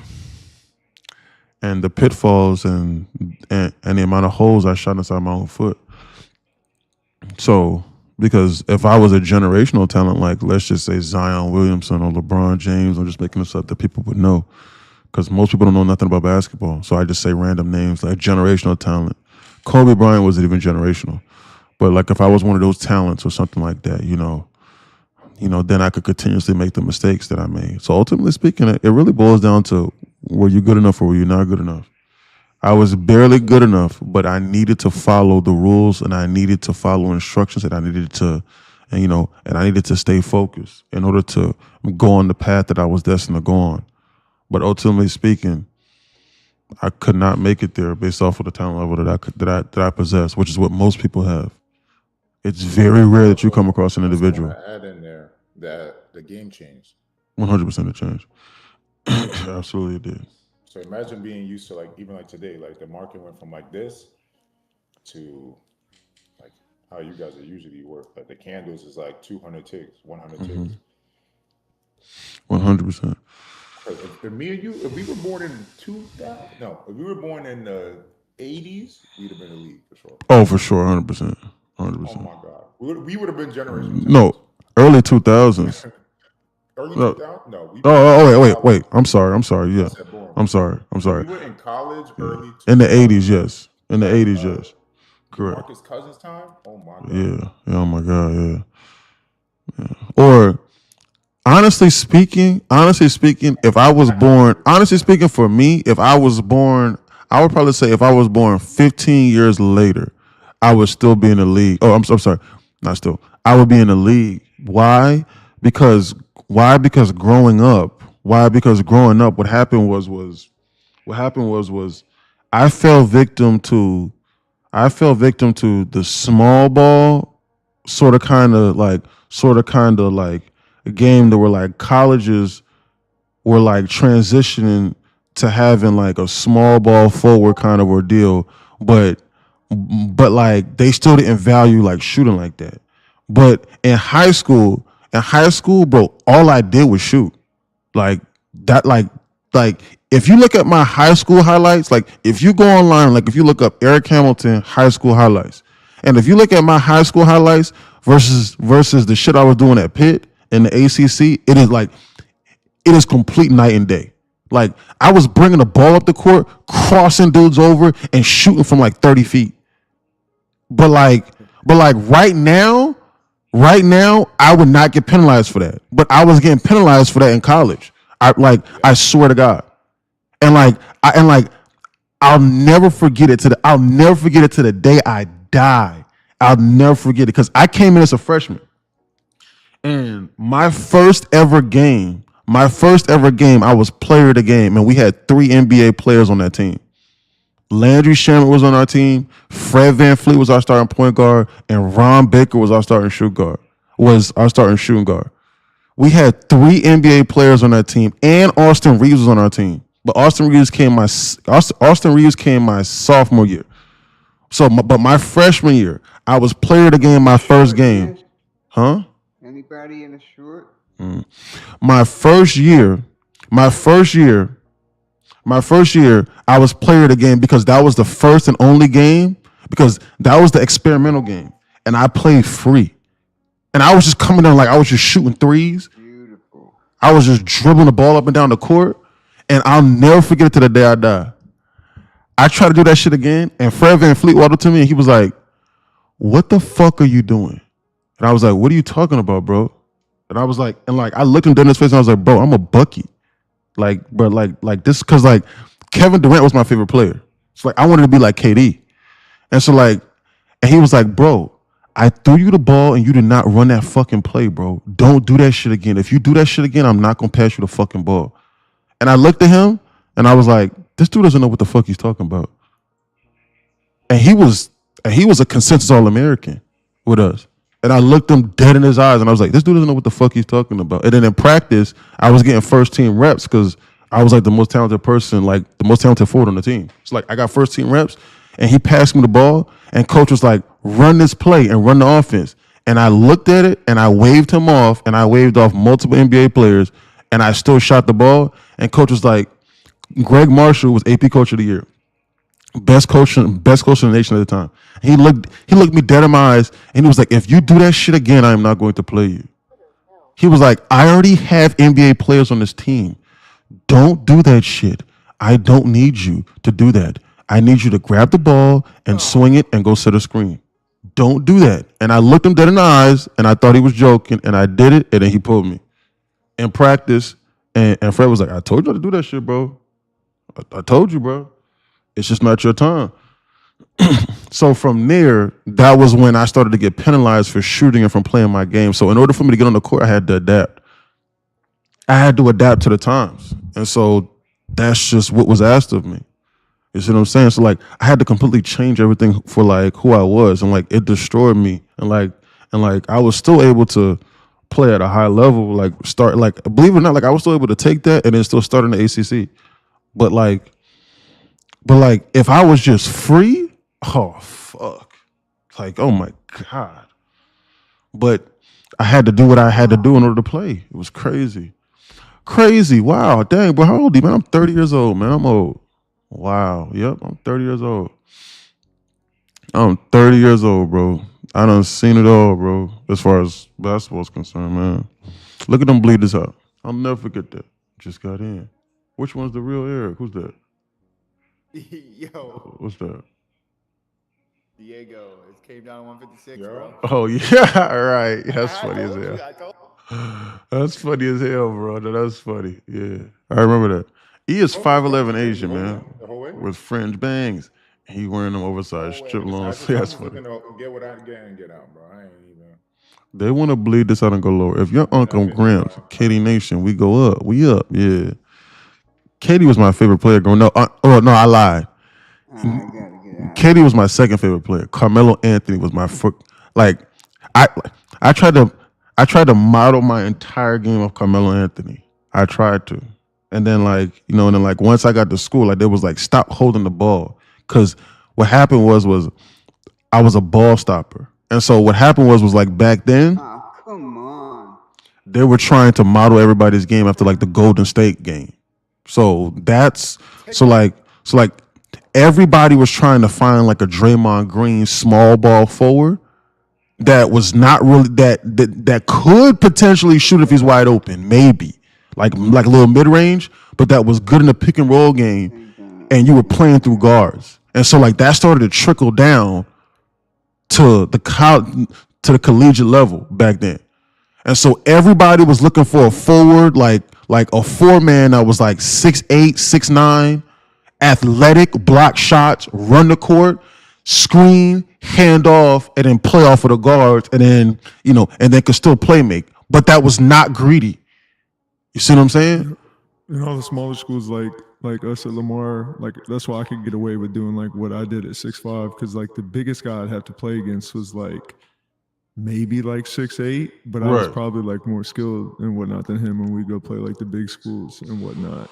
So like everything like trickled down. So like the bigs where those schools are like 6'8", 6'9", and then like the were still a lot of guys in like the Southland and Sun Belt and stuff like that who were like a little bit bigger than me, but Correct. they just weren't as good as those guys. at the bigger Come school. on. Correct. Exactly. Yeah, bro. And so like, This is gonna bleed. and probably like 10 years before that, like 8 to 10 years before that, like, bro, they had, teams had 2 huge big men on the team. Where like, remember when like the Lakers had Andrew Bynum at 7'1", like 280 pounds, and then Pau Gasol at like 7'1", 7'2", at like 270 pounds. And then like they had a big ass small forward, and then like those people started to get phased out, and now like now they running 5 guards. Chris came in like Yeah. Chris came in. I feel like the game changed pretty quick. Like It that changes, year, yeah. We went and beat Oregon State, and that was probably the biggest dude we played all year. But he ended up being a league guy. His name is Drew Eubanks. I think he plays somewhere now in the league. But I heard it. Yeah, I he heard was it. like, Spurs. yeah, I think he's been in the Spurs in a few different. But we went and played him, and he was like 6'10", 6'11". I was like, oh, you one of the last one of those, bro. You were Yeah. a tank, bro. But there's not a lot of those. Even at like high majors and stuff, there wasn't a whole lot of those type of. And if they were, they weren't at like any of the smaller schools. Yeah, they're Correct. gone. They're gone. I'm going to make that league money immediately. Come Immediately. on. Yeah. What's going on, Phantom? You went along? Oh, they filled Nah, that. Bro, they just filled me, bro. I'm fucking done. Got my Filled call. that. I had that mark this whole I'm time. just too. I paper didn't wanna trading. hold. Mhm. I don't wanna. Are you trading gold? No. My coffee on my This is NASDAQ futures. I can see you're passionate about basketball. You know, basketball was my first ever love. Like I'm passionate about this, and I'm very passionate about trading. You know, but yeah, man, just the game just changed. That was it. But you know, it is what it is. Like shit. If I was just 5 years younger, I'd be making $1 million a year right now. Cause, well, yeah, about $1 million a year with NIL, because I spoke to one of my teammates who handles the NIL deals with the NIL collegiate athletes, and he asked me, he was like, "How much you think you'd be making right now?" I was like, "Maybe like $100,000 a season."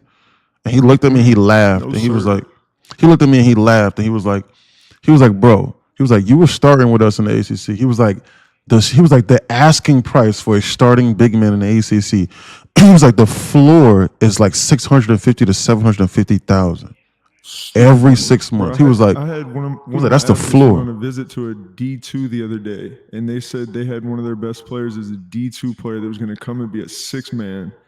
And because I had said, like, man, NIL is crazy. Like, I was a JUCO first team All-American my JUCO year, and I stayed Right. home and it's like went to Lamar, went to a low major, and I was like, what type of money would I have had the potential to make? And he was like, bro, I just went on a visit, and there's a Division II guy going to be a 6-man that got offered $500K to go be a 6-man. I don't even know what school it was. It wasn't like a major school. That's And I was crazy. like, he was like, bro, you would have been making $1 million a year. It's like, what? Yeah, absolutely. It's bro? crazy. Are you? And I'm over here. I remember when I was in school, bro, I had to fight my coach to just get $5,000 a semester. $5,000? Campus, just to come off campus. Not real. I'm talking about money I was owed, like off campus. Oh, wow, money. yeah. Like, I'm not even using that dorm, bro. Give me my money. And Ask for it. That's crazy. Yeah. what, bro? I had a Yeah. family, I had a kid. I was fighting just to get $5,000 from my school for not using the campus, bro. And meanwhile, I would have got it 500 or a meal or whatever it is for being like, that's crazy, bro. Yeah. That's crazy. Yeah, bro. Because everything else is Yeah, bro, that's wild. Yeah, bro, you ain't gotta pay for nothing just for being born in a different time period, bro. And I was in my hometown, bro, so I would have got to, make all kind of different commercials and all that stuff, bro. That would have been dope. Is XST worth buying and waiting until 26? What's that? I don't know what that is. NQ shorts here to 150? Man, they're slowly bleeding this out here. Bro, I can't believe they fucking came right to my target. This gap fill over here is their ultimate objective here. They're just slowly bleeding this out. They're not giving you a chance to enter because every single short makes the market go lower. And then, like, if you long this, you don't know when the bottom is. Why? Because they haven't liquidation squeezing on anybody. So you really can't participate on this until they stop this and decide to bounce this from the zone. You can't really participate in this. You really cannot. Probably the easiest 1208 lunch suite. Bro, I'm in the red on my live. If I don't make it green, I'm finna KMS.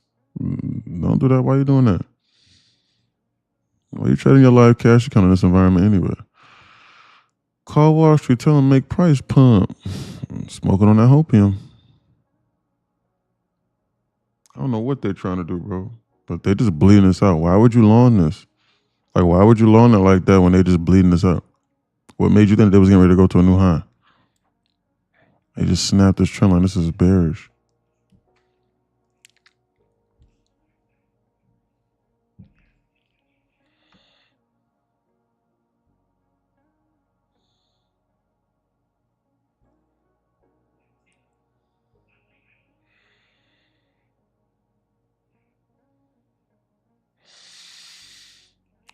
I'm on MGC right now. Oh, you on gold? Okay. Well, I'm really not looking at gold too much. Look at that arm down to 276. They're bleeding this out. I'm gonna buy some more of that arm today. We're back at Friday's opening range, or Monday's opening range from the 17th. Oh wait, yeah, it's today, Friday. Friday's closed.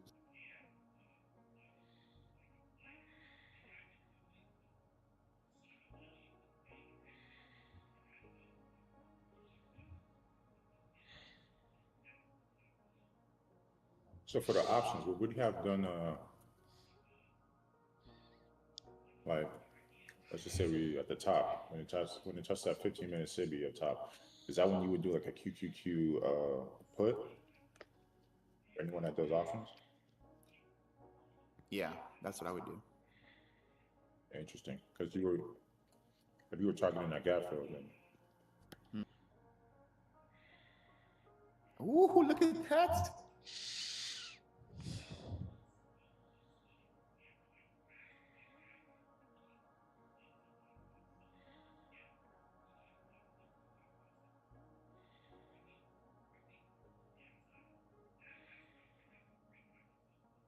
Right now, I'm targeting. I'm watching Tesla for this gap up. If you look on the daily for Tesla, bro. Bro, I'm getting cooked by Tesla. I'm down. No, bro. What are you buying? This is bearish. They're bleeding this out. 410. Say what? So I bought it like 410. This could be a long, bro. I don't know though. Yeah, it's about to bounce here, bro. I would definitely be careful. Shorts. They trying to psych this out. I'm on paper trade up. How long this is my reaction here? No, but if you look at Tesla on the daily map, you'll see that there's a massive gap that they have. It's up to 400 or 380, something like that. I'm just waiting maybe for Wednesday to come around. I'm just gonna keep watching these contracts. We're bouncing on NQ.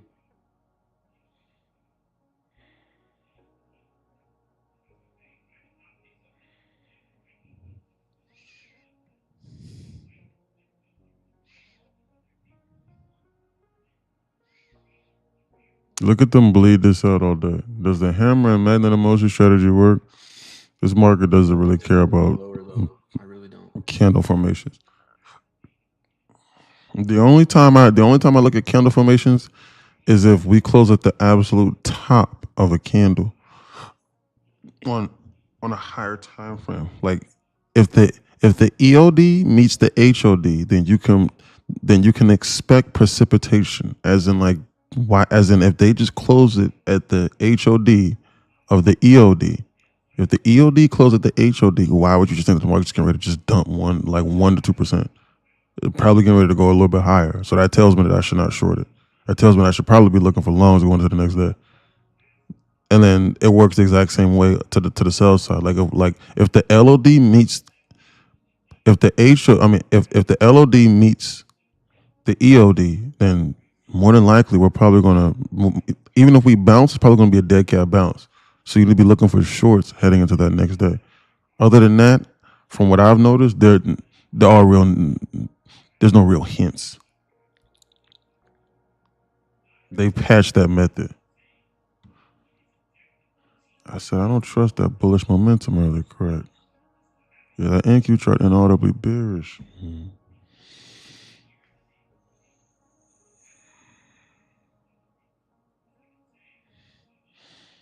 They want to go lower, not higher. They want to go 730 QQQ and bleed this out. They want to go 730 QQQ. This is what's next on their list. Then when they go 730, they're not going to stop there. They're going to go to like 729. And then once they do that, then they're going to be so close to this SPX gap fill over here that they're going to come over here and fill this gap. The market's just slowly bleeding itself out. It's reacting like this because it's all-time high territory. The market maker is hedging itself, so in order for them to get to this destination, it's going to take them a lot longer than if we were in negative gamma. Buy orders are being met with sell orders, and sell orders are being met with buy orders. That's why the candles are so small. But they're slowly bleeding it out to get to this destination. They're just not going right now immediately. And that's why it's confusing people. The market is operating under all-time high assumptions. Okay.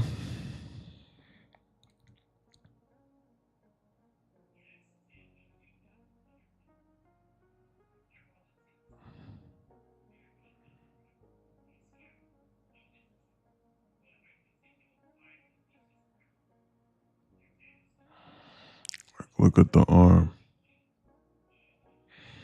was gonna say that arm is dumping a little bit.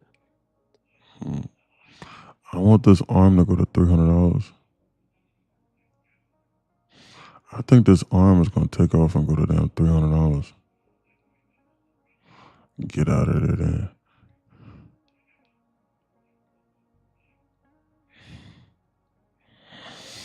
Look at this arm. Market structure shift on a 4-hour time frame too. Look at the market structure shift on a 4-hour time frame. Look at the market structure shift on a daily time frame. Here. Look at this.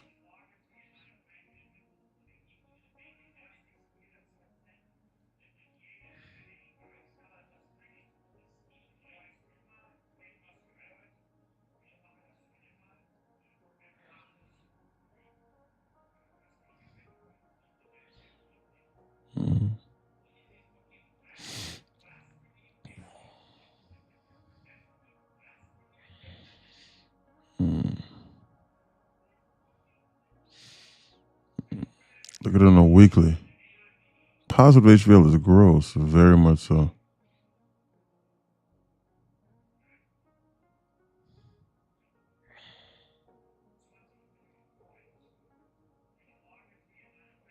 Look at this.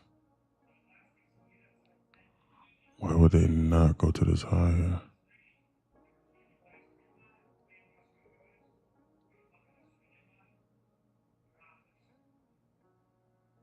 She was at 216. It was nuts.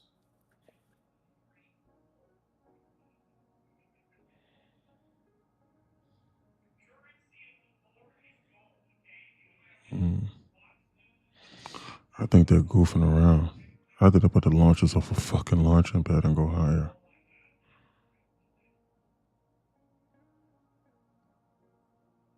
Look at that. About to flash that 730 right now.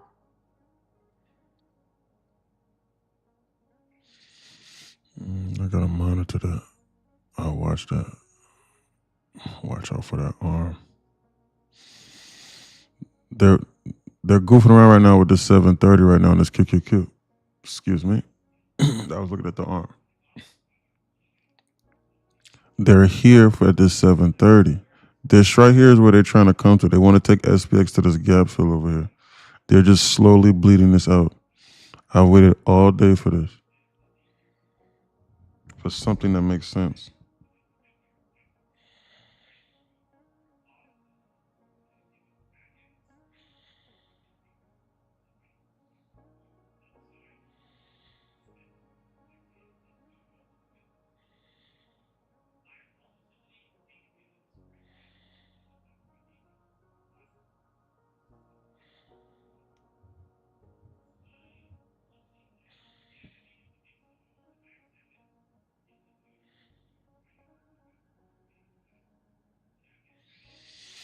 They want to bleed this out.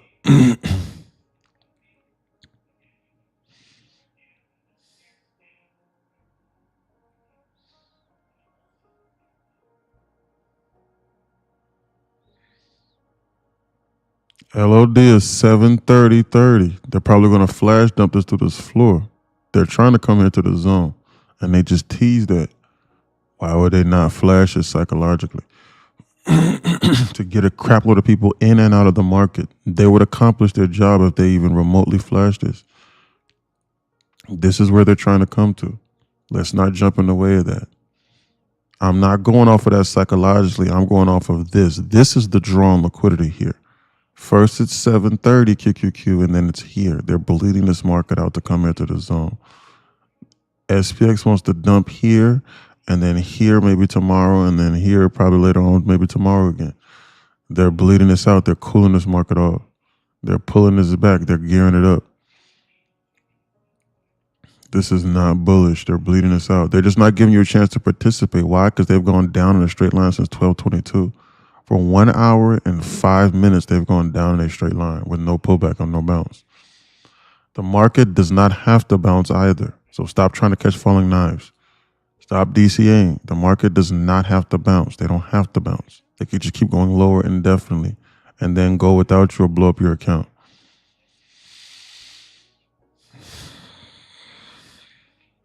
I think they're trying to dump this and come to this gap fill today.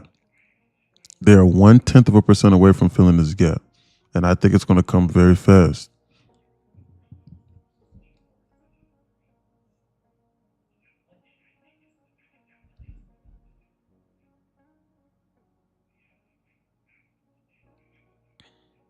This is dangerous to the sell side. I would not long this. They're trying to bleed this out and attack this, and it starts with 7:30. And why would they stop at 7:30? They're gonna go 7:28, and then if they do that, then they're gonna attack this gap over here. They're bleeding this out. They're blowing up people's accounts. Once they fill this gap, you'd be on alert for potential bounce. Which fund should I start with? The one that has the easiest barrier to entry. I recommend Apex. Why? Because the accounts are $19. And you can trade on TradingView for $19 and have access to live market data for 30 days for a $19 account. But ultimately speaking, what you should do is you should start out on paper trading. If you're asking that question, hey, what fund did Farm should I start out with? Then that tells me that you haven't done enough paper trading.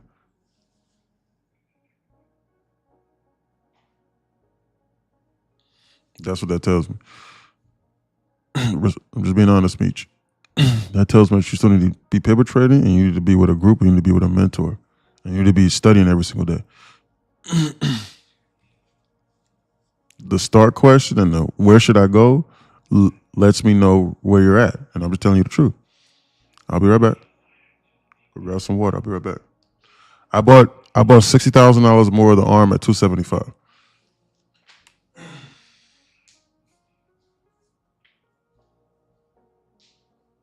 Or you was busy, huh?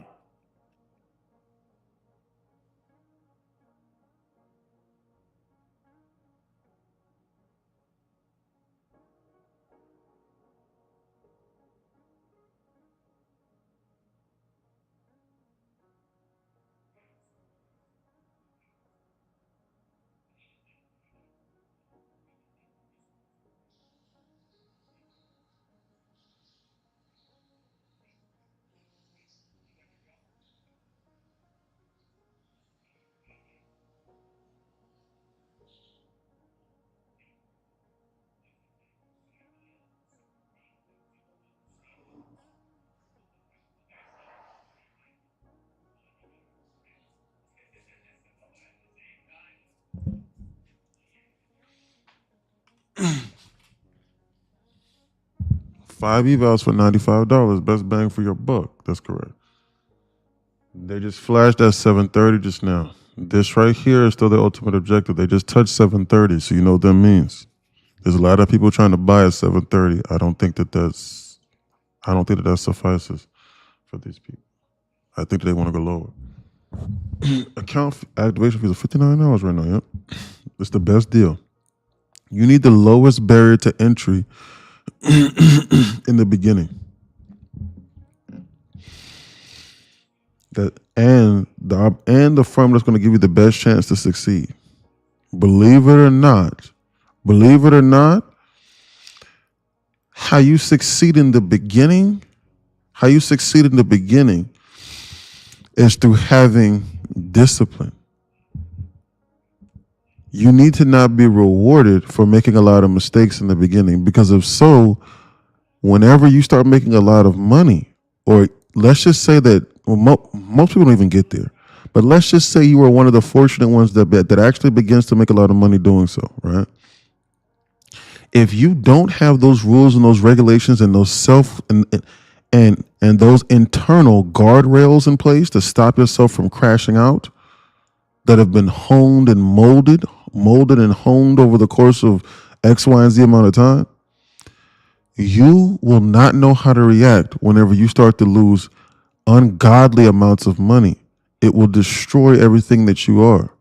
And one of the things that I'll never forget, this one guy is telling me, which was my first ever serious mentor, the first one that I ever had, the first one, before I even met Jerry Stackhouse. His name was Eric Thomas, E.T., the hip hop preacher, and he became successful. And I used to listen to him motivationally every single day. And one of the things he one of the things he said in one of his tapes, he said this. He said, "Do you know the hardest thing in life? Do you know what that is? Does anybody have any indication what the hardest thing in life is? Do you know? Do you know what the hardest thing in life to accept is? I'm not talking about a job. I'm talking about a concept. Do you know what the hardest thing in life is? It has something to do with monetary. Losing. In a sense. Does anybody have any idea?" And I agree. Hardest thing in life is to be consistent. Not necessarily, because you can be consistent at losing. Being consistent. You don't know? Yeah. Being consistent is actually the easiest thing you can do. I'm being dead serious. You want to know why? Because you can just be consistent at just being a loser. I'm being dead serious. Just wake up and just not do nothing. Like, your body wants to be consistent by doing nothing. That's the easiest thing to do. Just wake up and just do nothing for the rest of your life. But most people think being consistent means that it's something by being positive. No, you can be a consistent loser. That's what most people do whenever they day trade.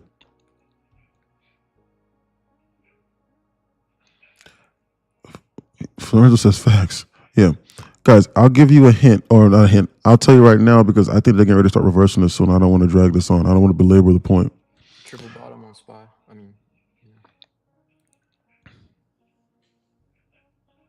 The hardest thing in life is not to, and I'm going to quote him because I'll never forget it. He said, the hardest thing in life is not to be broke. He said, because he used to be homeless, he says. And he said he used to eat out of trash cans. And he was like, the hardest thing in life was not to be broke or to be poor. He was like, I was poor my whole life. He was like, I was eating mayonnaise sandwiches. He was like, I was eating jelly sandwiches with no peanut butter because peanut butter was so expensive. He was like, that's all I was eating, like, when I was a kid. He was like, that's not even the hardest thing in life. He was like, the hardest thing in life to accept is to go from being poor or to go from being rich. I'm sorry. He said the hardest thing in life is to go from being rich to then having to go back to being poor again. He was like, that's hard. He was like, and like, I sat back and I thought about it. I was like, no, not really. Cause you got the chance to be rich. You lived it up on the high on the hog. That's what I thought initially. And then I listened to the rest of the recording, and he said, and he was like, no. He was like, because when you poor, you don't know no difference. He was like, you don't know no difference. He was like, I used to eat mayonnaise sandwiches every day. He was like, I didn't know I was poor. He was like, I didn't know I was broke. He was like, I didn't know. He was like, this was just my life. But he was like, when you leave that, and when you go from, he was like, but when you leave that, and when you got to go back, he was like, yeah, now that's hard. And I sat back and I thought about that, and that's why a lot of people unalive themselves. Why? Because you get a taste of that success. You get a taste of success. The hardest thing in life is to go from being successful and then losing it all. That's why so many people struggle with things. And that's why they struggle with letting go. You cannot have that attribute whenever it comes to this market. So the point that I was making stands true. The point that I was making stands true.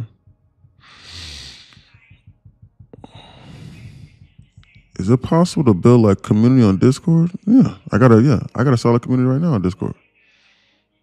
Great community. One of the best I've seen. Reversal?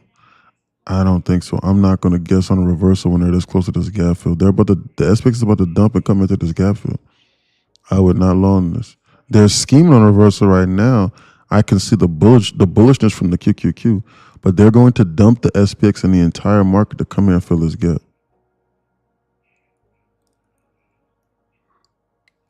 I gotta find that recording. Gap bounce? Maybe after they fill this gap. I personally like to focus on one objective at a time. Me personally. But guys, the point that I was making earlier stands as as the QQQ and the SPY are going in the opposite directions. The point that I was trying to make earlier was this. Guys, if you never become a millionaire, you was never no millionaire. But imagine having $1 million and going back, guys, and going to $0. Imagine how that would make you feel. Versus you just staying at $0. Like you never even got off the ground. So like you don't know no better. You don't know no better. It's like the kids in Africa that drink that water, that drink the dung infested water. Like with the tapeworms in their bellies. They don't know what a Brita filter is. They don't know what alkaline water is. They don't know. So they don't know what they're missing out on. It destroys you mentally.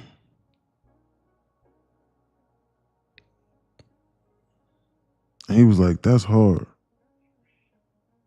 He was talking to college students at the time. Before I was in college, he was talking to them. And I remember him saying that. He was talking to football players at like the University of Auburn or like Alabama or something like that. Because to try to motivate them. Because they could go, why? Because they could easily go back to where because they could easily go back to where they were before. That was his targeted audience in that speech.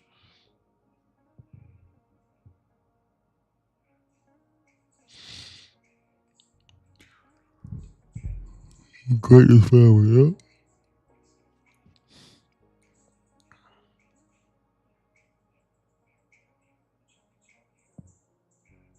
If you don't know, guys, if you don't know how to take $1,000 loss on your 50K eval, you'll never know how to take $100,000 loss on a damn $500,000 account.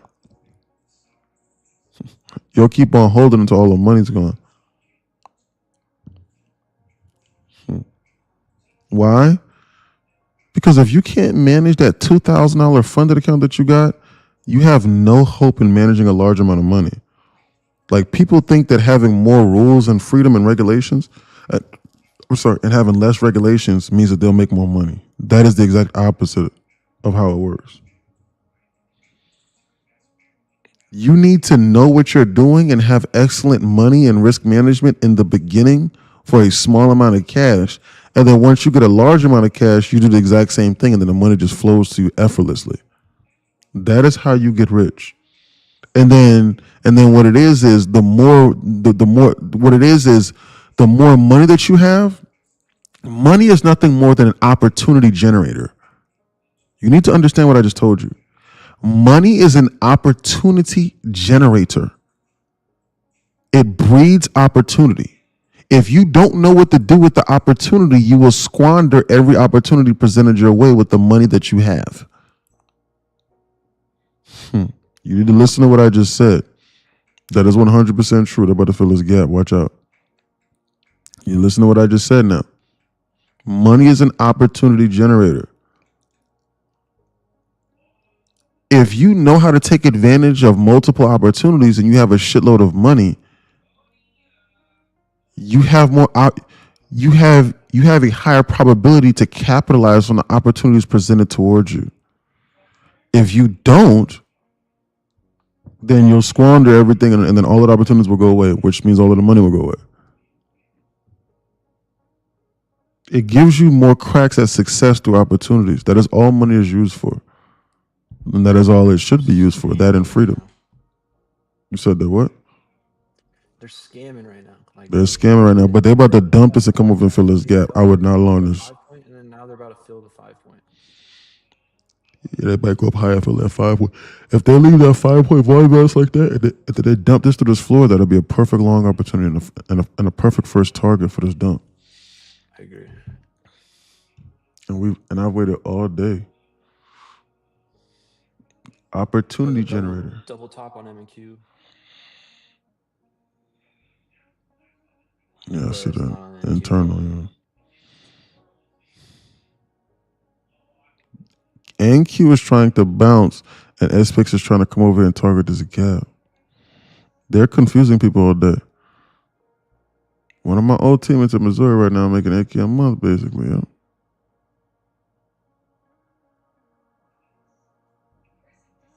Philo says, oh, we're talking about the old top again. Look at them bouncers. I think they're trying to come here to the zone. And I just think they're bleeding this out.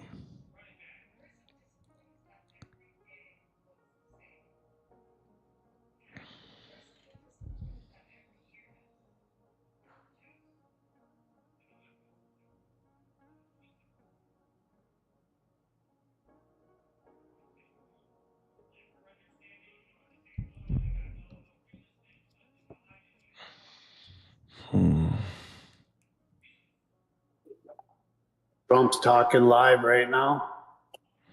Uh-oh. My boy transferred to UNC and was offered $3 million and he rode the bench almost a year. Yeah. The NIL money is crazy. It's insane, bro. Like, he had one, well, I go to CSU, like Colorado State. He had one good year in the tournament. Or he had one good, like, he didn't even play that good in the regular season, but, like, in the tournament, he had a good little run. And boom, offers. And then he didn't even play well with UNC.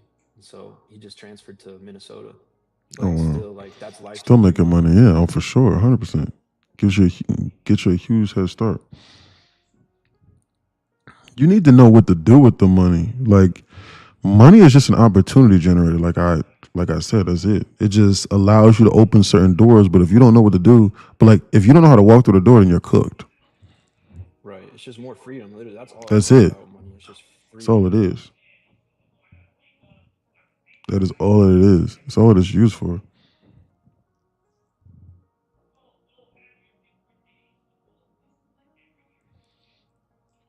I think they're gonna still go fill that gap, bro. Remember what I said, guys, in the beginning.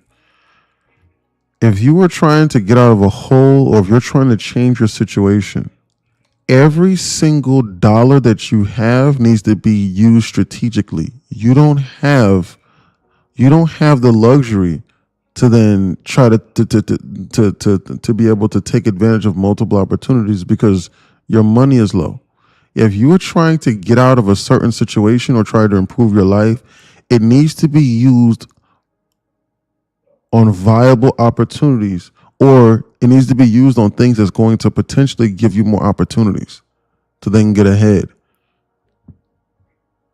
Whether that be, well, first off, it's education, first off and foremost, because if you don't know what you're doing, you cook anyway. So like, even if you had the money, you're not going to know what to do. So it needs to be education, first off and foremost.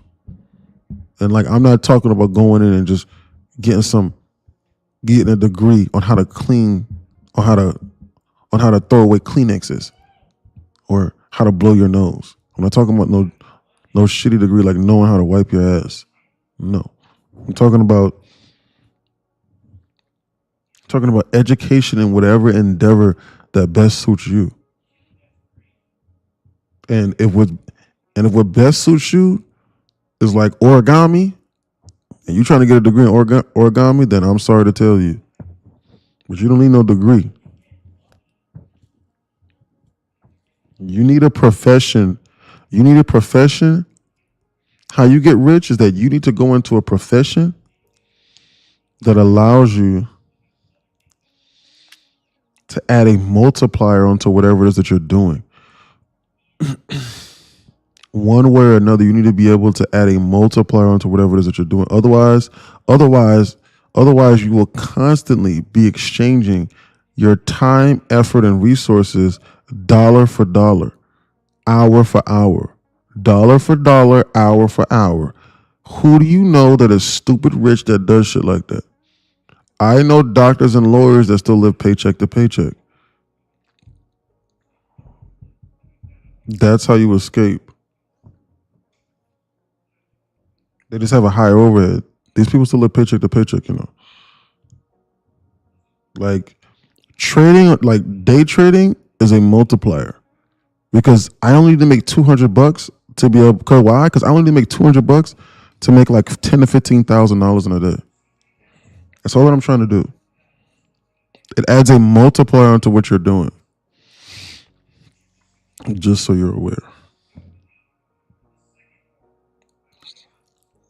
Starting a business and then potentially hiring employees after you've understood it and after you've mastered whatever endeavor it is that you're on adds a multiplier, because other people will then be making you money while you're sitting there, and then you can spread that money out and then go open a similar business. And you can franchise it. That's a multiplier. But whatever that endeavor is, I don't know. It could be as simple as starting a car rental business. Like whatever. Something, you need to add a multiplier onto whatever it is that you're doing. That is how you get rich. That is how you escape. If not, then you will always be for slave labor. For every hour that you spend working, you will get an hour's worth of labor in exchange. Some of you will just make $10 an hour, and then others may make $100 an hour. It is still slave labor. You are still a part of the system. You're just in a different position.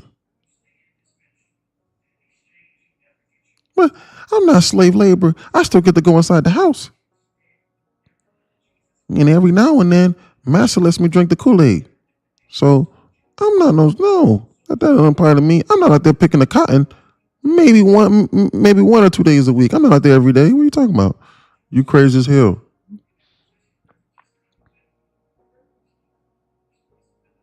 You still on that plantation. You need to escape. I'm going to tell you the truth. Why? Because I want your brain to start thinking. That's why. This is not just a trading channel. We need to change your brain.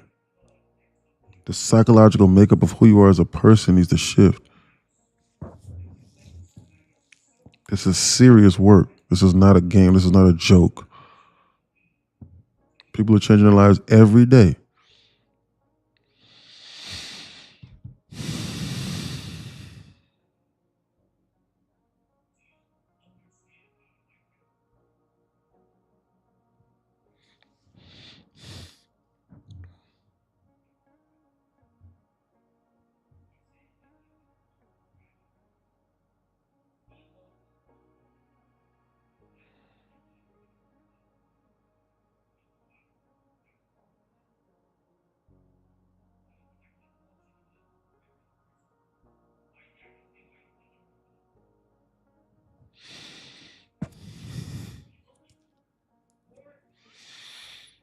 I need the market to prove to me it's not bullish, correct? Yeah, I need this market to prove to me that it's not bearish. Why? Because I think they're about to dump this SPX and come over here to this gap. This right here is what I think these people are about to come to today. And I don't think that they're in the mood to be playing games. I think they're about to yeet this through this floor and come to this zone. Why would they not come there? Like, what would possess me into thinking that they're not just going to dump this to the zone here? Like, why would I think that for?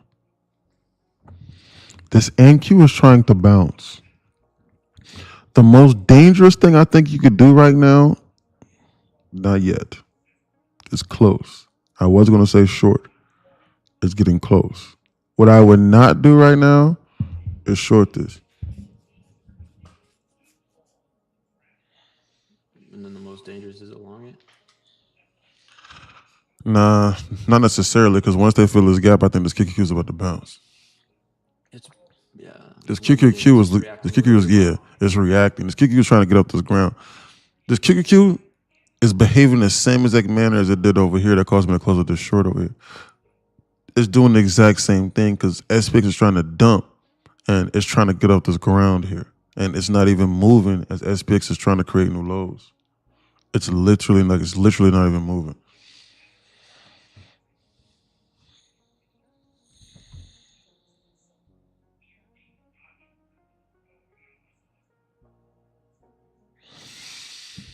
Elevator down, stair step up. Once a bounce to a lifetime for bullish momentum.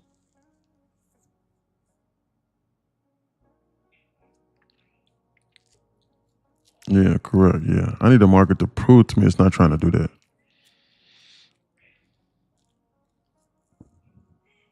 Until then, I think they're trying to dump this market. And I don't want to jump in front of this moving train. I don't like just randomly guessing that they're going to reverse. I don't like just doing that.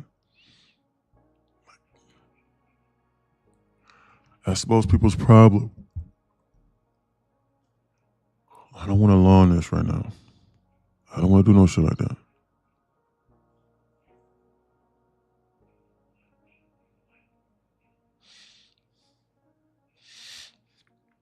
I think this SPX wants to dump to the zone. And I personally think that SPY wants to come 772.50. The timestamp now is 2 o'clock and I'm break even. They've done nothing on that. Wants a bounce to a lifeline for bullish momentum. I think they want to go lower. I don't think these people want to go higher. So heavy to the downside. It feels very heavy.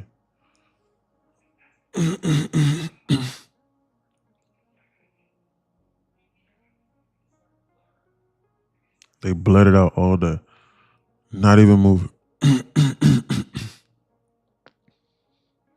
Horrible price action. Excuse me. Horrid.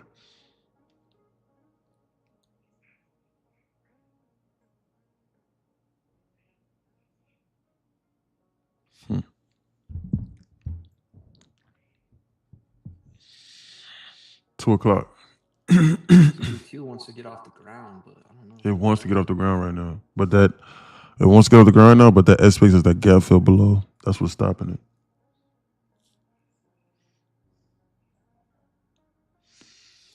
Like, I wish that they would get it over with and flash dump it so that I could have entered. If I jump the gun on this right now, they're going to heat this up and they're going to attack this gap fill. Long in this right here is not advised. How can you seriously long the QQQ what SPX is trying to dump? How? How can you do that? How can you confidently say, man, I think I should long this shit right now, and this thing is trying to dump? They about to turn on the waterfalls, boy, with this. This thing is trying to get out this ground.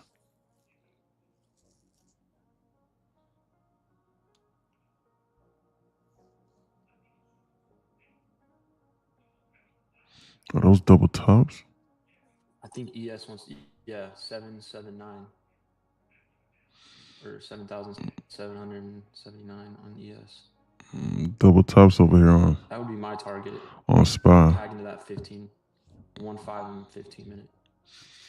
High at 773.85, 773.85, 773.85. It's almost like it's really double tops, but it's almost like triple tops almost. This will come into play later. 773.85, 773.85. It will come into play later. They're gearing this market up to come over here and headhunt this gap right now, though. They're Top though. they're laying the cheese right now. They're laying the cheese. We need to have patience and we need to see through the distraction. If they bounce this like this from this zone and they take out this high and they come into here, we need to be looking into shorts. If they stop this right now, then if they dump this right now through this zone and then give no one an opportunity to get out, we need to then be looking for the first opportunity that they're getting ready to bounce it so that we can target the draws and liquidity higher. You need to be operating on a well, if they do this, then they've done this before, so they're probably going to do this basis. That's how we need to be analyzing this market right now. That's the only thing that can stop this from coming through to fruition is time itself. We have 2 hours until market closure. If they just dump this right now through this floor on a bounce, I am going to assume that we're probably going to target the draws and liquidity that we just displaced from, to then try and stop the people out that like to short into the hole. If they stop this on a dime and then don't come to this major objective and reverse this shit and come into this zone, I'm going to be looking for shorts. My strategy is not predicated on them going lower or higher. I don't care what they do. I'll sit here and I'll wait until they give me something that I like. My strategy does not call for me to short the LOD or the long the HOD. I'm not going to do no shit like that. Why? Because they bounce it, I'm cooked. And I won't know if they're getting ready to return.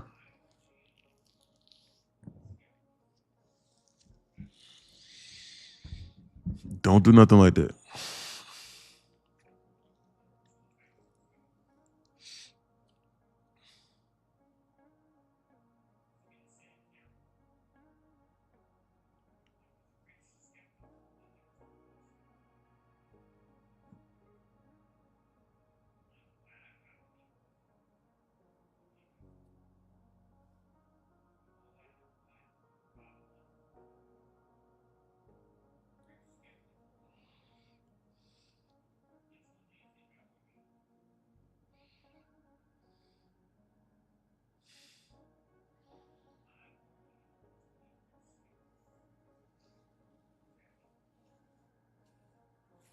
Every part of me feels like they're about to squeeze this up, pop those highs, and then dump it. But it's just a gamble almost.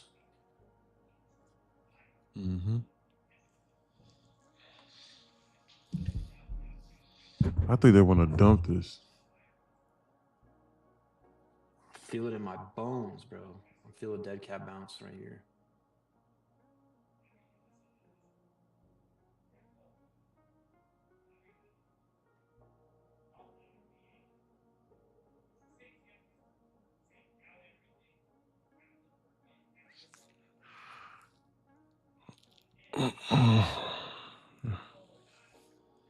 I just want them to fill the gap already so I can just like. Dre said it seems bearish. It seems very bearish. This market feels heavy. A little bit. Or they're gonna attack sell side. Or buy side, I mean. Mm-hmm. We've already waited this long. We need to exercise some good patience. Look at the Nike what dump. hurts the most amount of people is a dead cat bounce. So that's why every instinct in me is telling me do not short this right now. Mm-hmm.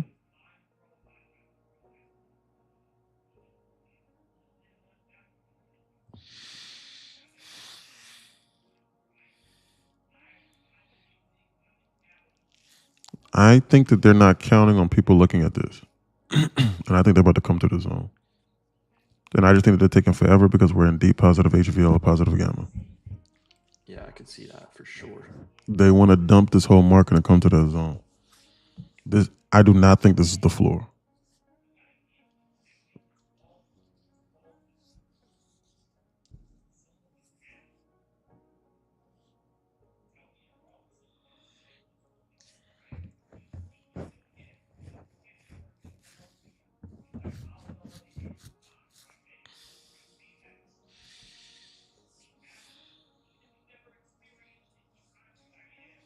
You see them trying to bleed this out? See this? They're goofing around over there testing this floor. They're about to bounce.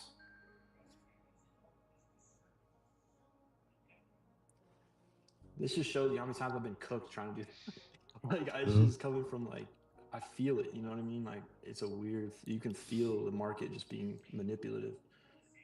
Yeah, that was just an hourly opening candle reaction. Yeah, they might just go right to that gap. I might be tripping. Oh, for this new hourly, exactly. For everyone wondering, what you're looking at is the SPX right now, because that's the nearest drawn liquidity right now. Everything that you're looking at is going to be predicated off of this SPX. If SPX targets this gap fill, QQQ is going to precipitate through the floor and dump. I've been telling you for the last hour, I think they're going to go to that zone. Why? Because it aligns with them hurting the people long in QQQ 730 as well. If they bounce it from 730 and go to like 731, 732, I am going to short. They're running out of time. Timestamp is 201. They got 2 hours to come over and fill this gap today.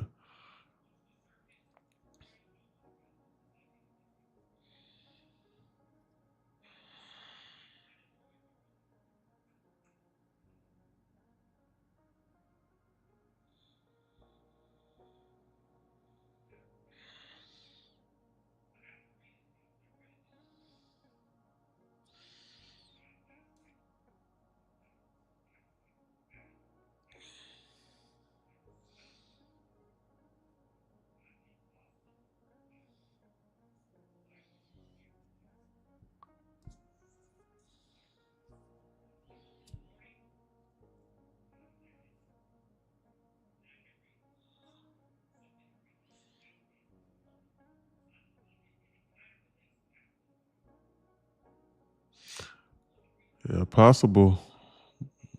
Forgot for the plot. That's very possible for the plot. Username, I call you Plot. Plot J. It's possible. I think it's best that we watch and see. They're going sideways.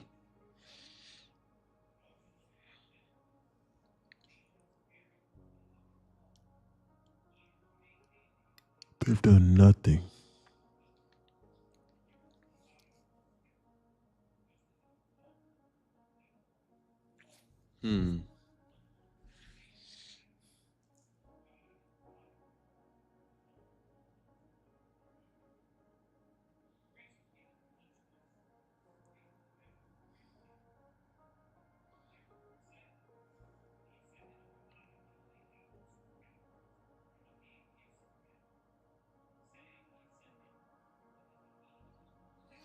I think they want to dump this to go lower.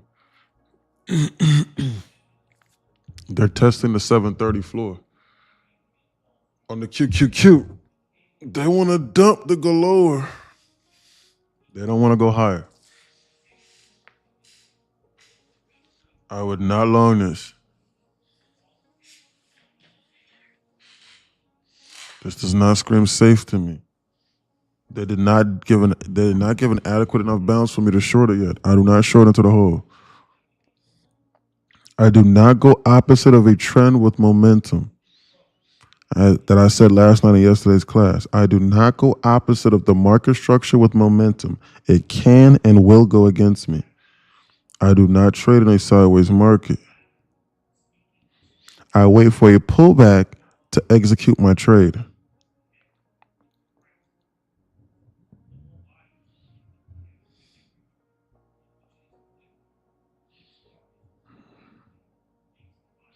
It is called the trend mantra.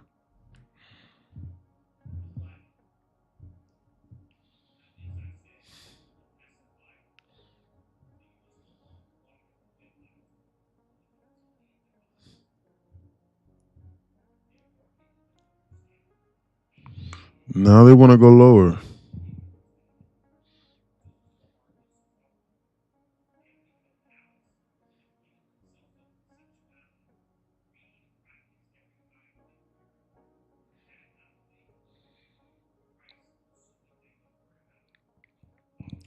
I am not long or short biased. I just play the market structure. Market structure, which is trend, will give me conviction and bigger winners. I don't trade the opening 10 minutes. I don't trade in a sideways market. I wait for market structure confirmation. I never chase the market structure. I wait for a pullback to execute my trade. I never play opposite of a trend with momentum, market structure with momentum. It can and will go against me. You don't know what the trend is a dangerous word to use. So that's why I don't like the word trend. Market structure is better than trend. Because what's the trend? It's nothing. It's meaningless. They're about to dump this through this floor. They're testing the floor continuously. This is disgusting price action. I haven't seen something like this bad since last week. And it's Monday. Trend line on NQ, straight chop. That is correct. They're hurting a lot of people.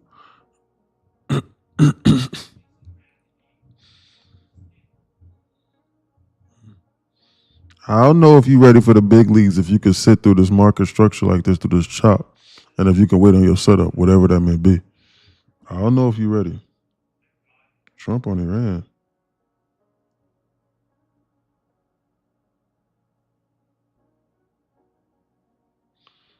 Trump said on Iran, they're not going to make the type of deal I think is necessary.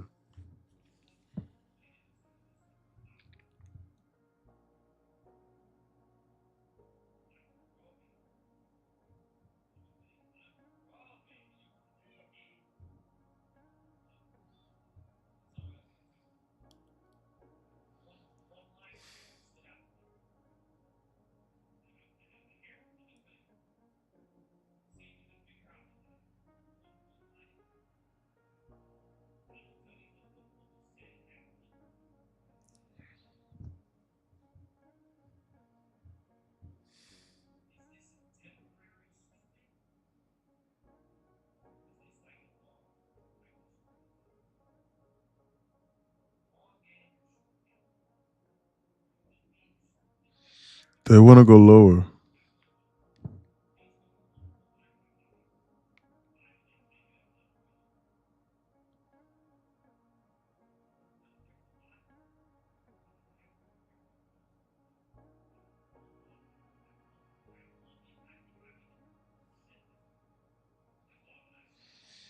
Nike collapses to its lowest level since 2014, now down 78% from its all-time high seen in 2021.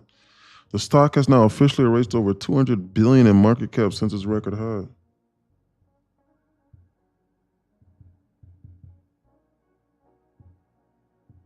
Jeez.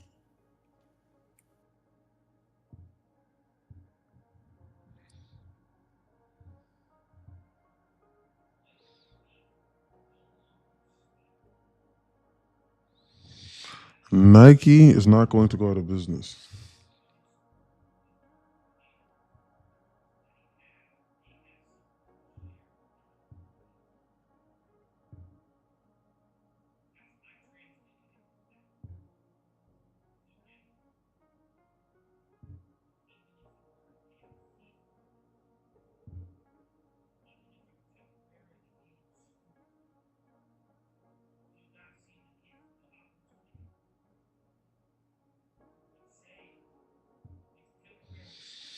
These people are goofing around and they're putting me to sleep. They're meandering around and they're slowly bleeding up this market and they're chopping it towards the zone due to positive gamma. SPX is going to come into the zone. They want to see if you lose focus. They're testing your focus level right now. That's all that they're doing, you know. They're testing your focus, and then they're going to go before you can blink. They want you to short this into the hole, so they're bouncing on you. Or they want you to try to long this because you think that it's getting ready to bounce and they'll dump it.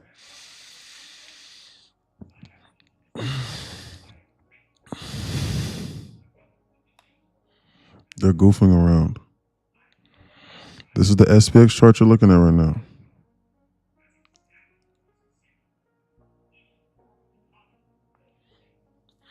Back to MNQ.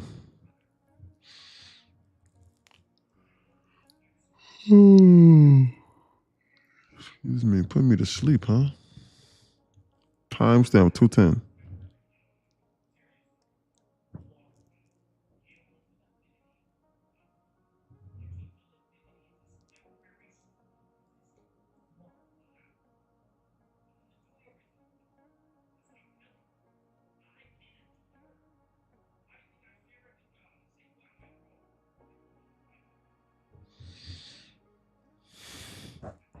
For our trend line, bro. Yep, I saw that. They're gearing this market up. I'm looking at the SPX chart above my head. That 1 minute's holding up, but I just think they're setting this up to dump their feet. Feels like they're about to pull the rug. I think they're seriously about to dump this. They're just testing you. Too many lows to leave them behind like that. It's like a cluster lows from New York AM Friday or the day, whichever day it was. Ain't no way they leave those behind like that.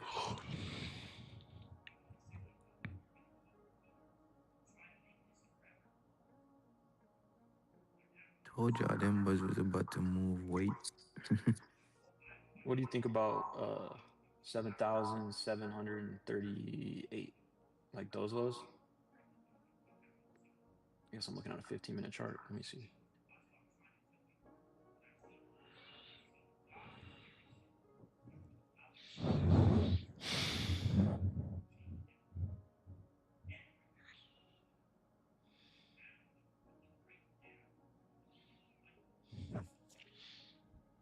I'm going to set an alarm here at this high. For training.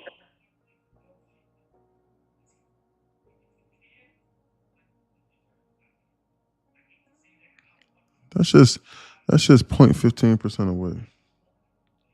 Look at the SPX. And I was going to go take a nap. Look at that SPX, bro. I told you they're about to get this shit off the floor.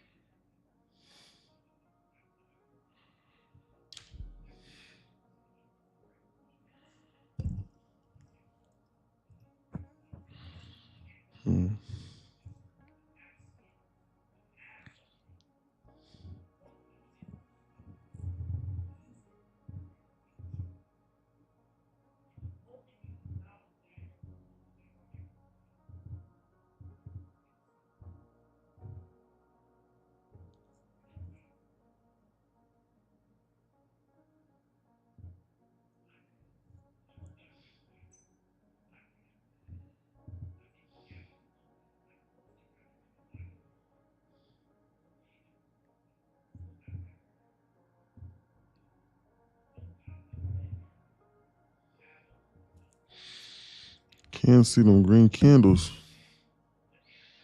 You can't? You know what I'm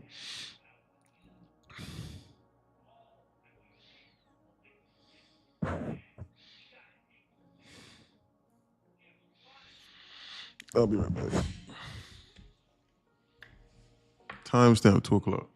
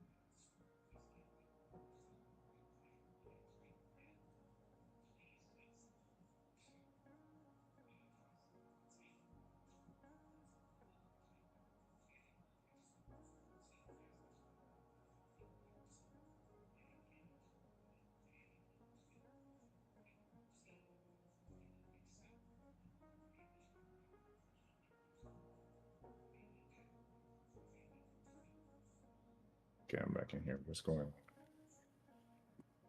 Is anything happening? No way.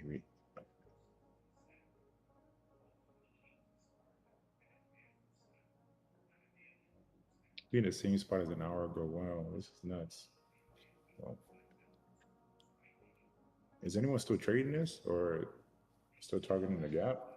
I'm just looking at it. I ain't trading it. I don't know what to think here. Cause you can get hurt in both sides in both ways right now. It's also I caught that upside. I caught that upside and made about $215. Hell yeah.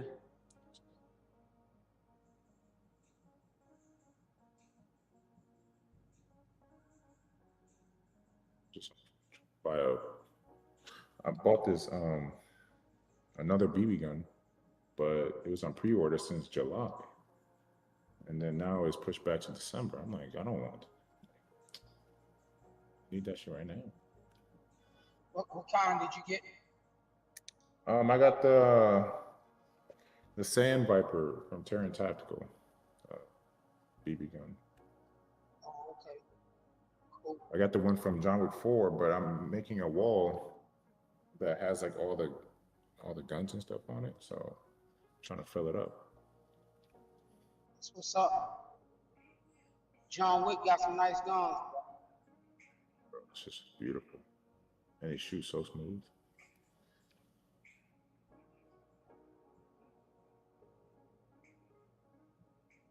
They're so expensive though because of his movie, I guess. Well, they made them for the movie. I mean, they're for sports shooting performance, but I just like the way they look. Have you shot any of them? Only the one that I have.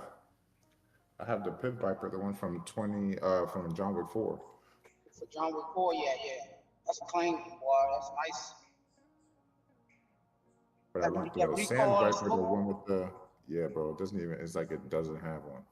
It slides so smooth. That's what's up. So I went and pre-ordered the one from the Sand Vipers from John Wick 3, the bronze one. That shit is so beautiful. But I was waiting on it since they restocked, or supposedly they were out of stock. Then they set the pre-order, and then they pushed it back another 2 months. I'm like, I'm not waiting for that. Just give me the other one. It's just a showpiece. They're expensive? No, these are they're like $200-300. That's expensive. Let me trade some more. Oh, okay. Okay. I guess. Yeah, my fault. I'm sorry. Nah, it's cool. It's cool. The real one That's not actually bad. like 5 bands. Oh my Oh God. yeah, the real one. Oh, I know the real one is up there. Oh yeah.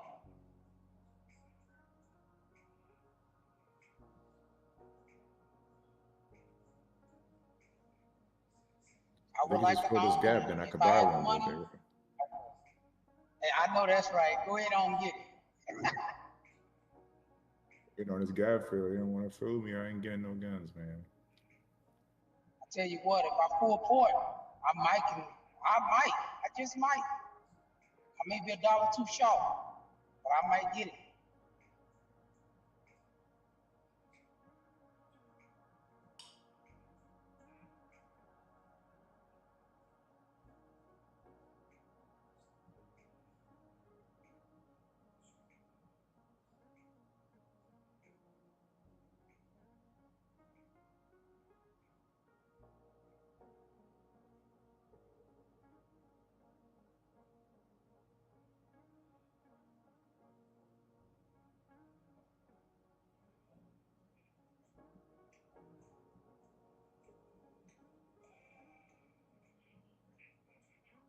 Identify yourself right now.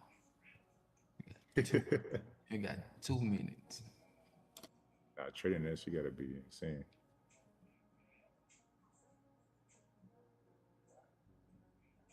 Like at this point, just come back for the Asia first. I ain't gonna lie to you, guys.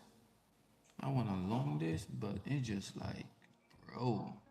Chilo, bro. That's my target is the 759, 7,759 on SPX because I want to see them.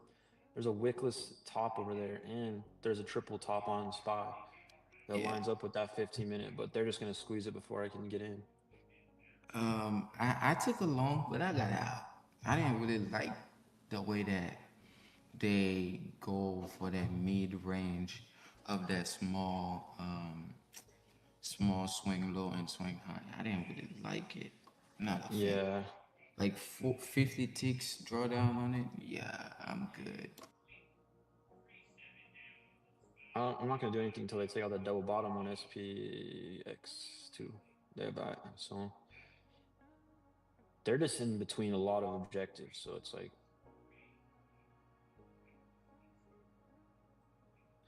I'm just watching them paint dry on a wall, bro. That shit is tough. Not gonna lie, that one is on me because I did not draw my fib. But I wanted to take like that fib's reaction is perfect. Yeah, that was right on the fib. 06 You one. got the swing high and the swing low. But it's just like if you look up, Chilo, I Mhm. literally top tick like I drew the swing high and swing low from like the top of the day, and it reacted right off the 786 and the 705. I'm different because ES and SPX are kind of aligned differently, but the shorts from there are crazy. Like it was like the high of day. Yeah, I'll send a screenshot. Hold up. Oh, from LOD to London High. That was wait, that looks like 0618. Yeah, that was no, that was 0705. 786. Oh wait, yeah. I have 0705 on mine. Did you mark the I have London High? 705 on my I have 705 on my SPX, but on my normal ES it's 786. But I'm gonna send it so you can see. What's up, Dexter? We're just trying to feed the street right now.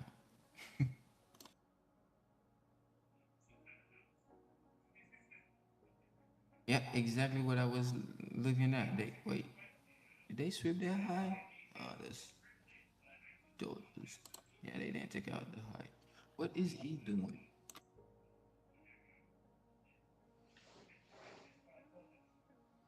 He done went and take a nap. Or is he laying on the couch? Is he live? You can see him? Yeah, last time I saw him, I think he was in the couch.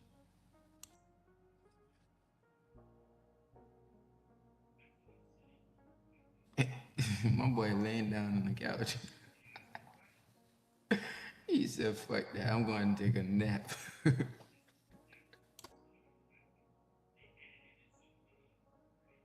I should have wait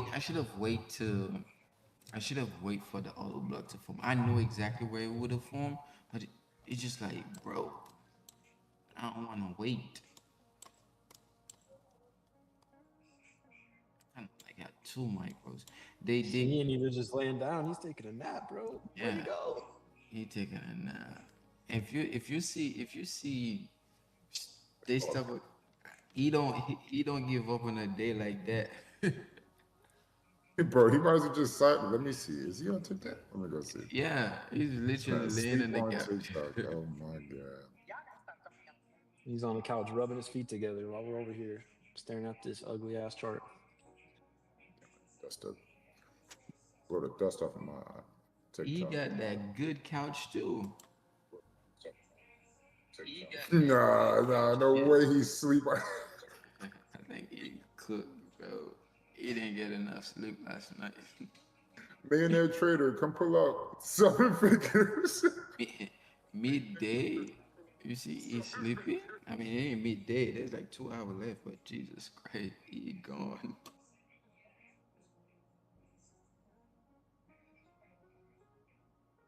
Ain't no way.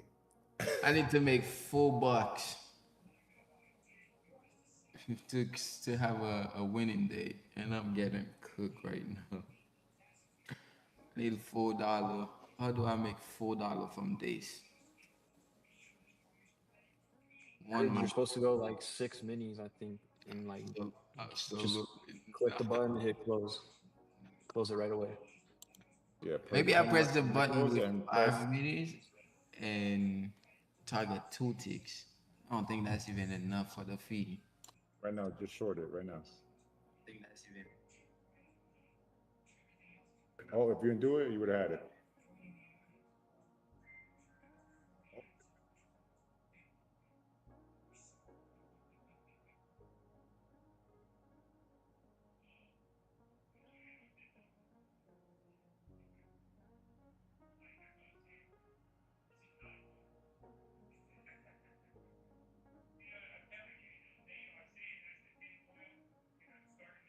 Pressing the button the run direction and they start moving. Weight under my foot.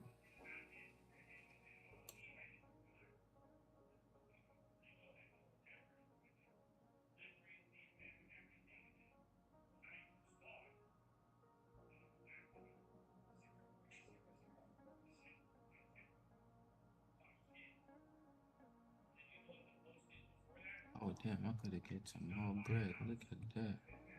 There's a trend line they're forming on M&Q, but they're about to go squeeze this.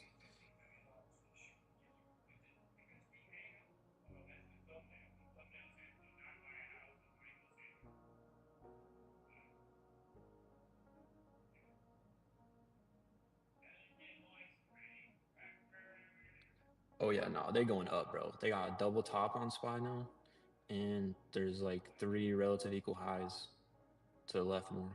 This is, but I don't want to catch a falling knife, bro. I ain't gonna lie. I was looking at the 4 hour on ES.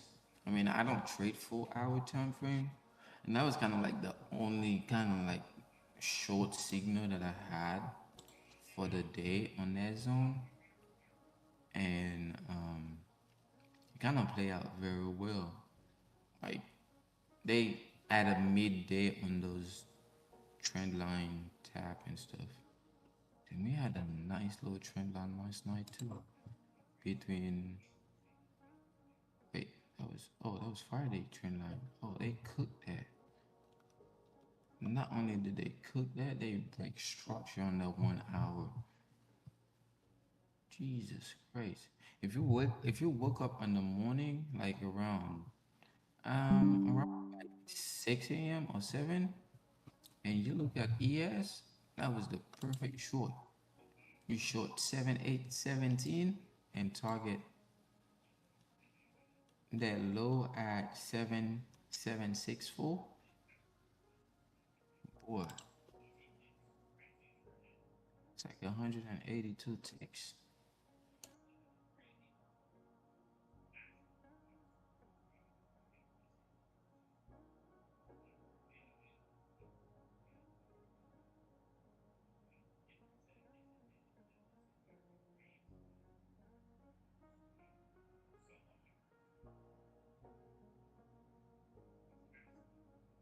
I will tell you one thing.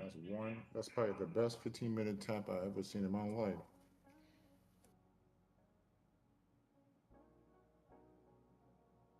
At 107, sheesh.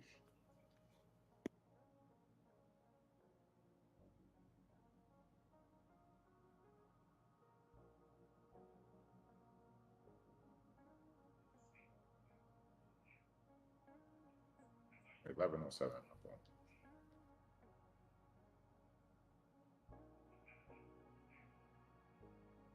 I think they're gonna go pop these highs now, but it's gonna take a while. The thing is, the time don't match with no projected idea right now. Like that's, I mean, I mean, we're in a 4 hour, but it's small as hell. yeah, and it's like 2:33. I would not be surprised if they bounce this and trying to run it up to their 15 zone at 159. I would not be surprised if they do that. Or they keep the trend. I mean, they're trying to break the trend now with this cluster idea right here, but it's just like, bro.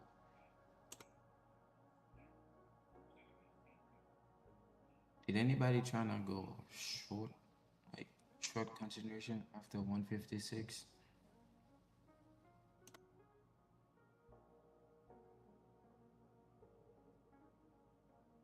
We had a break of structure at 156, and then they just straight send it.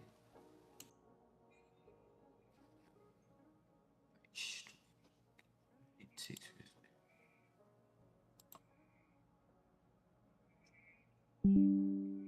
84 tick.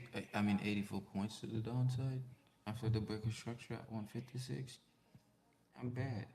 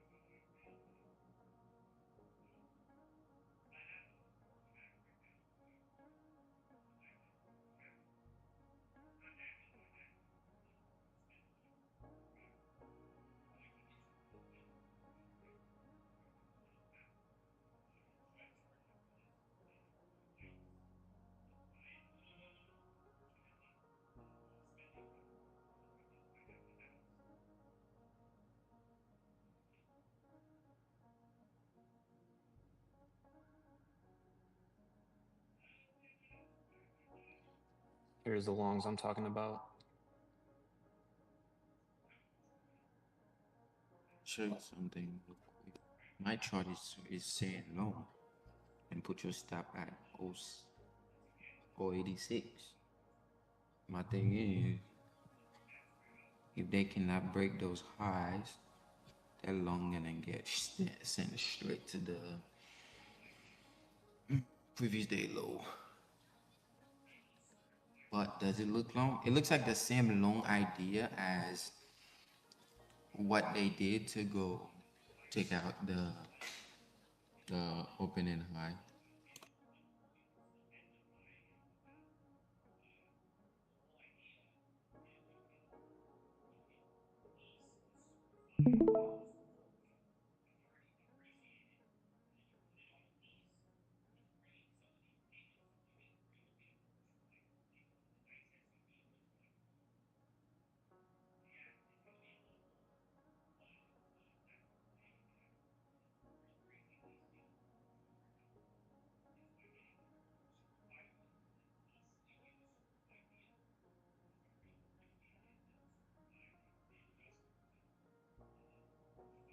The 15-minute time frame went along it, but I think that's a 15-minute trend lined up. Nah, that's not. Maybe it is. No, that's not.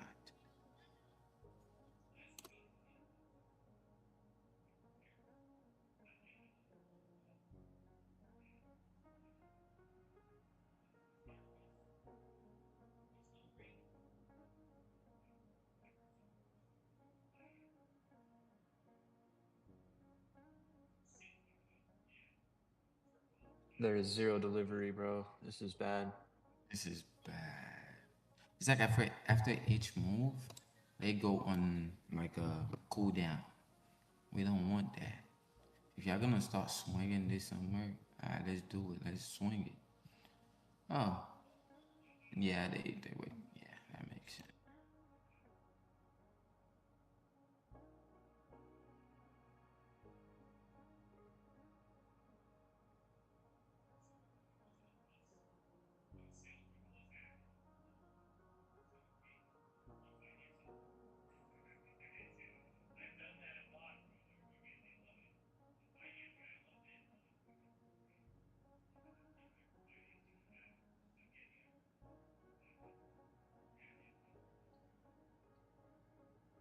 Yeah, that's exactly what I'm thinking. If they don't go after 156, they definitely gonna just leave that behind for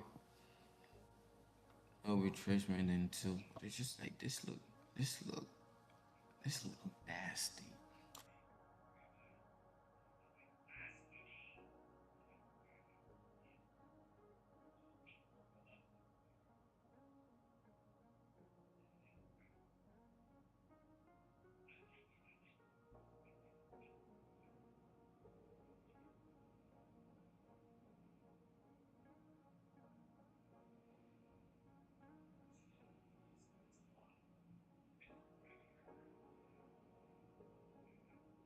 Because if you long this, they'll dump it so fast you won't even see it. That's what I'm scared about.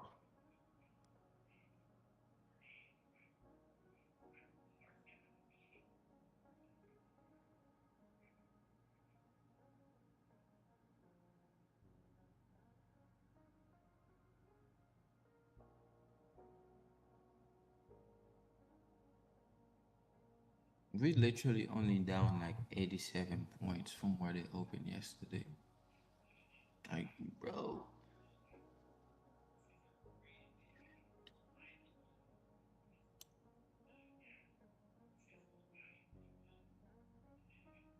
I think ES one should continue dropping to 7764. This is very risky though.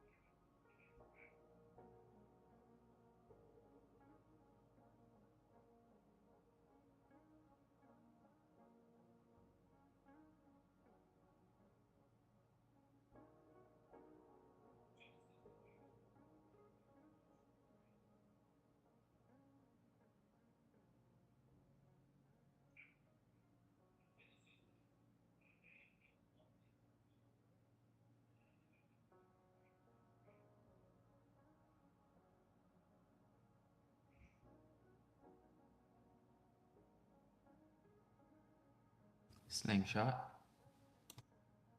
Take out those highs. What y'all thinking? Yeah, they're gonna do it, but they saw me on break even, but it's about a staircase right up to that high.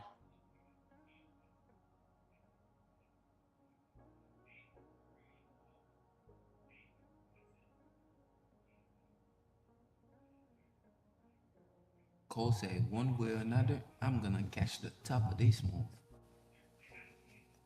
And we're gonna do that one micro at a time.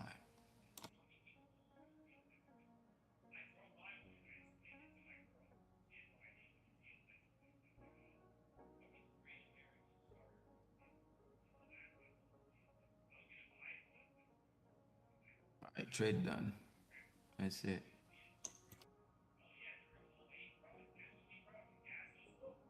I hate when they do this, bro. It drives me insane. It takes so long for this high. to take it out. It's just what the next one is like. Nah, they're gonna go even higher. Look at Spy. Spy's got to take out these double tops and all these relatively equal highs. I think they might straight target 128 now, and then go for 140, and the next zone will be like, what the hell? 165. Let me put another one there.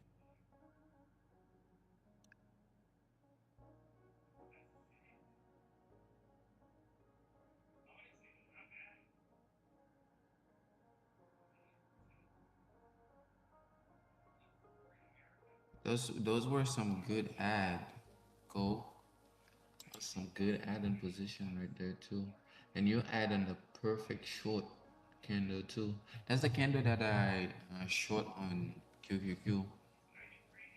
I think that won you 267. The last ad.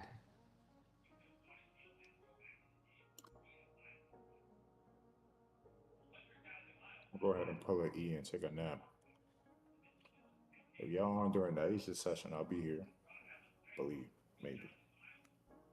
I think I have a dinner tonight. But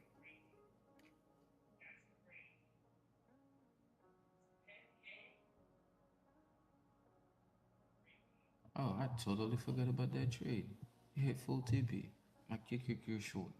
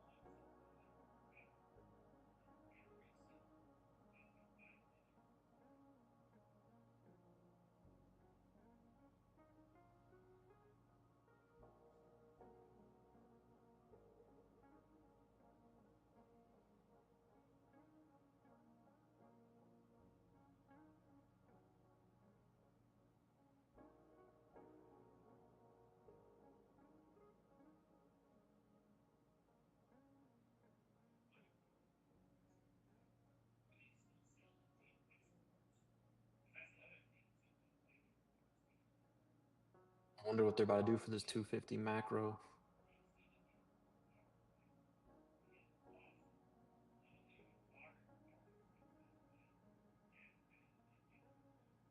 Think they're gonna drop Not just yet. Not just yet. Wait for Spy to pop these double tops.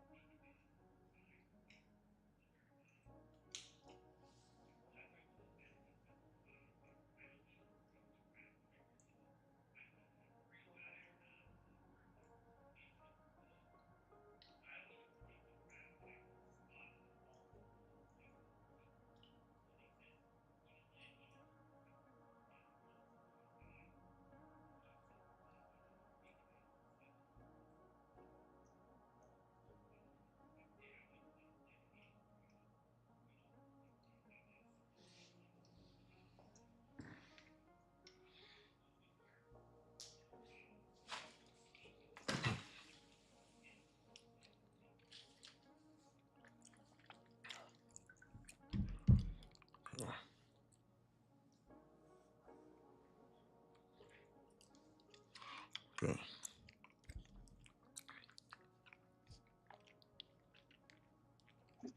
I think NQ gonna go there 140, like Chilo said. Yep. They're about to take out the double tops on SPY like any second now. That's exactly what they want to target. Honestly, I see them just straight shoot. They starting to do like a midday range. I'm about.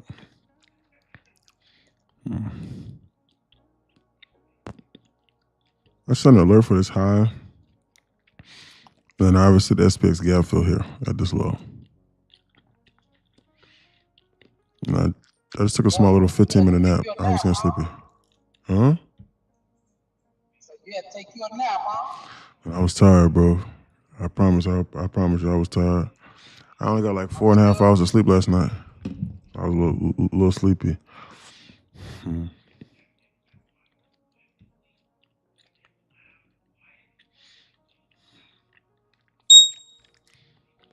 MNQ and ES have been separated all day.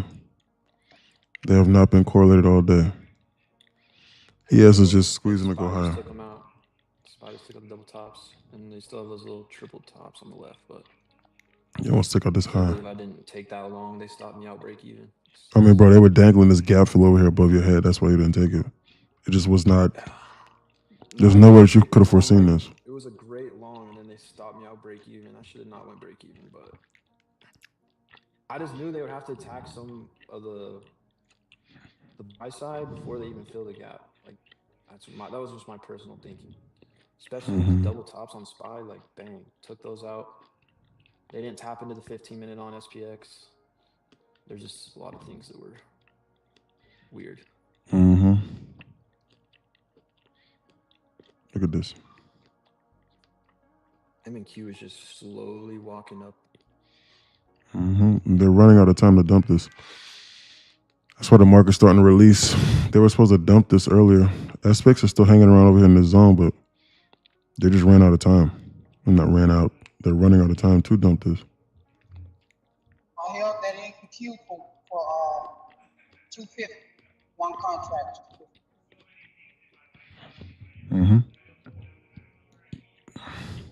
Look at this.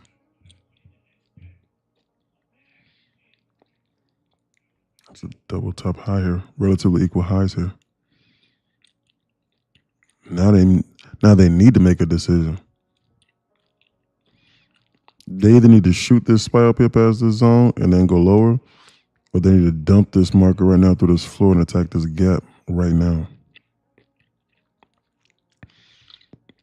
We've done nothing but go sideways since 1:30, and the timestamp right now is 2:53. We've gone nothing. They've done nothing. And then on top of that, they just slowly blooded out this entire way here to where like you really couldn't participate. This has not been a good day.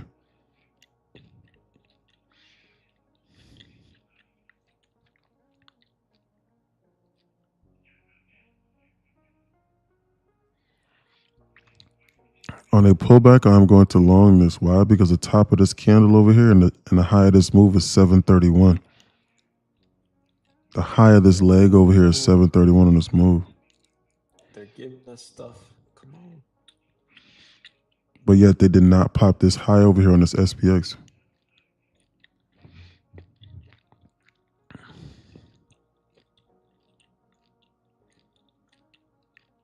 But then yet again, the candles are so small that even if I long this from here to this high, it's nothing but 30 ticks. The candles are so small, it's just, there's nothing here. The candles are so small that there's nothing there. Like, I can't even long this for like a breakout. The one in the 5-minute, I'm gonna wait for a pullback into there. See how we react. I'm not gonna just blindly long it though. Right, exactly. But that's a perfect round hole number, and they missed the double tops on SPX, so. Right. All right. I'm done for the day for that 200.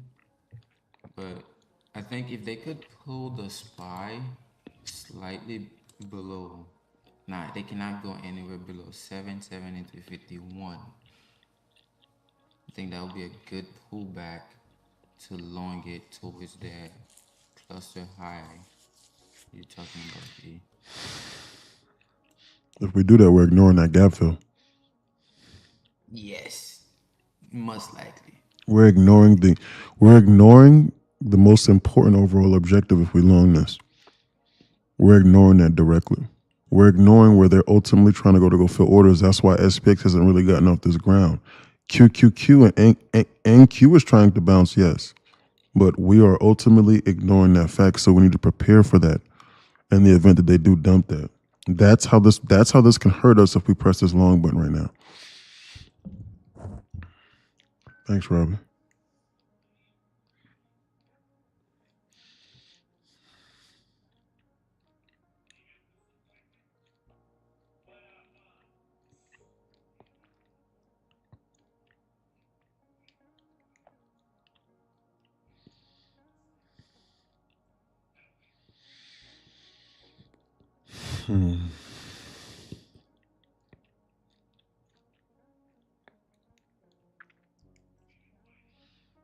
Here.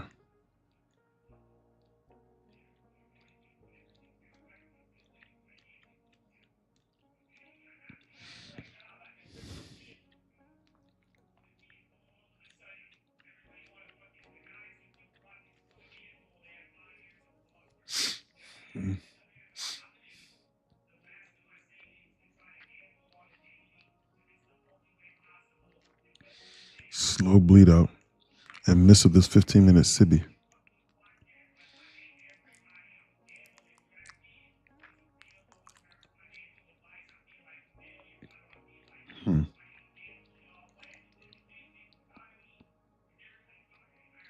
Candles are so small it's deceiving you.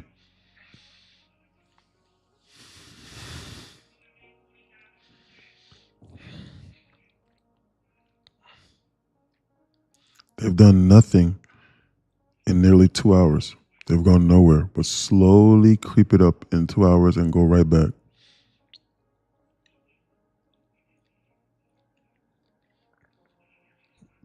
The ultimate test of patience. Do we just give in and do we enter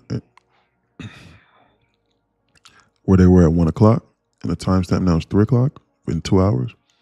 Or do we continue to hold strong and wait for them to complete one objective and then take an easy play for the contrary after they've completed an objective? More mad.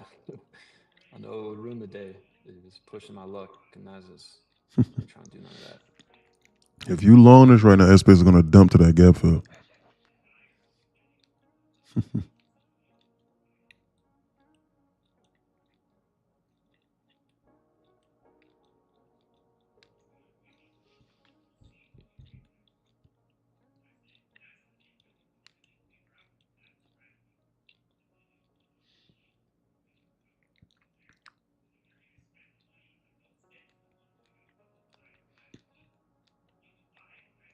Good job, Cole.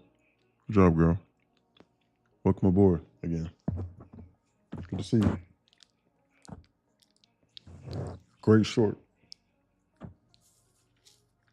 NQ's trying to bounce. Way to close out that position. NQ's trying to bounce and SPX is trying to dump. We're unsure. They've been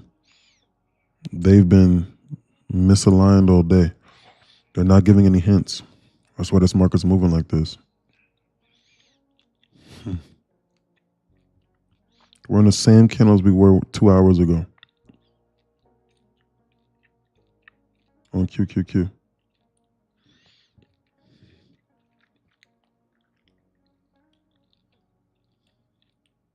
I'ma go build the Lego, bro. They're not doing nothing. I think that they go higher to this 5 and 15-minute Sibi and then pull this market back.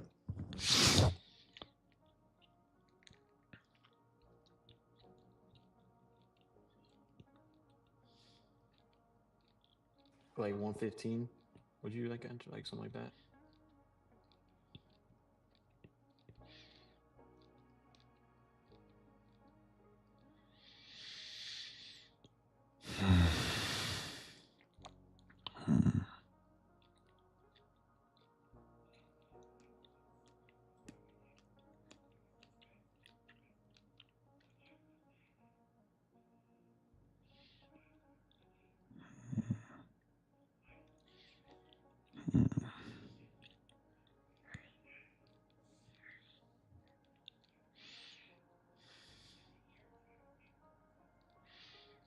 I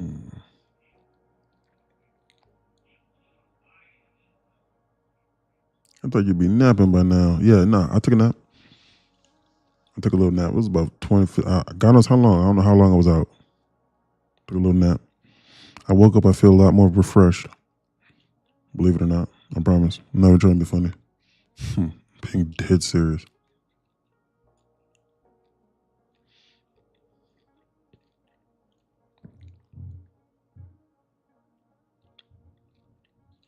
Sometimes that's all you need is 5 or 10 minutes. To reset my brain.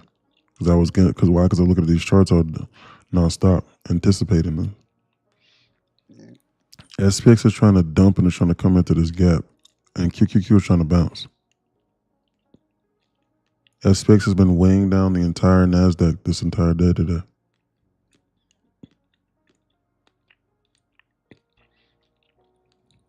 SPX is trying to go to that zone.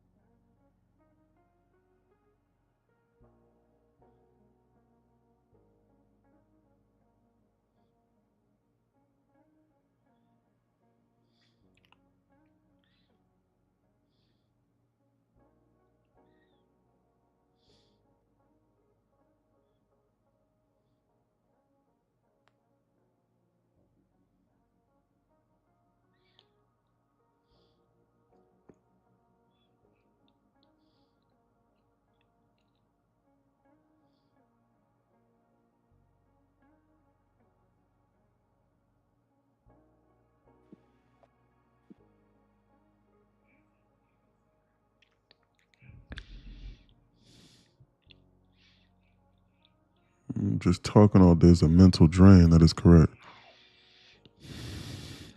Can't go on rants all the time.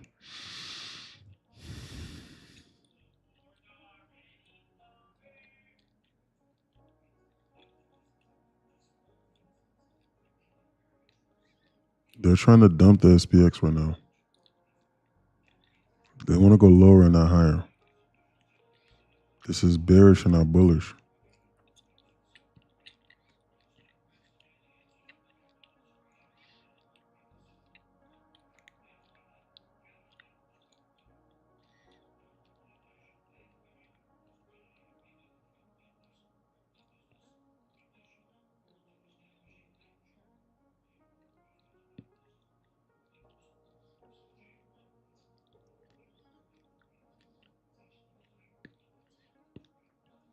This is pitiful price action. It's disgusting.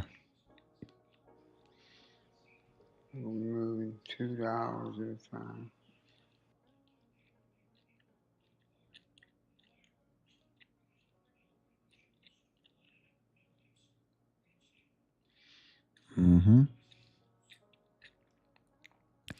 SPX is about to dump and come to the zone. That's why the market had no real legs.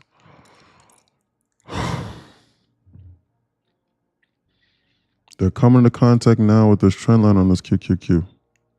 Any bounce, I am not going to believe it. Please understand that.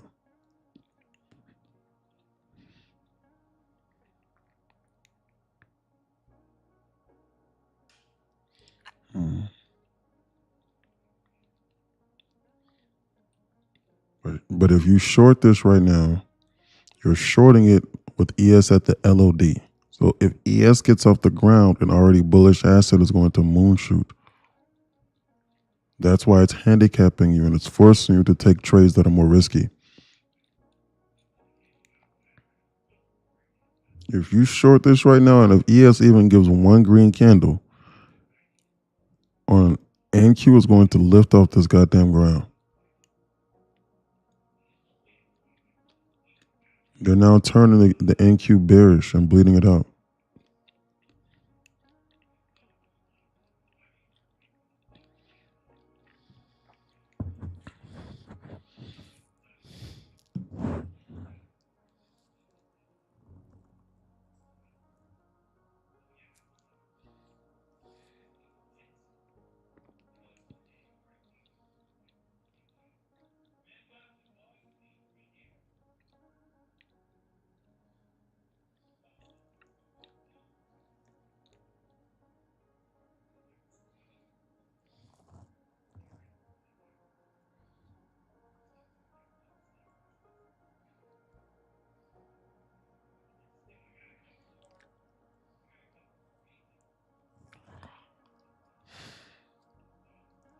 Sideways.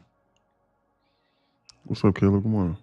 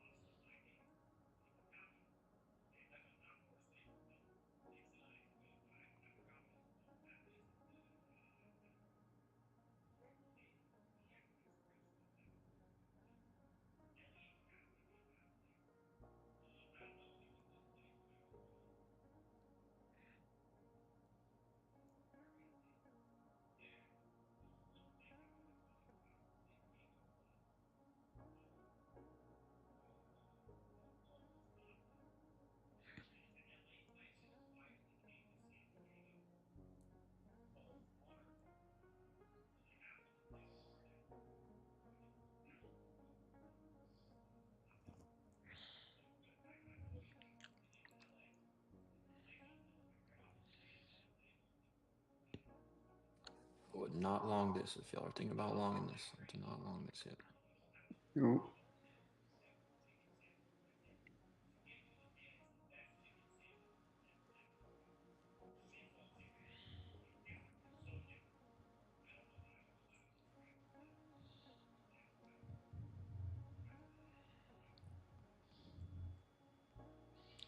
They're about to dump this. And this SPX is about to flash to this gap fill here. It's head.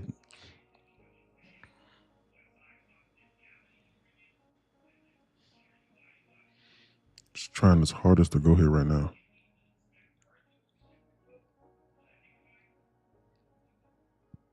They're slowly bleeding it out to not give you a chance to participate because you're nervous that you don't know if you're shorting the bottom or longing the top. So they're slowly bleeding it out and going to the destination without you, forcing you to, instead of short it up here at the top of this rally, to short it here now. We are on the same candle as we were 2 hours ago. We've gone nowhere. They snapped this immediate term trend line, but the market's not even moving. And SPX is bleeding out towards this objective here, towards this low. Look at the arm just bleed out.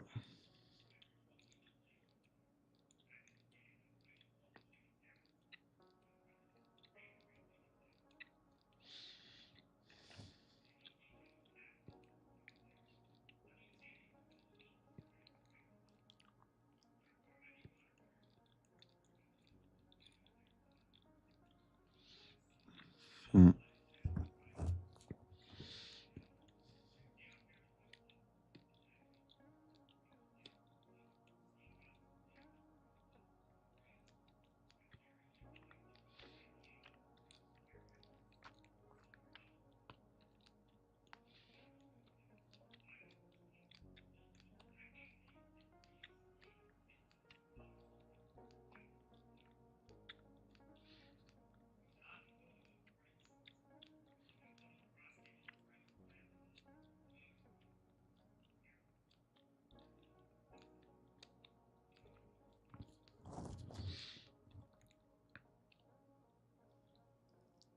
Hmm. That was me. I gotta stop. Sorry, where she wanna go? He said, "Who the fuck is munching?" That was me. Sorry. That was funny. Watch out. That was funny. The mic was next to my jaw. I was showing my mouth closed, you know. That's funny. Bro, TikTok chat blocks your face. I thought I was tweaking. Huh? Oh, it does? Oh.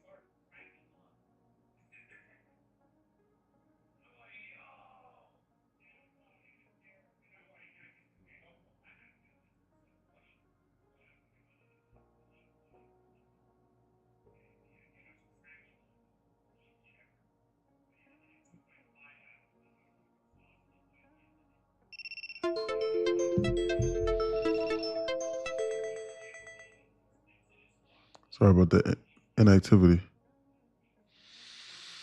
I'm back. Kudos munching, bro. TikTok chat blocks your face. Okay, Marco wants me to be on that front page of Live League right now. One day suck, right? Look, you said to bleed this out? When's the last time you worked a traditional full-time job? I've never done that ever in my life.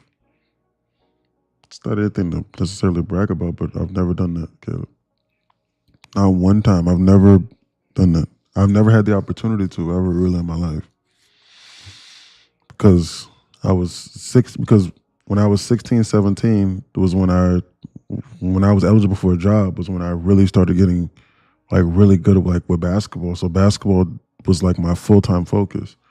And I threw everything into trying to get a scholarship, and I succeeded into making myself one of the best players in my state in Georgia at the time. And then from there, I was in college, and there was no time to get a job whenever you're playing like high major basketball, like high major Division I basketball. There was no time. Like on a full scholarship, no, that is your job. I was trying to get to the NBA, so I threw everything into trying to get to the NBA for all six of my college years. 5 of my college years, because I transferred and I had to. Back then, the rules were you had to redshirt. So when I transferred, I had to sit out a year. So for all 5 of my years, I put everything into going to the NBA. And then from there, I left and I became a professional athlete for 2 years. And then I destroyed my knee. I tore my ACL, MCL, PCL, and my LCL. And yeah, I think did I tear my meniscus? I can't remember, but I dislocated my knee as well. All those things. And then like that was when my basketball career ended. And so I had so many teammates that were in the NBA or that had high, I just had like a handful of guys that believed in me and saw that I knew how to trade and swing trade and invest money. So then they decided to, take a chance on me, obviously. And I opened up my own hedge fund with the resources that I had. And with my clientele list, I did that for like a year and a half. Because I graduated college when I was like 25, going on 26. Played for 2 years, hurt myself in my second year. So you got to keep in mind, I'm like 27, 28 at the time. I'm 27 at the time. I did my hedge fund for a year, gave the investors great returns, and then bought everybody out once I started to figure this out. And then I came across futures going on 2.5 years ago, and I've been live streaming now for a little bit more than a year. And that puts me today at where I'm at right now at 30 years old. So that's what that was. Blew the whole alphabet out. What you mean? When would you short this, E? I would probably just call it a day if they don't give us what we're looking for. Because they got a double bottom on ES now too. Let me look. Wow. It's like, do you short the LOD?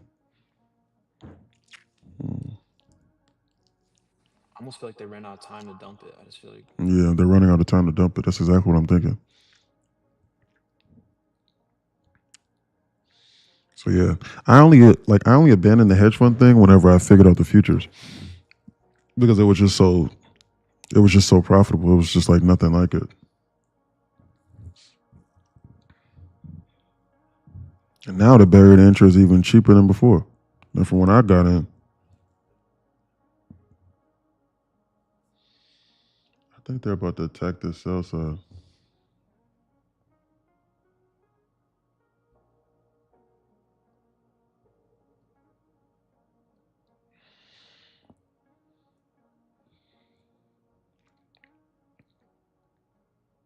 Perfect double bottom at the LOD.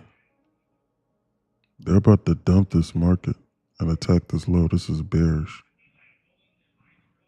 They're about to go right now. This is bearish and not bullish.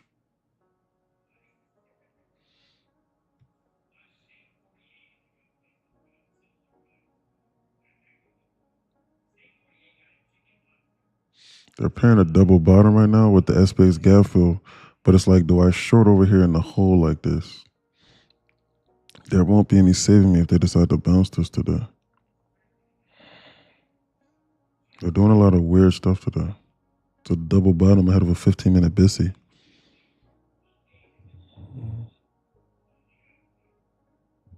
They created a double bottom and they only displaced from it by like one small candle. There isn't like any meat on this bone here. We're like I could just foresee them just going into hell. There's no meat on this bone. It's just a double bottom. It's just there. They're teasing us, and they're throwing us scraps, and they're trying to get us to take the scraps, and then I bounce them, and I lose today.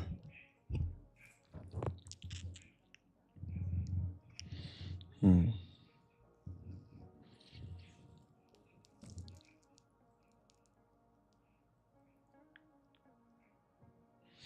$320 timestamp.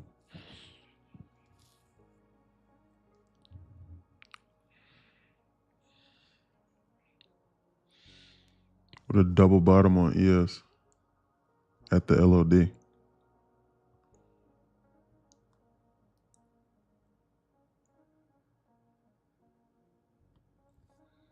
Hmm.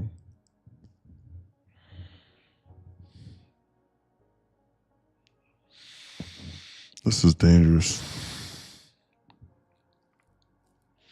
I haven't seen price action this bad, man, in a while. Like I thought that last week was bad.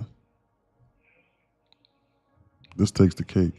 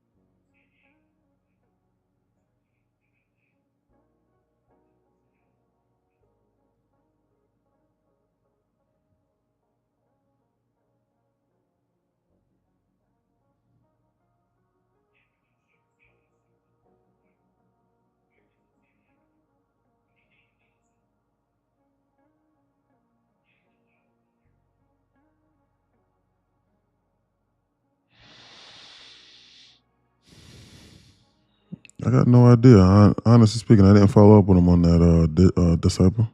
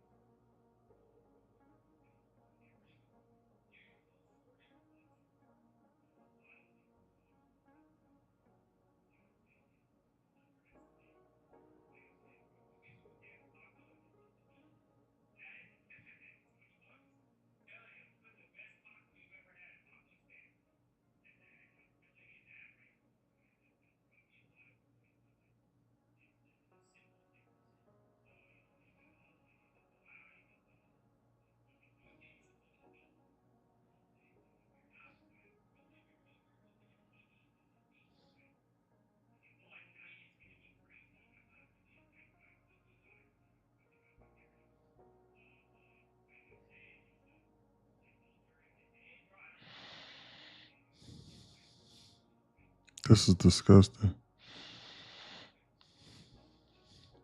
This is nasty, bro. What the? You short the bottom, they'll catch you with your pants down. Mm-hmm. They would literally catch you with your pants on. This is wild.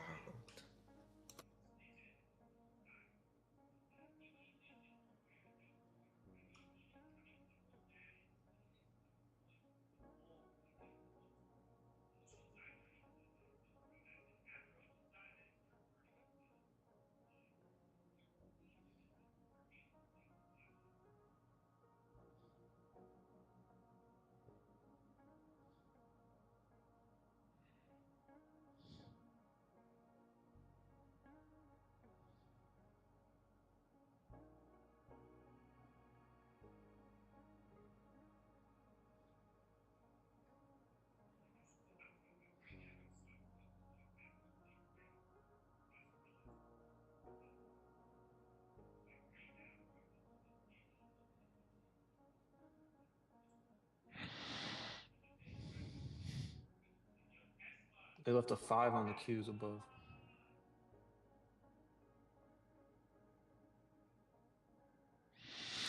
I recommend Apex Trader Funding. Luca. It's coming back out to higher time frames. They're about to dump this. It's just that they just took all day and they rinsed everybody. And they got everyone to buy over there. And now they're getting ready to dump this and come to this objective. I'm assuming they're going to go there now for 3 hours. For over 3 hours.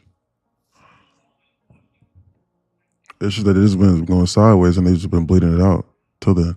And they haven't given me a chance to participate in the short. That's it. Be prepared for a flash liquidation dump liquidity grab. It's going to come fast. The price action is going to move a lot faster than it has been moving for the last 3 hours whenever they target this low. Watch out.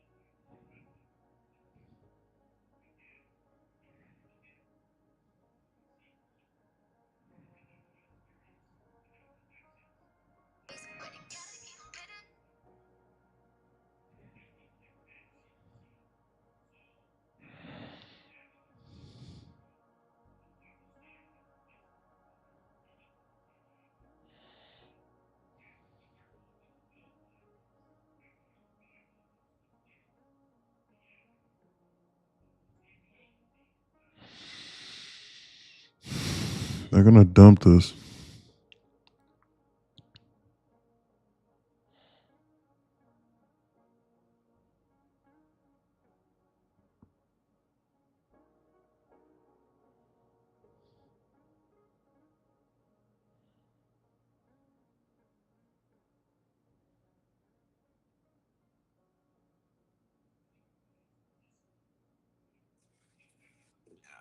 They're gonna shoot this up for that 5 point. I feel like.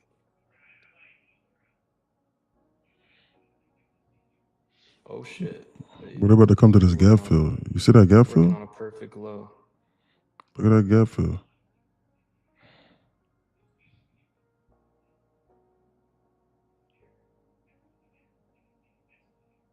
The thing is, they doing all this on XPX and they keep NQ exactly in one zone while the other asset is doing exactly what it's supposed to do.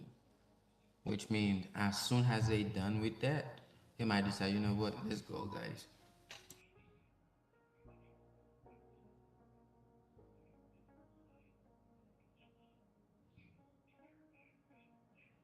Yeah, it's 3:30. It's just done. So This is nuts. ES is literally frozen. Okay, there it goes. They just took out that perfect low they had set. They could bounce it here, but They're about you to are right. dump The gap this. fill is definitely where they're looking for. I say they go down to 7,764. Say that's like 765, 764. Mm-hmm. But look at that QQQ creeping up for that imbalance. They're going in the opposite direction. They've been doing this almost all day. SPX is about to fill this gap here. I wonder if tomorrow will be any different. Tomorrow's price action is going to be a little bit easier to trade, probably. I would assume.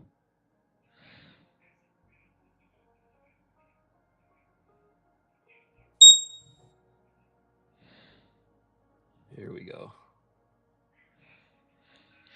They just filled the gap that I was telling you about. But they just filled it 1 second ago. It's best to wait at least another minute to see how much lower they want to go. Because why wouldn't they want to go lower for good measure? Why so? You need to put an alert over here on this gap fill over here on this SPY over here. SPY gap gets filled at 772.50. They did it on the SPX just now. They left it on the SPY. It's highly likely that they attack both.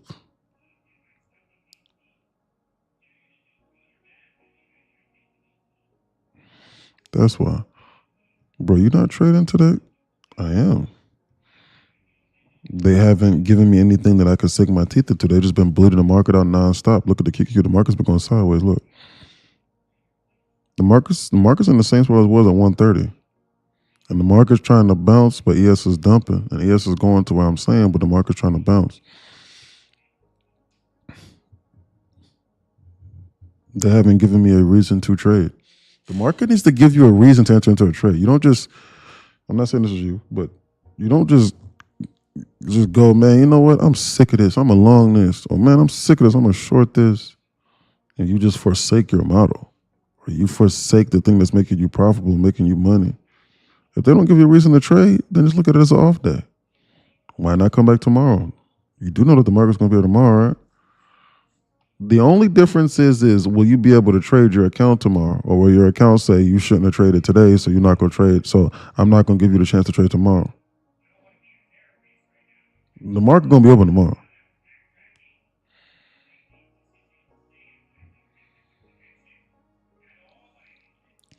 They're bleeding this out. They just did that SPX gap fill just now.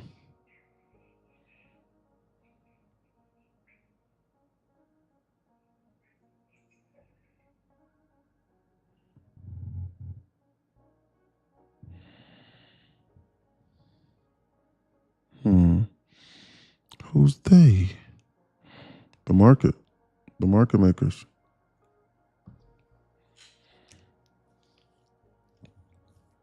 Market makers. The people providing liquidity to the market that give you the people that give you the opportunity to buy and sell at all times. It's going long after they fill the gap good then. We don't have confirmation that they're getting ready to reverse. They've been bleeding it out nonstop all day. Look. What is the confirmation right now that they're getting ready to reverse this?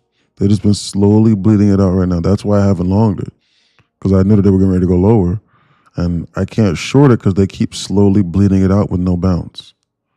Like, I need a bounce to short with good risk management to then target a low. If they just keep on making new lows like this the entire time, I can't short that. And they do this, I can't short this. I'm not going to short no shit that looks like that. Look at that. I'm not going to do nothing like that. I need them to go like this. To engineer market low, high, something like this, so I can short it and then target these lows here like this. And then and then once they maybe do something like this, then I can target highs that we had just previously displaced from with confirmation that they're getting ready to reverse. They've done neither today.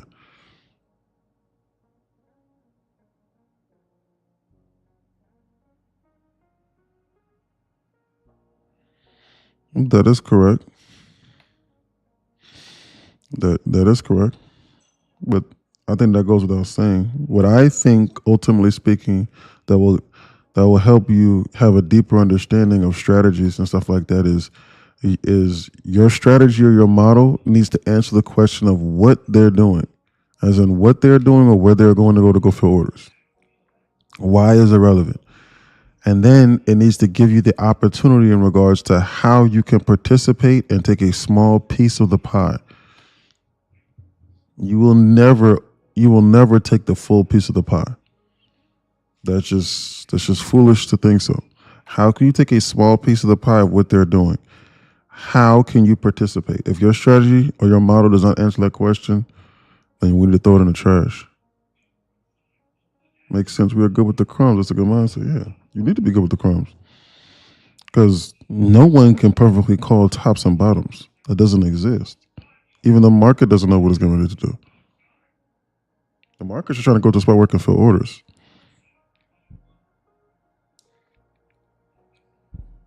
So yeah, I agree with you. 211. These people are just going sideways and goofing around. Wow. What a disgusting day to trade. Timestamp 338. They're about to lift this damn market off this ground.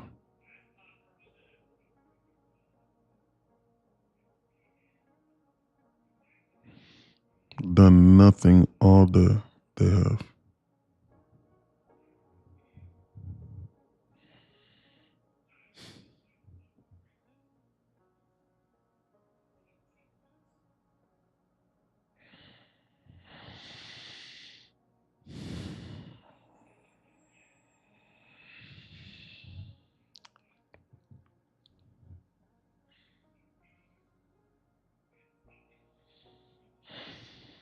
They've done nothing all day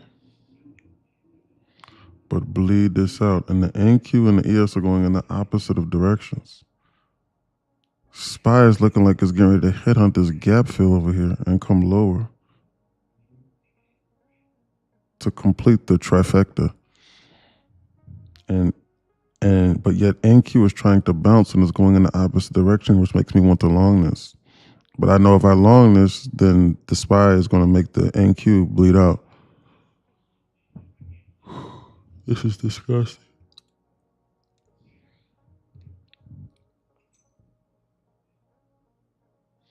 SPY is about to dump and come to the zone.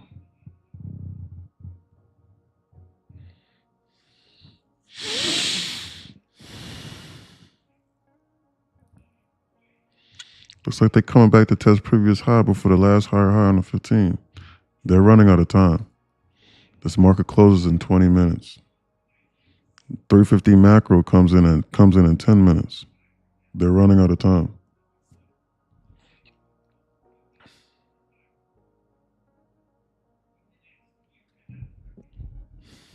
It closes for us. They're running out of time. See how they're attacking that 5 point? Yeah, I see it. Mini trend line too on NQ. Yeah, SPY's trying to dump. I like that short after filling this imbalance maybe, but it's so dangerous at the end of the day. They don't have time.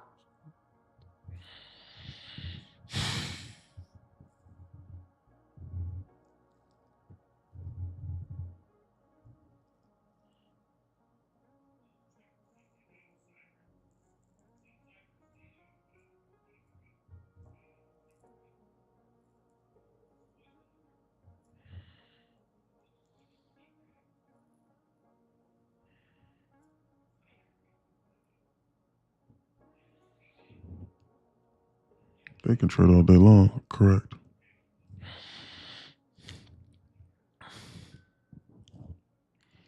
Me looking at and understanding these objectives is stopping me from longing this right now. Because if I long the weaker asset, because why? Because even if I long NQ right now, if SPY dumps to this floor, my long setup is invalidated.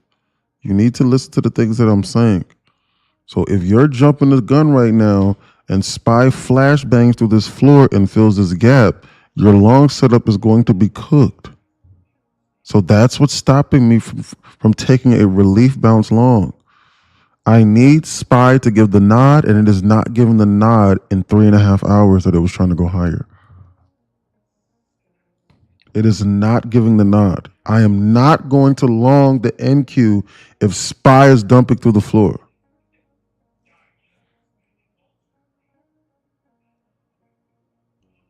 I feel like a loser, bro. Why do you feel like that? I'm at break even. It's destroyed your psychology. They've accomplished their job. Teaching trading. Wow. Yeah. Thanks, Dre. Yeah.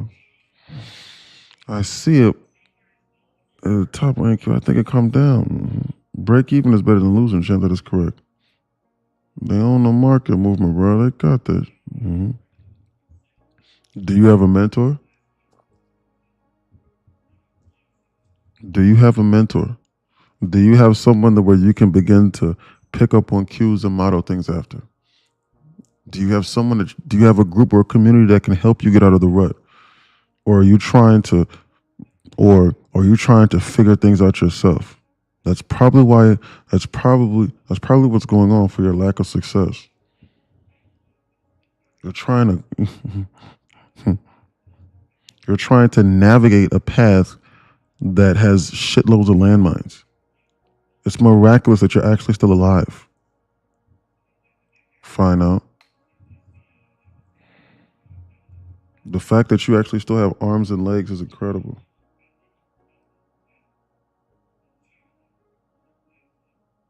And you haven't been blown up by landmines. You need a mentor. You need a community backing you. You will achieve far greater in a group that knows what they're talking about and knows how to avoid dangers than by yourself. Like, what's the alternative? Start running across a landmine field by yourself? You need to do research on that. You need to figure that out.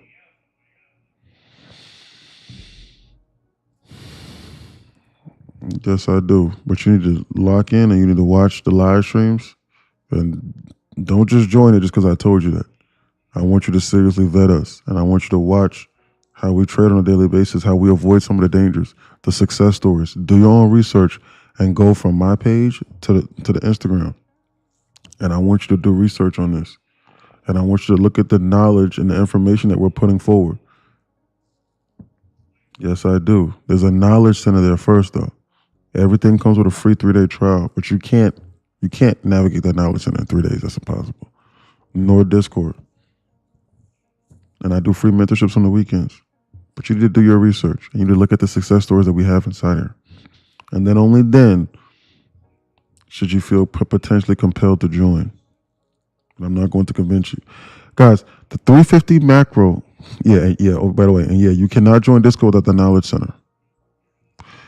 The 350 macro comes out in 5 minutes. They're running out of time to dump this. You need to watch out. They're either going, listen to me. In 5 minutes, if they don't fill this, I'm going to tell you what they are going to do. Okay? I am going to tell you what they're going to do. They're either going to flash it towards one of these zones here, okay? Listen to me. If you're green on the day, you need to stop. You need to stop.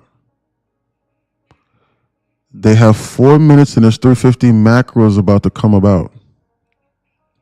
I think it's far more likely that they release this market to go lower in 4 minutes. But they have this internal double top high over here past the zone. And they've been suppressing the market this entire time, and they have not allowed anyone the opportunity to get out. But they have this gap fill that they might want to complete. If they don't do this right here, right now, we are going to go lower tomorrow. So if they want to seriously bounce us tomorrow, they have to flash this through this low right over here. Otherwise, the market will be programmed to go lower, and any bounce during Asia and London will be snuffed out. I'm trying to tell you. Why? Because they didn't complete the trifecta gap fill. Like, what would be the purpose? They have 2 minutes here. Okay? I am not going to enter because I see a case for both directions. They're going to have to convince me one way or the other. If they see something, then I might potentially take it, but I am unsure. They're setting themselves up. Okay? Filled it right now, or it's down to a 3. Yeah, they're reducing this over here. They're playing with their food right now. They're seeing Correct. who they can catch off sides. That's exactly what they're doing. Guys, you're getting ready to see the market instantaneously teleport, and the wick is going to print before the body in 2 minutes and 14 seconds. And then from there, they're going to determine the direction, and then only then. And ultimately speaking, a lot of people are going to get hurt, and I'm unsure if I want to participate in this charade. This has been a very exhausting day. They've done nothing all day. They have determined it that for the 350 macro, that is when they are going to move. Okay? They're running out of time, bruh. Only we are. They're not running out of time. Only we are. That is correct. That is correct. What I meant was they're running out of time for you to take a trade. They're running out of time in order for them to seriously dump this through the floor right now. Because how are they going to seriously dump this through the floor at 4 o'clock? They're not going to do that. They're going to wait until the next day or to the next session. So they're running out of time right now to yeet this through this floor to complete this objective. That's what I mean. They have unlimited time and unlimited resources to accomplish their job. That is correct. But they're running out of time in order to seriously liquidation squeeze us through this floor. They completed this gap fill on SPX. They did not do it on the SPY. One of these will be realized. They have 55 seconds. They are going to flash this up or down. If you are break even, you need to get out of the trade. They are going to go to a destination. Once that destination has been realized, the market is going to run. The market is going to be like a runaway freight train. Okay? Expect them to flash it up or down. They have 35 seconds. You do not want to be guessing this. Trust me, if it was clear, I would long one way or the other, or a short one way or the other. I am unsure, but I damn sure don't want to short this right now when they have not given anyone the opportunity to get out.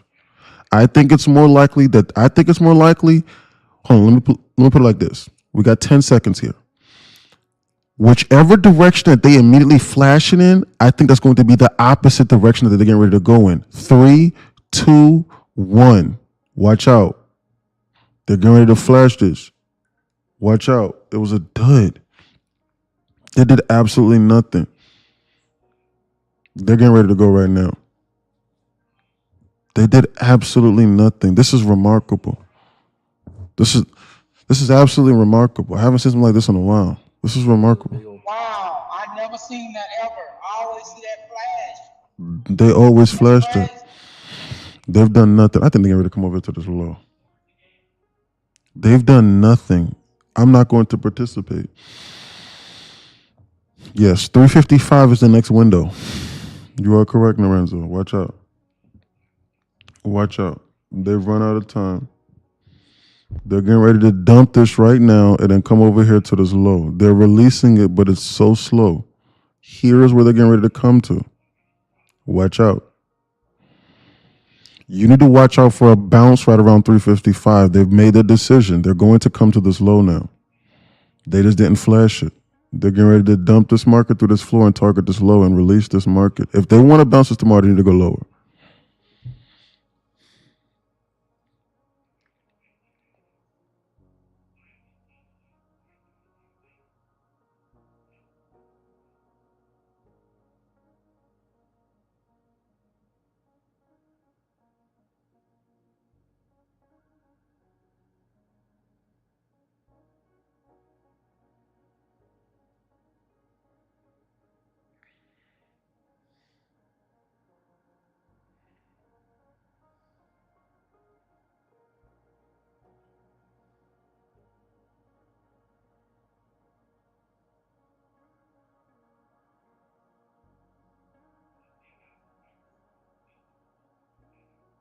They're going to dump this.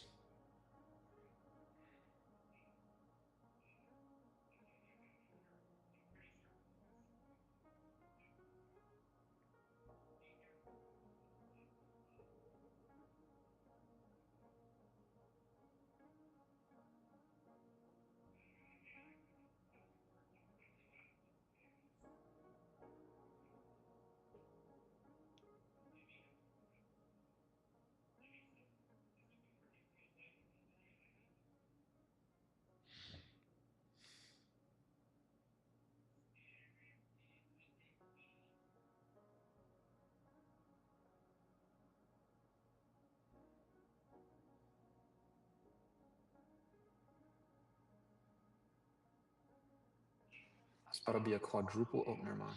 Wait. They're about to dump this. Can you show me the indicators you have so I can screenshot it? You won't be able to access them. You won't be able to access them. I mean, the only indicator here, but I'm not trading off this. This is Sadie's pivot ribbon here. But you can look at it right here. So you see that? You see this? They're getting ready to come into the zone. It's just Sadie's pivot ribbon here. The only indicator that you can see is Sadie's pivot ribbon, and then the true volume balance indicators by me. That's it. Here, here, and here. True volume balance indicator, liquidity draws, and gamma levels. I'm sorry, and liquidity draws and FVG clusters. And then this ribbon is like Ripster's EMA. Timestamp 355. They've been goofing around this whole day. They did nothing. Whole day. Nothing they did. What they're gonna do once in the zone, man. This has just been discussed. So like, even if I long this, I didn't make no money. And like if I shorted this, I didn't make no money here. Like there was nothing here. So it's not like I missed out on anything. I just sat here and I saved my stress. I saved myself the headache. They did nothing all day. They did nothing. Watch out. Timestamp 354.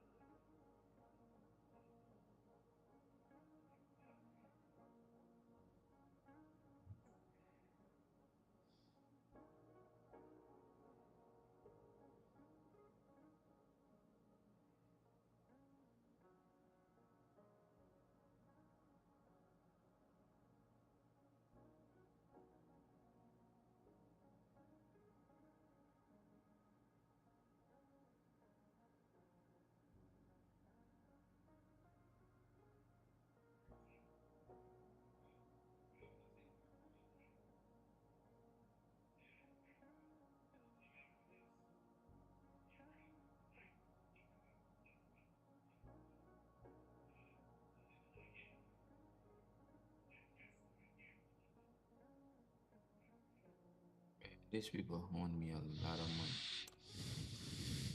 They're gonna wait till the last 3 minutes to take out this gap Yep. fill. Like, what the hell, bro?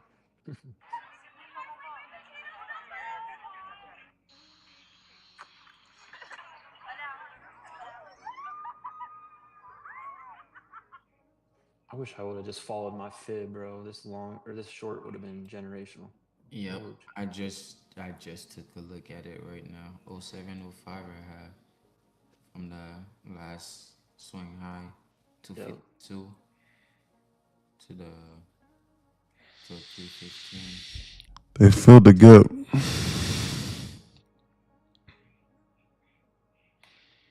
Timestamp 356. Watch out. Ooh, I see that 705 Chilo. Yeah, 705. I had it I had it marked out like the beginning of the day, and it hasn't disrespected it. They just filled that gap just now to the exact tick. Watch out for like a relief bounce. I'm along this right now on 3 contracts. Off of that relief bounce. Right here, right now, for like the last 3 minutes of the market opening. Watch out. They didn't give anybody a chance to get in all day.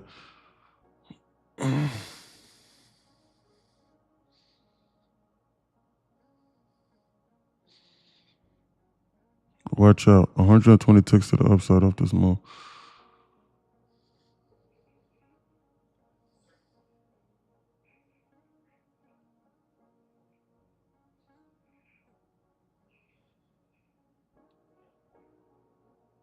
Order submitted.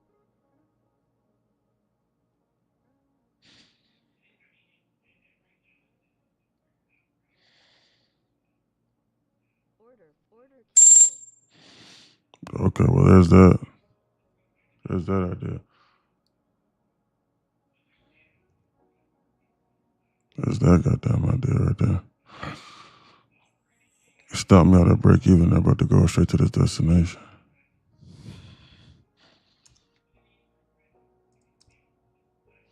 I'm about to go 10 contracts on this long right over here, and I'm gonna try and get 40 ticks to the upside. Watch out.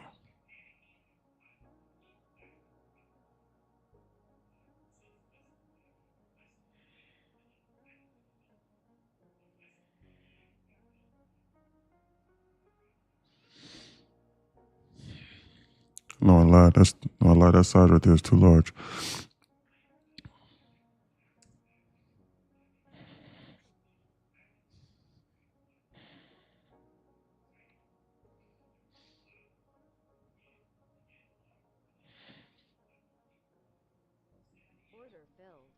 I just loaned just now 6 contracts, and I'm gonna try and get 66 to the upside off this release. Watch out.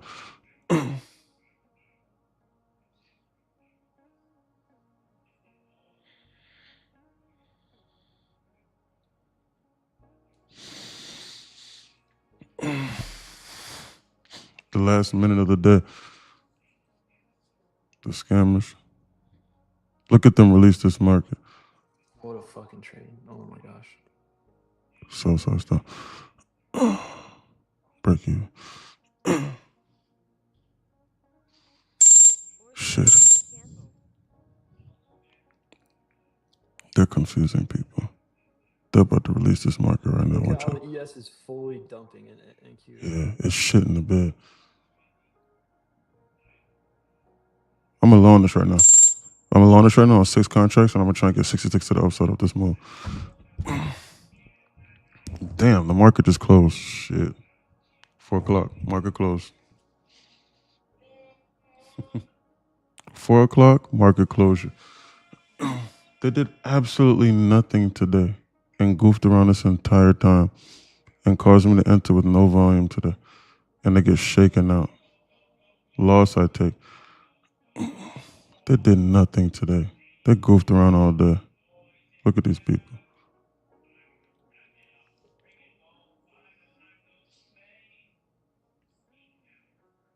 Look at that. Look at this clusterfuck of a scenario that they managed to manufacture. I gotta get out of this. Clusterfuck Done, over bro. I'm done something. today. I made, guess how much? I made $120 today. It was a great day. 401. I'm gonna get out of this. Oh, wait, can you go I did to absolutely 4 nothing 45 or today. something? They did nothing today. Look at that. It did nothing today. Market did nothing but go sideways all day. And get break evens.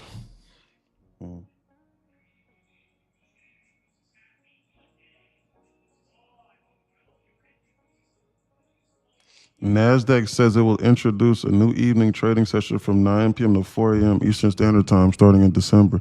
And NASDAQ is also engaging with regulators to offer nearly continuous trading 23 hours a day, 5 days a week, they said. Look at them bounce it. Wow, it's too close. There's no volume here. So like if I enter into this, like God knows like what happened to me. There's no volume here. The market's closed. The candles and the price action is going to be very random. So I'm not going to trade that. This is disgusting.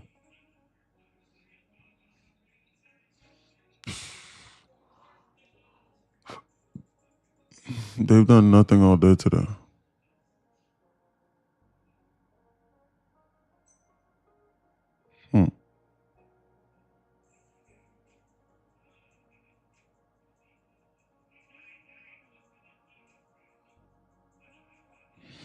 They did nothing today.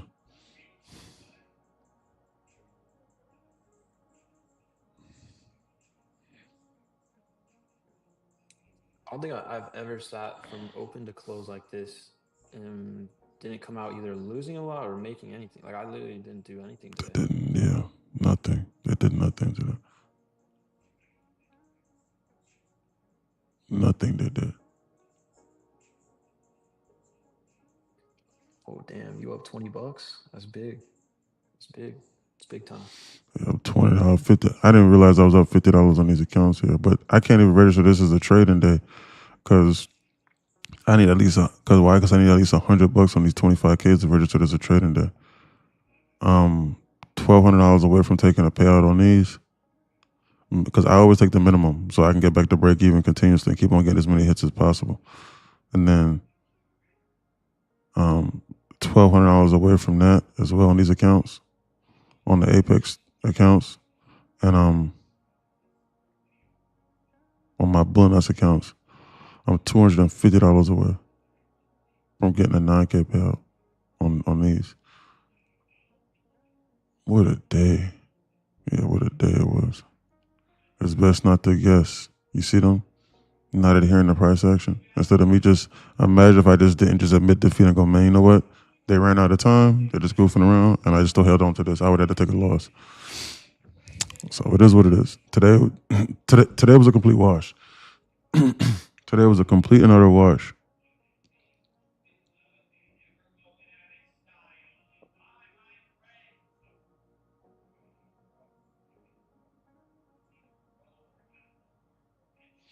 CT Future said, I mean, they saying there's nothing today when it was literally bearish all day. Sounds like, yeah, who said something?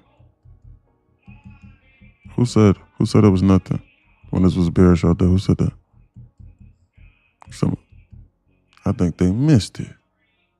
You think they missed it? Look at this bleed out. Look at how small. Yes, the market, man, look, from top to bottom, the market went from 734 to 729. From top to bottom, the market moved about 0.65% here. They slowly, continuously bled it out this entire time. So you didn't know when the top was the top, and they slowly bled it out. They didn't give any bounce. They went down from here to the LOD in a straight line, in a slow, continuous straight line with no bounce that you could seriously short from this entire time. And once they got here, they just went sideways the entire day. Exactly. Bearish. Okay. Yeah, you're right. You're right. Yeah. I'm talking about day trading and managing your risk. Follow the trend, gang. You're saying there was no play. The play was shorts.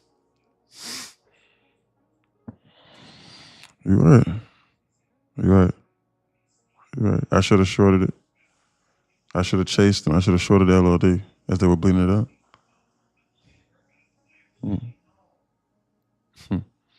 Not gonna lie, I was on from 12 p.m. to 6 a.m. yesterday. That's how I took all my L's. To be fair, exactly. I got rear-ended yesterday, man. Yeah. Yeah. You see this slow, continuous bleed out where every candle overlaps each other like this, and you don't know when the top is the top or the bottom is the bottom? That's not safe to enter. Anyone telling you to short the LOD because whatever the case may be, I'm unsure that that's a good risk. I'm unsure that's a good scalping strategy. That's not something that I would personally do. I would personally not do no shit like that. But that's just me. All right. But that's just me. You can short the LOD or you can long the HOD. Because we bearish or we long. I'm not gonna do no shit like that. If that works for you, then that works for you. You can't tell people what to do. You know? Yes, sir. I see both sides. It's all about how you trade. That's correct. See both sides. If it was bearish, it was bearish. You should have bought puts or shorted it and held all day. But I look at this like this and look at this slow, continuous bleed out on this QQQ. Look, there was no pullback here to where like they went like this and like I could short it here like this. No market structure. It was just slow here and almost all of y'all thought that this shit was still bullish here. So you wasn't going to short that first pullback. So this is all like one move here. Slow, continuous bleed out. And then once we got here at 130, they just went sideways the entire day. And then for the last 3 minutes, they dumped it to fill the gap that I was talking about to the tick, and then they bounced it and they went sideways again. They did absolutely nothing this entire day. Look at this. Sideways chop action, take out the high, pull it back into range because this was all a part of this range. This is all one range here. Minus this high. So like you didn't know like if they were gonna bounce this or go lower here. Because how would you seriously know that? Like, how would you not get chopped up over here in this range? Because for every single person that went, man, this is bearish, I'm gonna short this, they got stopped out on this move over here. So if you just got stopped out on this move, why would you reshort it again? Because you were just wrong. So when they pulled it back in the range, they was in range. And then once they pulled us back into this range here that we just displaced from, meaning that we could have just went higher or lower, they slowly bled it out nonstop from 11:58 from noon until 1:30 for 90 minutes in a straight continuous low line. Slow, continuous death stroke bleed out nonstop to target that gap fill. Then once they did that, they went sideways nonstop. Here, look at this range. They just went sideways here. Look at this. The QQQ stayed in a 0.1% range the entire day. Look, here it is right here. Excuse me. QQQ stayed in a 0.1% range, in a 0.1% range the entire afternoon, from 1 o'clock until 4 o'clock for 3 hours. This is 0.1% range. You can see it right here. Minus one candle lower and one minus a few candles lower and like 1 or 2 candles higher. They went absolutely nowhere this entire day. They went nowhere. Like no liquidity being hunted, no none of that other than that gap filling SPX. So if by all means, this is what I tell people all the time. If your strategy answers this question on like how you can manage your risk with this, then great. That's up to you. But for me personally, like I'm not going to trade no sideways market because I don't know if they're going to go higher or lower. They're not going higher or lower. And that proves my point. They're not going higher or lower. So if I long this, I would have got stopped out. If I would have shorted this, I wouldn't have made no money. If you took a position at 130 here inside the zone, and unless you was some crazy micro scalper and you got some intuition from God himself, and you got out up here this exact top, you didn't make no money. If you shorted this over here in the zone, you probably got stopped out or some weird shit, and that's not risk advantageous because why are you shorting the LOD? And then they closed right over here, and they did nothing. They never really went no lower. So they just went sideways. I mean, not unless you just guessed and you were like, well, I just think we can ready to go lower, and you shorted up here. And you just held all day. But if so, then I shake your hand. Who am I? Who am I to hate on somebody making money? I never understood those haters. Like, bro, I'm green. Leave me alone. Come on. What you hating on me for, Playboy? I never question somebody that said they made money. Because it's not, the onus is not on me to prove you're not making no money. Who cares? Anyway, they did nothing, and I went to the wire at 411. I got to go take a nap.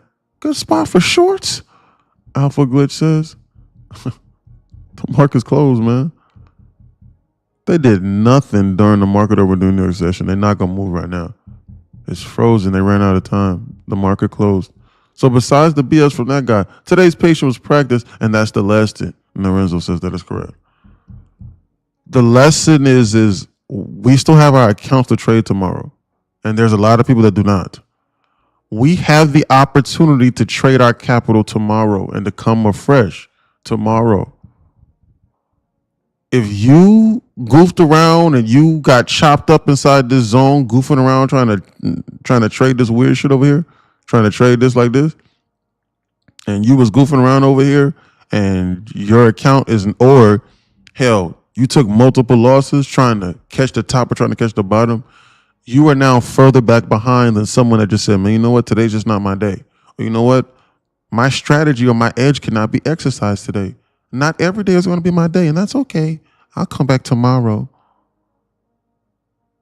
Now, instead of taking one step forward tomorrow, you now have to fight against the headwind, and now you got to take 3 or 4 steps forward, if not 7 to 8 to 10 steps forward now.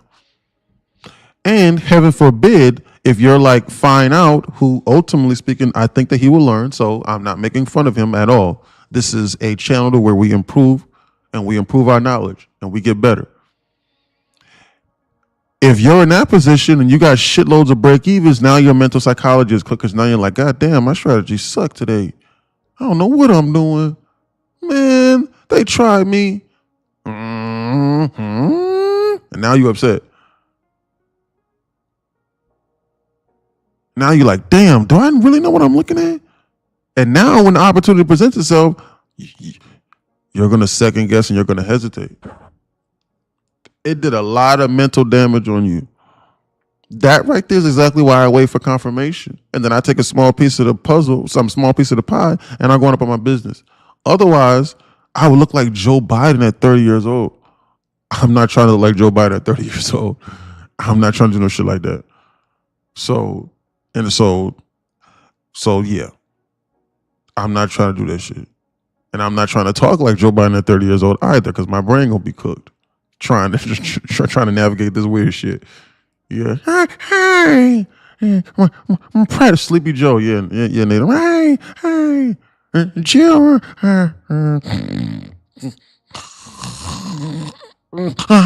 My predecessor. The lowest taxes in America. Where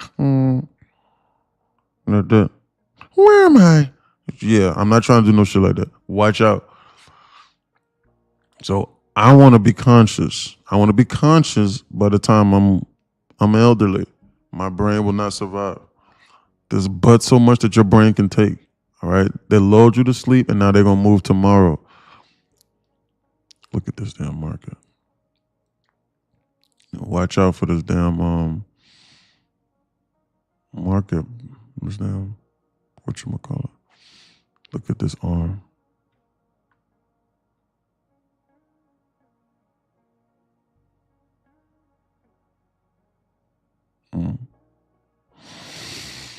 All right.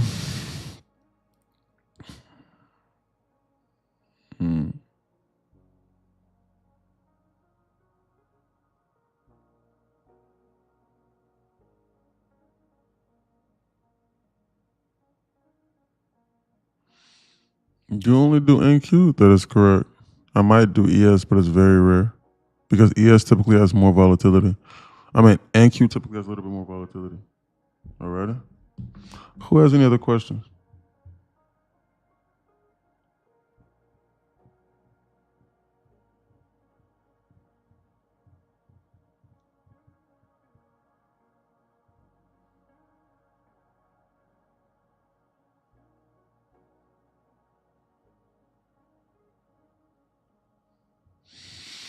Because I got to go get something to eat. What age did you start trading? I was a Bitcoin runner when I was like 16, 17 years old. So I couldn't have a full-time job because I was day trading. So like I was always looking for side hustles. So like I was registered to a website called Local Bitcoins. And like this is when Bitcoin was like $600-$700 a coin. And I would go out and I would go buy it and I would sell it to people in the street and I would meet up with them. It was like Craigslist back in the day. And like, so like I would buy Bitcoin at like $700 and I still have the screenshots on my phone. I would buy Bitcoin at $700 and I would sell it to you for like $780 or like $800 a coin. And I would make like 12% off of like 12% off of the arbitrage. I would arbitrage it for like 12%. And like that's where I made my money at. You know what I'm saying? And then like I started getting into crypto and I was trying to look for every get rich quick scheme. But that's not how it works. That's not how this seriously works. And ultimately speaking, the faster that I was trying to get to the money in every endeavor of my life, whenever it came to the financial markets, the further away that I was running from it. And I never got there. It wasn't until I listened to it wasn't until I got a millionaire mentor and I started analyzing the things that he was doing correctly and I started molding it to who I was that I start succeeding. When is your next stream? I live stream every single day, Monday through Friday, starting at 9, 10 a.m. in the morning from Discord, 10 a.m. in the morning from TikTok. Every single day. And normally speaking, I really don't go to the wire. But I was waiting for an opportunity, but it never arose. It just never materialized. So that's why I ended up going to 4 o'clock today. You know, like I literally ended up taking a nap on live stream for like 20, 25 minutes. I promise. I took like a little 20-minute nap and like they didn't go nowhere. Was such a violent move downward today. That was not a violent move downward. They slowly bled it out. What do you think we can expect to go up tomorrow? You need to watch out for tomorrow because they're targeting these gap fills over here. They closed the market over at the LOD. This is what's next on their list for tomorrow. They're within spitting distance of this SPX gap fill here. They're going to target this one, and then they're probably going to target this one, and then they're going to flash just a little bit lower. This is what they're doing over here. If I show you this over here from Discord, watch this. You see this? Every single day I send this out over here inside here. Every single day I send this out. Where is this at? Here. Every single day I send out this pre-market trading plan. Look, here it is right here. Discord, this is what I'm thinking for tomorrow, and I want to show everyone this. You see this? Come over here to pre-market trading plan. I send this out every single day. Look at this. No news drivers tomorrow. Can you read this? I can read. I hope that you can read. Why? Because reading is fundamental if you want to succeed from inside here. Okay? No news drivers tomorrow. Expect market to come out the gate swing off new weekly and daily candle. It's targeting 33.20 buy side. I send this out at midnight. They popped that high. We are in multi-day, intraday, and immediate buy-side delivery program model. See the terminology if you're confused. Waiting for relative, guys, if no news drivers, that means that expect insane amounts of time distortion. That's what my journal says. Waiting for the students I know that. Waiting for relative highs and lows to be established per session, and then targeting those internals is the way that gives you the highest probability for success at all-time high. Because it stops you from buying the exact top and shorting the exact bottom. That's what I meant to say. And gives you concrete targets with confidence versus guessing. SPY 1780 this week, and QQQ will go all-time high in the next couple of weeks on the next major news driver. It's inevitable QQ will go 750. Remember, time distortion runs rampant up here. Remember, I did say it actually. Remember, time distortion runs rampant up here. Modest expectations, and our goal is to survive on base hits daily until better trading conditions arise. We can't do or force anything else. We simply have to adapt. And then I sent this out this morning at 1 a.m. in the morning once I saw this and once it became evident. I says, warning, SPX sell side gap fills. Please be advised that when sell side hits for whatever excuse they manufacture, it will likely come from geopolitical headline drama because of the lack of news drivers. Gap fills 813 SPX at 77.49, 812 at 77.28, and 87 at 77.09 will all come in rapid succession. It lays the cheese directly into an SPX 76.98 sell side liquidity raid. What does that mean? That means this. They just filled this one at 77.48. This is the next one over here on their list over here at 77.27. This is the next one over here on the list at 77.09 or 77, whatever it was that I sent out. And then it leaves the gateway in order for them to sweep this internal over here at 76.98 before they seriously consider bouncing us. They're just slowly bleeding us out to then target these objectives. I sent that out at 1 a.m., about an hour, less than an hour after I sent out that objective, because I saw this and I saw how they were stacking these together here. You get that delivered to your inbox every single day whenever you're inside Discord. I sent out a pre-market trading plan and everything. I use around my own hedge fund, and I'm going to share with you every single thing that I am using in order to make my money. Why would I gatekeep it from you? I'm not going to do that. But I'm not going to mentor you, just hopefully that you just decide to start taking shit seriously for free. I'm not going to do no shit like that. So we got to keep the people with scarcity mentalities out that are always trying to get rich for free. We got to keep them away because you don't want to be around no people like that. Trust me, you don't. Trust me, you don't. Best to stay away from those people. So you made $18 today, that's rent. I mean, I made $50 across all my accounts. It's nothing. I know I'm gonna try to make about $200 to $300 a day. Those are like 40. Those are 44 or 4,500 accounts. Brother, patience practice today is what I aspire to do every time I open the charts. The difference, because once you know what you're willing to accept, you won't accept anything else. I know what makes me $20,000 to $30,000 a week. I know this. I know this. I know what it takes to turn you into a person that can make $5,000 to $10,000 a week. I know this. So help me God, I do. We see it every day. I know. You can't barter me down. Just like this market can't barter me down. It's not going to. You can't barter me down and go, well, man, I just won't join. Well, you keep doing what you're doing. You can't convince me to do anything differently than what I know for a fact works. And I know this system works. I know it for a fact. We've proven it time and time again. Just look at the testimonies. That knowledge center, it is there for a reason. This market is doing this for a reason. My model is there for a reason. I will not forsake it. I will not forsake it. I'm loyal to it. I know it. And then when the market changes, I will adapt. Why? Because my model doesn't care if it goes up or down.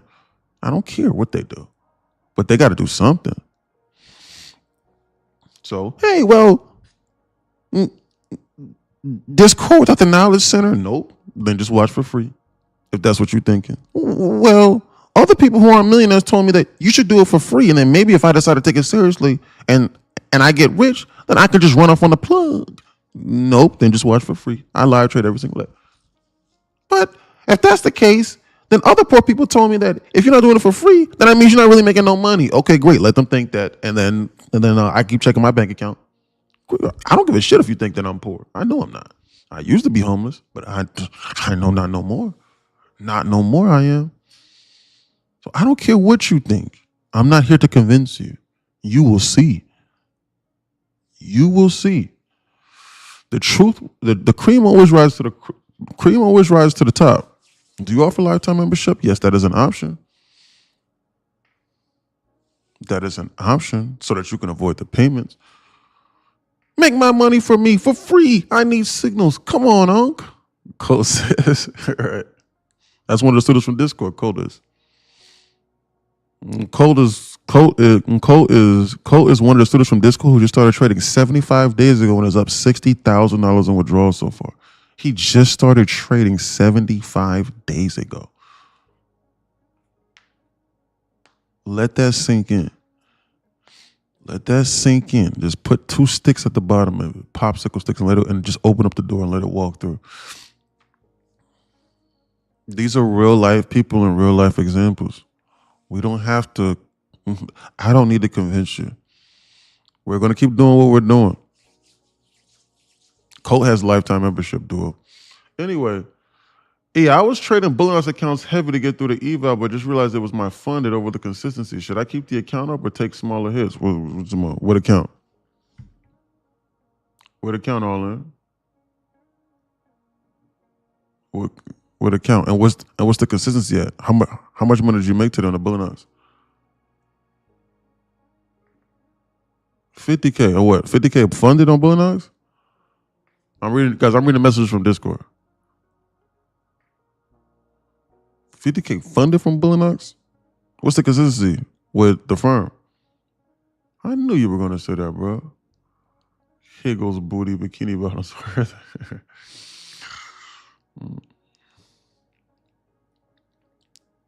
Yeah, 99%. How much money did you make today? How much money did you make today? What was the amount you made? Yeah. It's at 99% because it's probably your first or second day trading it. That's why. You made $3,000 today? Shit. On Bullion? You can't lose none of the money because the Bullion is on the trailing. He's not cooked. He'll be all right. He just need to make it like another $3,000 or $4,000 more on that account. He'll be all right. He'll be good money. If it's intraday trailing, honestly speaking, the market's not going to have any real volume in order for them to lose. Is it EOD? Or is it intraday trailing? Which one is it? Oh, it's EOD.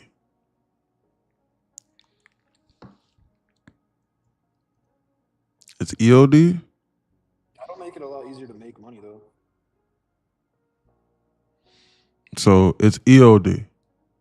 Okay. So let me see something here. You want to lose some money? You ready? You ready to lose some money? How much money do you want to lose? Is the question.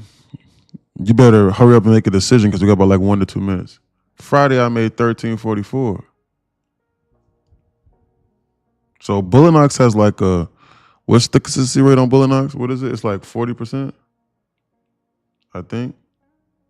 40%. You made $2,900 today? Or something, but I don't know.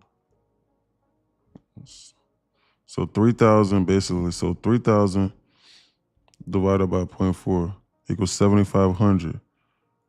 So minus 3,000 minus, you made $1,350. So you need to make $3,150. So your largest day, $1,350 divided by 0.4 equals $3,375. Okay, so honestly speaking, I would probably say that you should lose $1,500 right now. You want to lose $1,500? Let's do it. Are you ready? I'm gonna log out of these accounts so I don't do this. Are you ready? We're gonna lose $1,500 together, you and I. Right now, are you ready? Are you ready to lose $1,500? So we're going to so you were up $1,300. I mean 3,000. We need to get that. We need to lose $1,500. We're gonna lose $1,500 right now, you and I together. Are you ready? Just let me know when you're ready. Are you ready? The maximum contract size on Bullinox is 70. Are you ready? Cool. Okay, great. So this is EOD, of course. Everyone needs to not copy this. We're getting ready to lose $1,500. You're going to enter into this trade, and then what you're going to do is that you're going to put a stop loss in place. And the stop loss respectively is going to be 40 ticks. All right. The stop loss is going to be 40 ticks, and then you can go micros, or you can go, honestly speaking, it doesn't matter. You go micros, you're going to go 70 micros. And the stop loss respectively is going to be 40 ticks to the upside. Are you ready? All right, so I'm going to help you out. All right, let me log out of this and let me make sure that I'm not in any trades right now. You're getting ready to press the short button with me. Are you ready? I gotta double check this. Make sure I'm not logged into my trade copy. My trade copy is going. You're gonna short this right now with a 40 tick stop loss right now. We're gonna short this right now with a 40 tick stop loss. Okay, that's what we're getting ready to do. You and I together. Hey, what are What's we going on? doing, bro? I'm trying to help him lose $1,500 right now. He's on his live account, shorting on 7 minis. Oh, favor, right? Just make it clear. Yeah. He's still live, bro. Watch out. Yeah, exactly. And I would honestly speaking, ready. So yeah, I would just go short on 70 contracts right now. And if they flash it up, then they flash it up. If they go lower, then man, you know what? They just go lower. But I would not set a stop loss. And right now, where's this at? Let's see what we got here. So from here to this high is about 30 ticks. And that's what I would do. And I would just let this shit ride for like the next hour. I'm being dead serious. And wherever they close it at, that's honestly speaking where they close it at. And so like so right now what I would do is I would set a stop loss. I'm sorry. I would set an alarm on my phone right now for 4:59 just to be safe so you don't blow up the account. And I would set an alarm for 4:59 p.m. And I would close out this position no matter where it's at. If you make a little bit more money, then you know what? You make the money. And it's not really going to do too much more damage with the consistency anyway. It just is what it is. So you're going to have to make the money anyway. And my stop loss right now on this trade would be like right over here past this high, because if they pop this high, then they're going to come over here to the zone. And so your goal right now is to hope that they bounce this market 40 ticks to the upside right over here into this 1 minute SIBI over here in like the next 30 minutes or so. And I would just let this trade ride. That's just what I would personally do, me personally. And I would just let it ride. Bull and Knox. So yeah, you got 26 minutes in order for them to pop this high. In order for them to come up over here and pop this high. So I'm gonna close this trade because I gotta go get something to eat. But I would monitor this. And then if they pop this high and release this market up here, back up here into the zone over the next 26 minutes or so from bleeding this out over here, then great. If they don't, then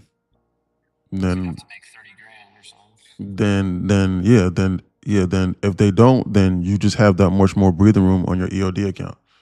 So it's hard. Look at that. Look at them just dump this market. Look at this bullshit. Look at this shit. 700, bro. He's up. He says, I'm in it. I'm up $300. He said, I'm up $700 now. It's crazy, bro. Like we can't even goddamn lose money if we try. Look at them. Look at them dump this shit. Look at this. Look at this bullshit. Lord have mercy. I'm gonna close this trade out over here and I'm gonna call this a day. Because this is just flat out ridiculous. But hey, you trying to lose money?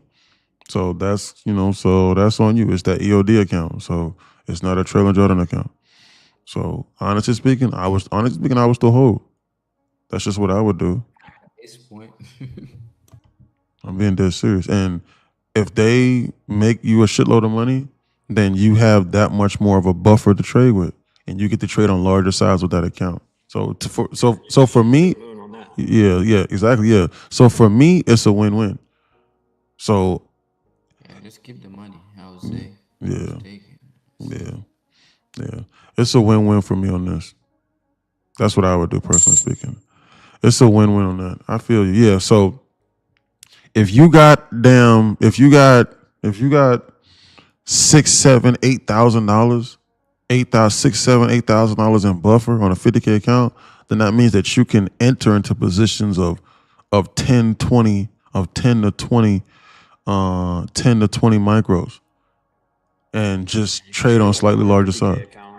That's exactly what I would do. I would literally treat it like a 150K account if that was the case. Just take the full bread and work on the consistency later. You have a big buffer. That is correct. That is correct. Versus because they just trying to go lower, man. I'm being for real. So honestly speaking, bro, fuck it, bro. Just go ahead and just close it out, man. Fuck it. then yeah, size and heavy, yeah, correct. And just so instead of you doing 5 micros, just do like 10 to 15, and let's just have a good 3 to 4 days, and like let's just stack some base hits on some on slightly larger side.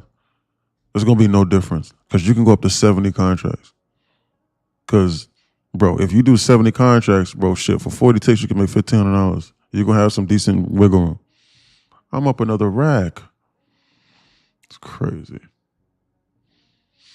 Anyway, I gotta go get something to eat, man. I'm on 6 minis. It's crazy. It's crazy how that works. Whatever you trying to lose money,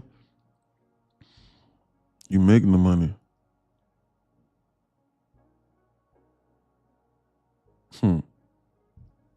Anyway,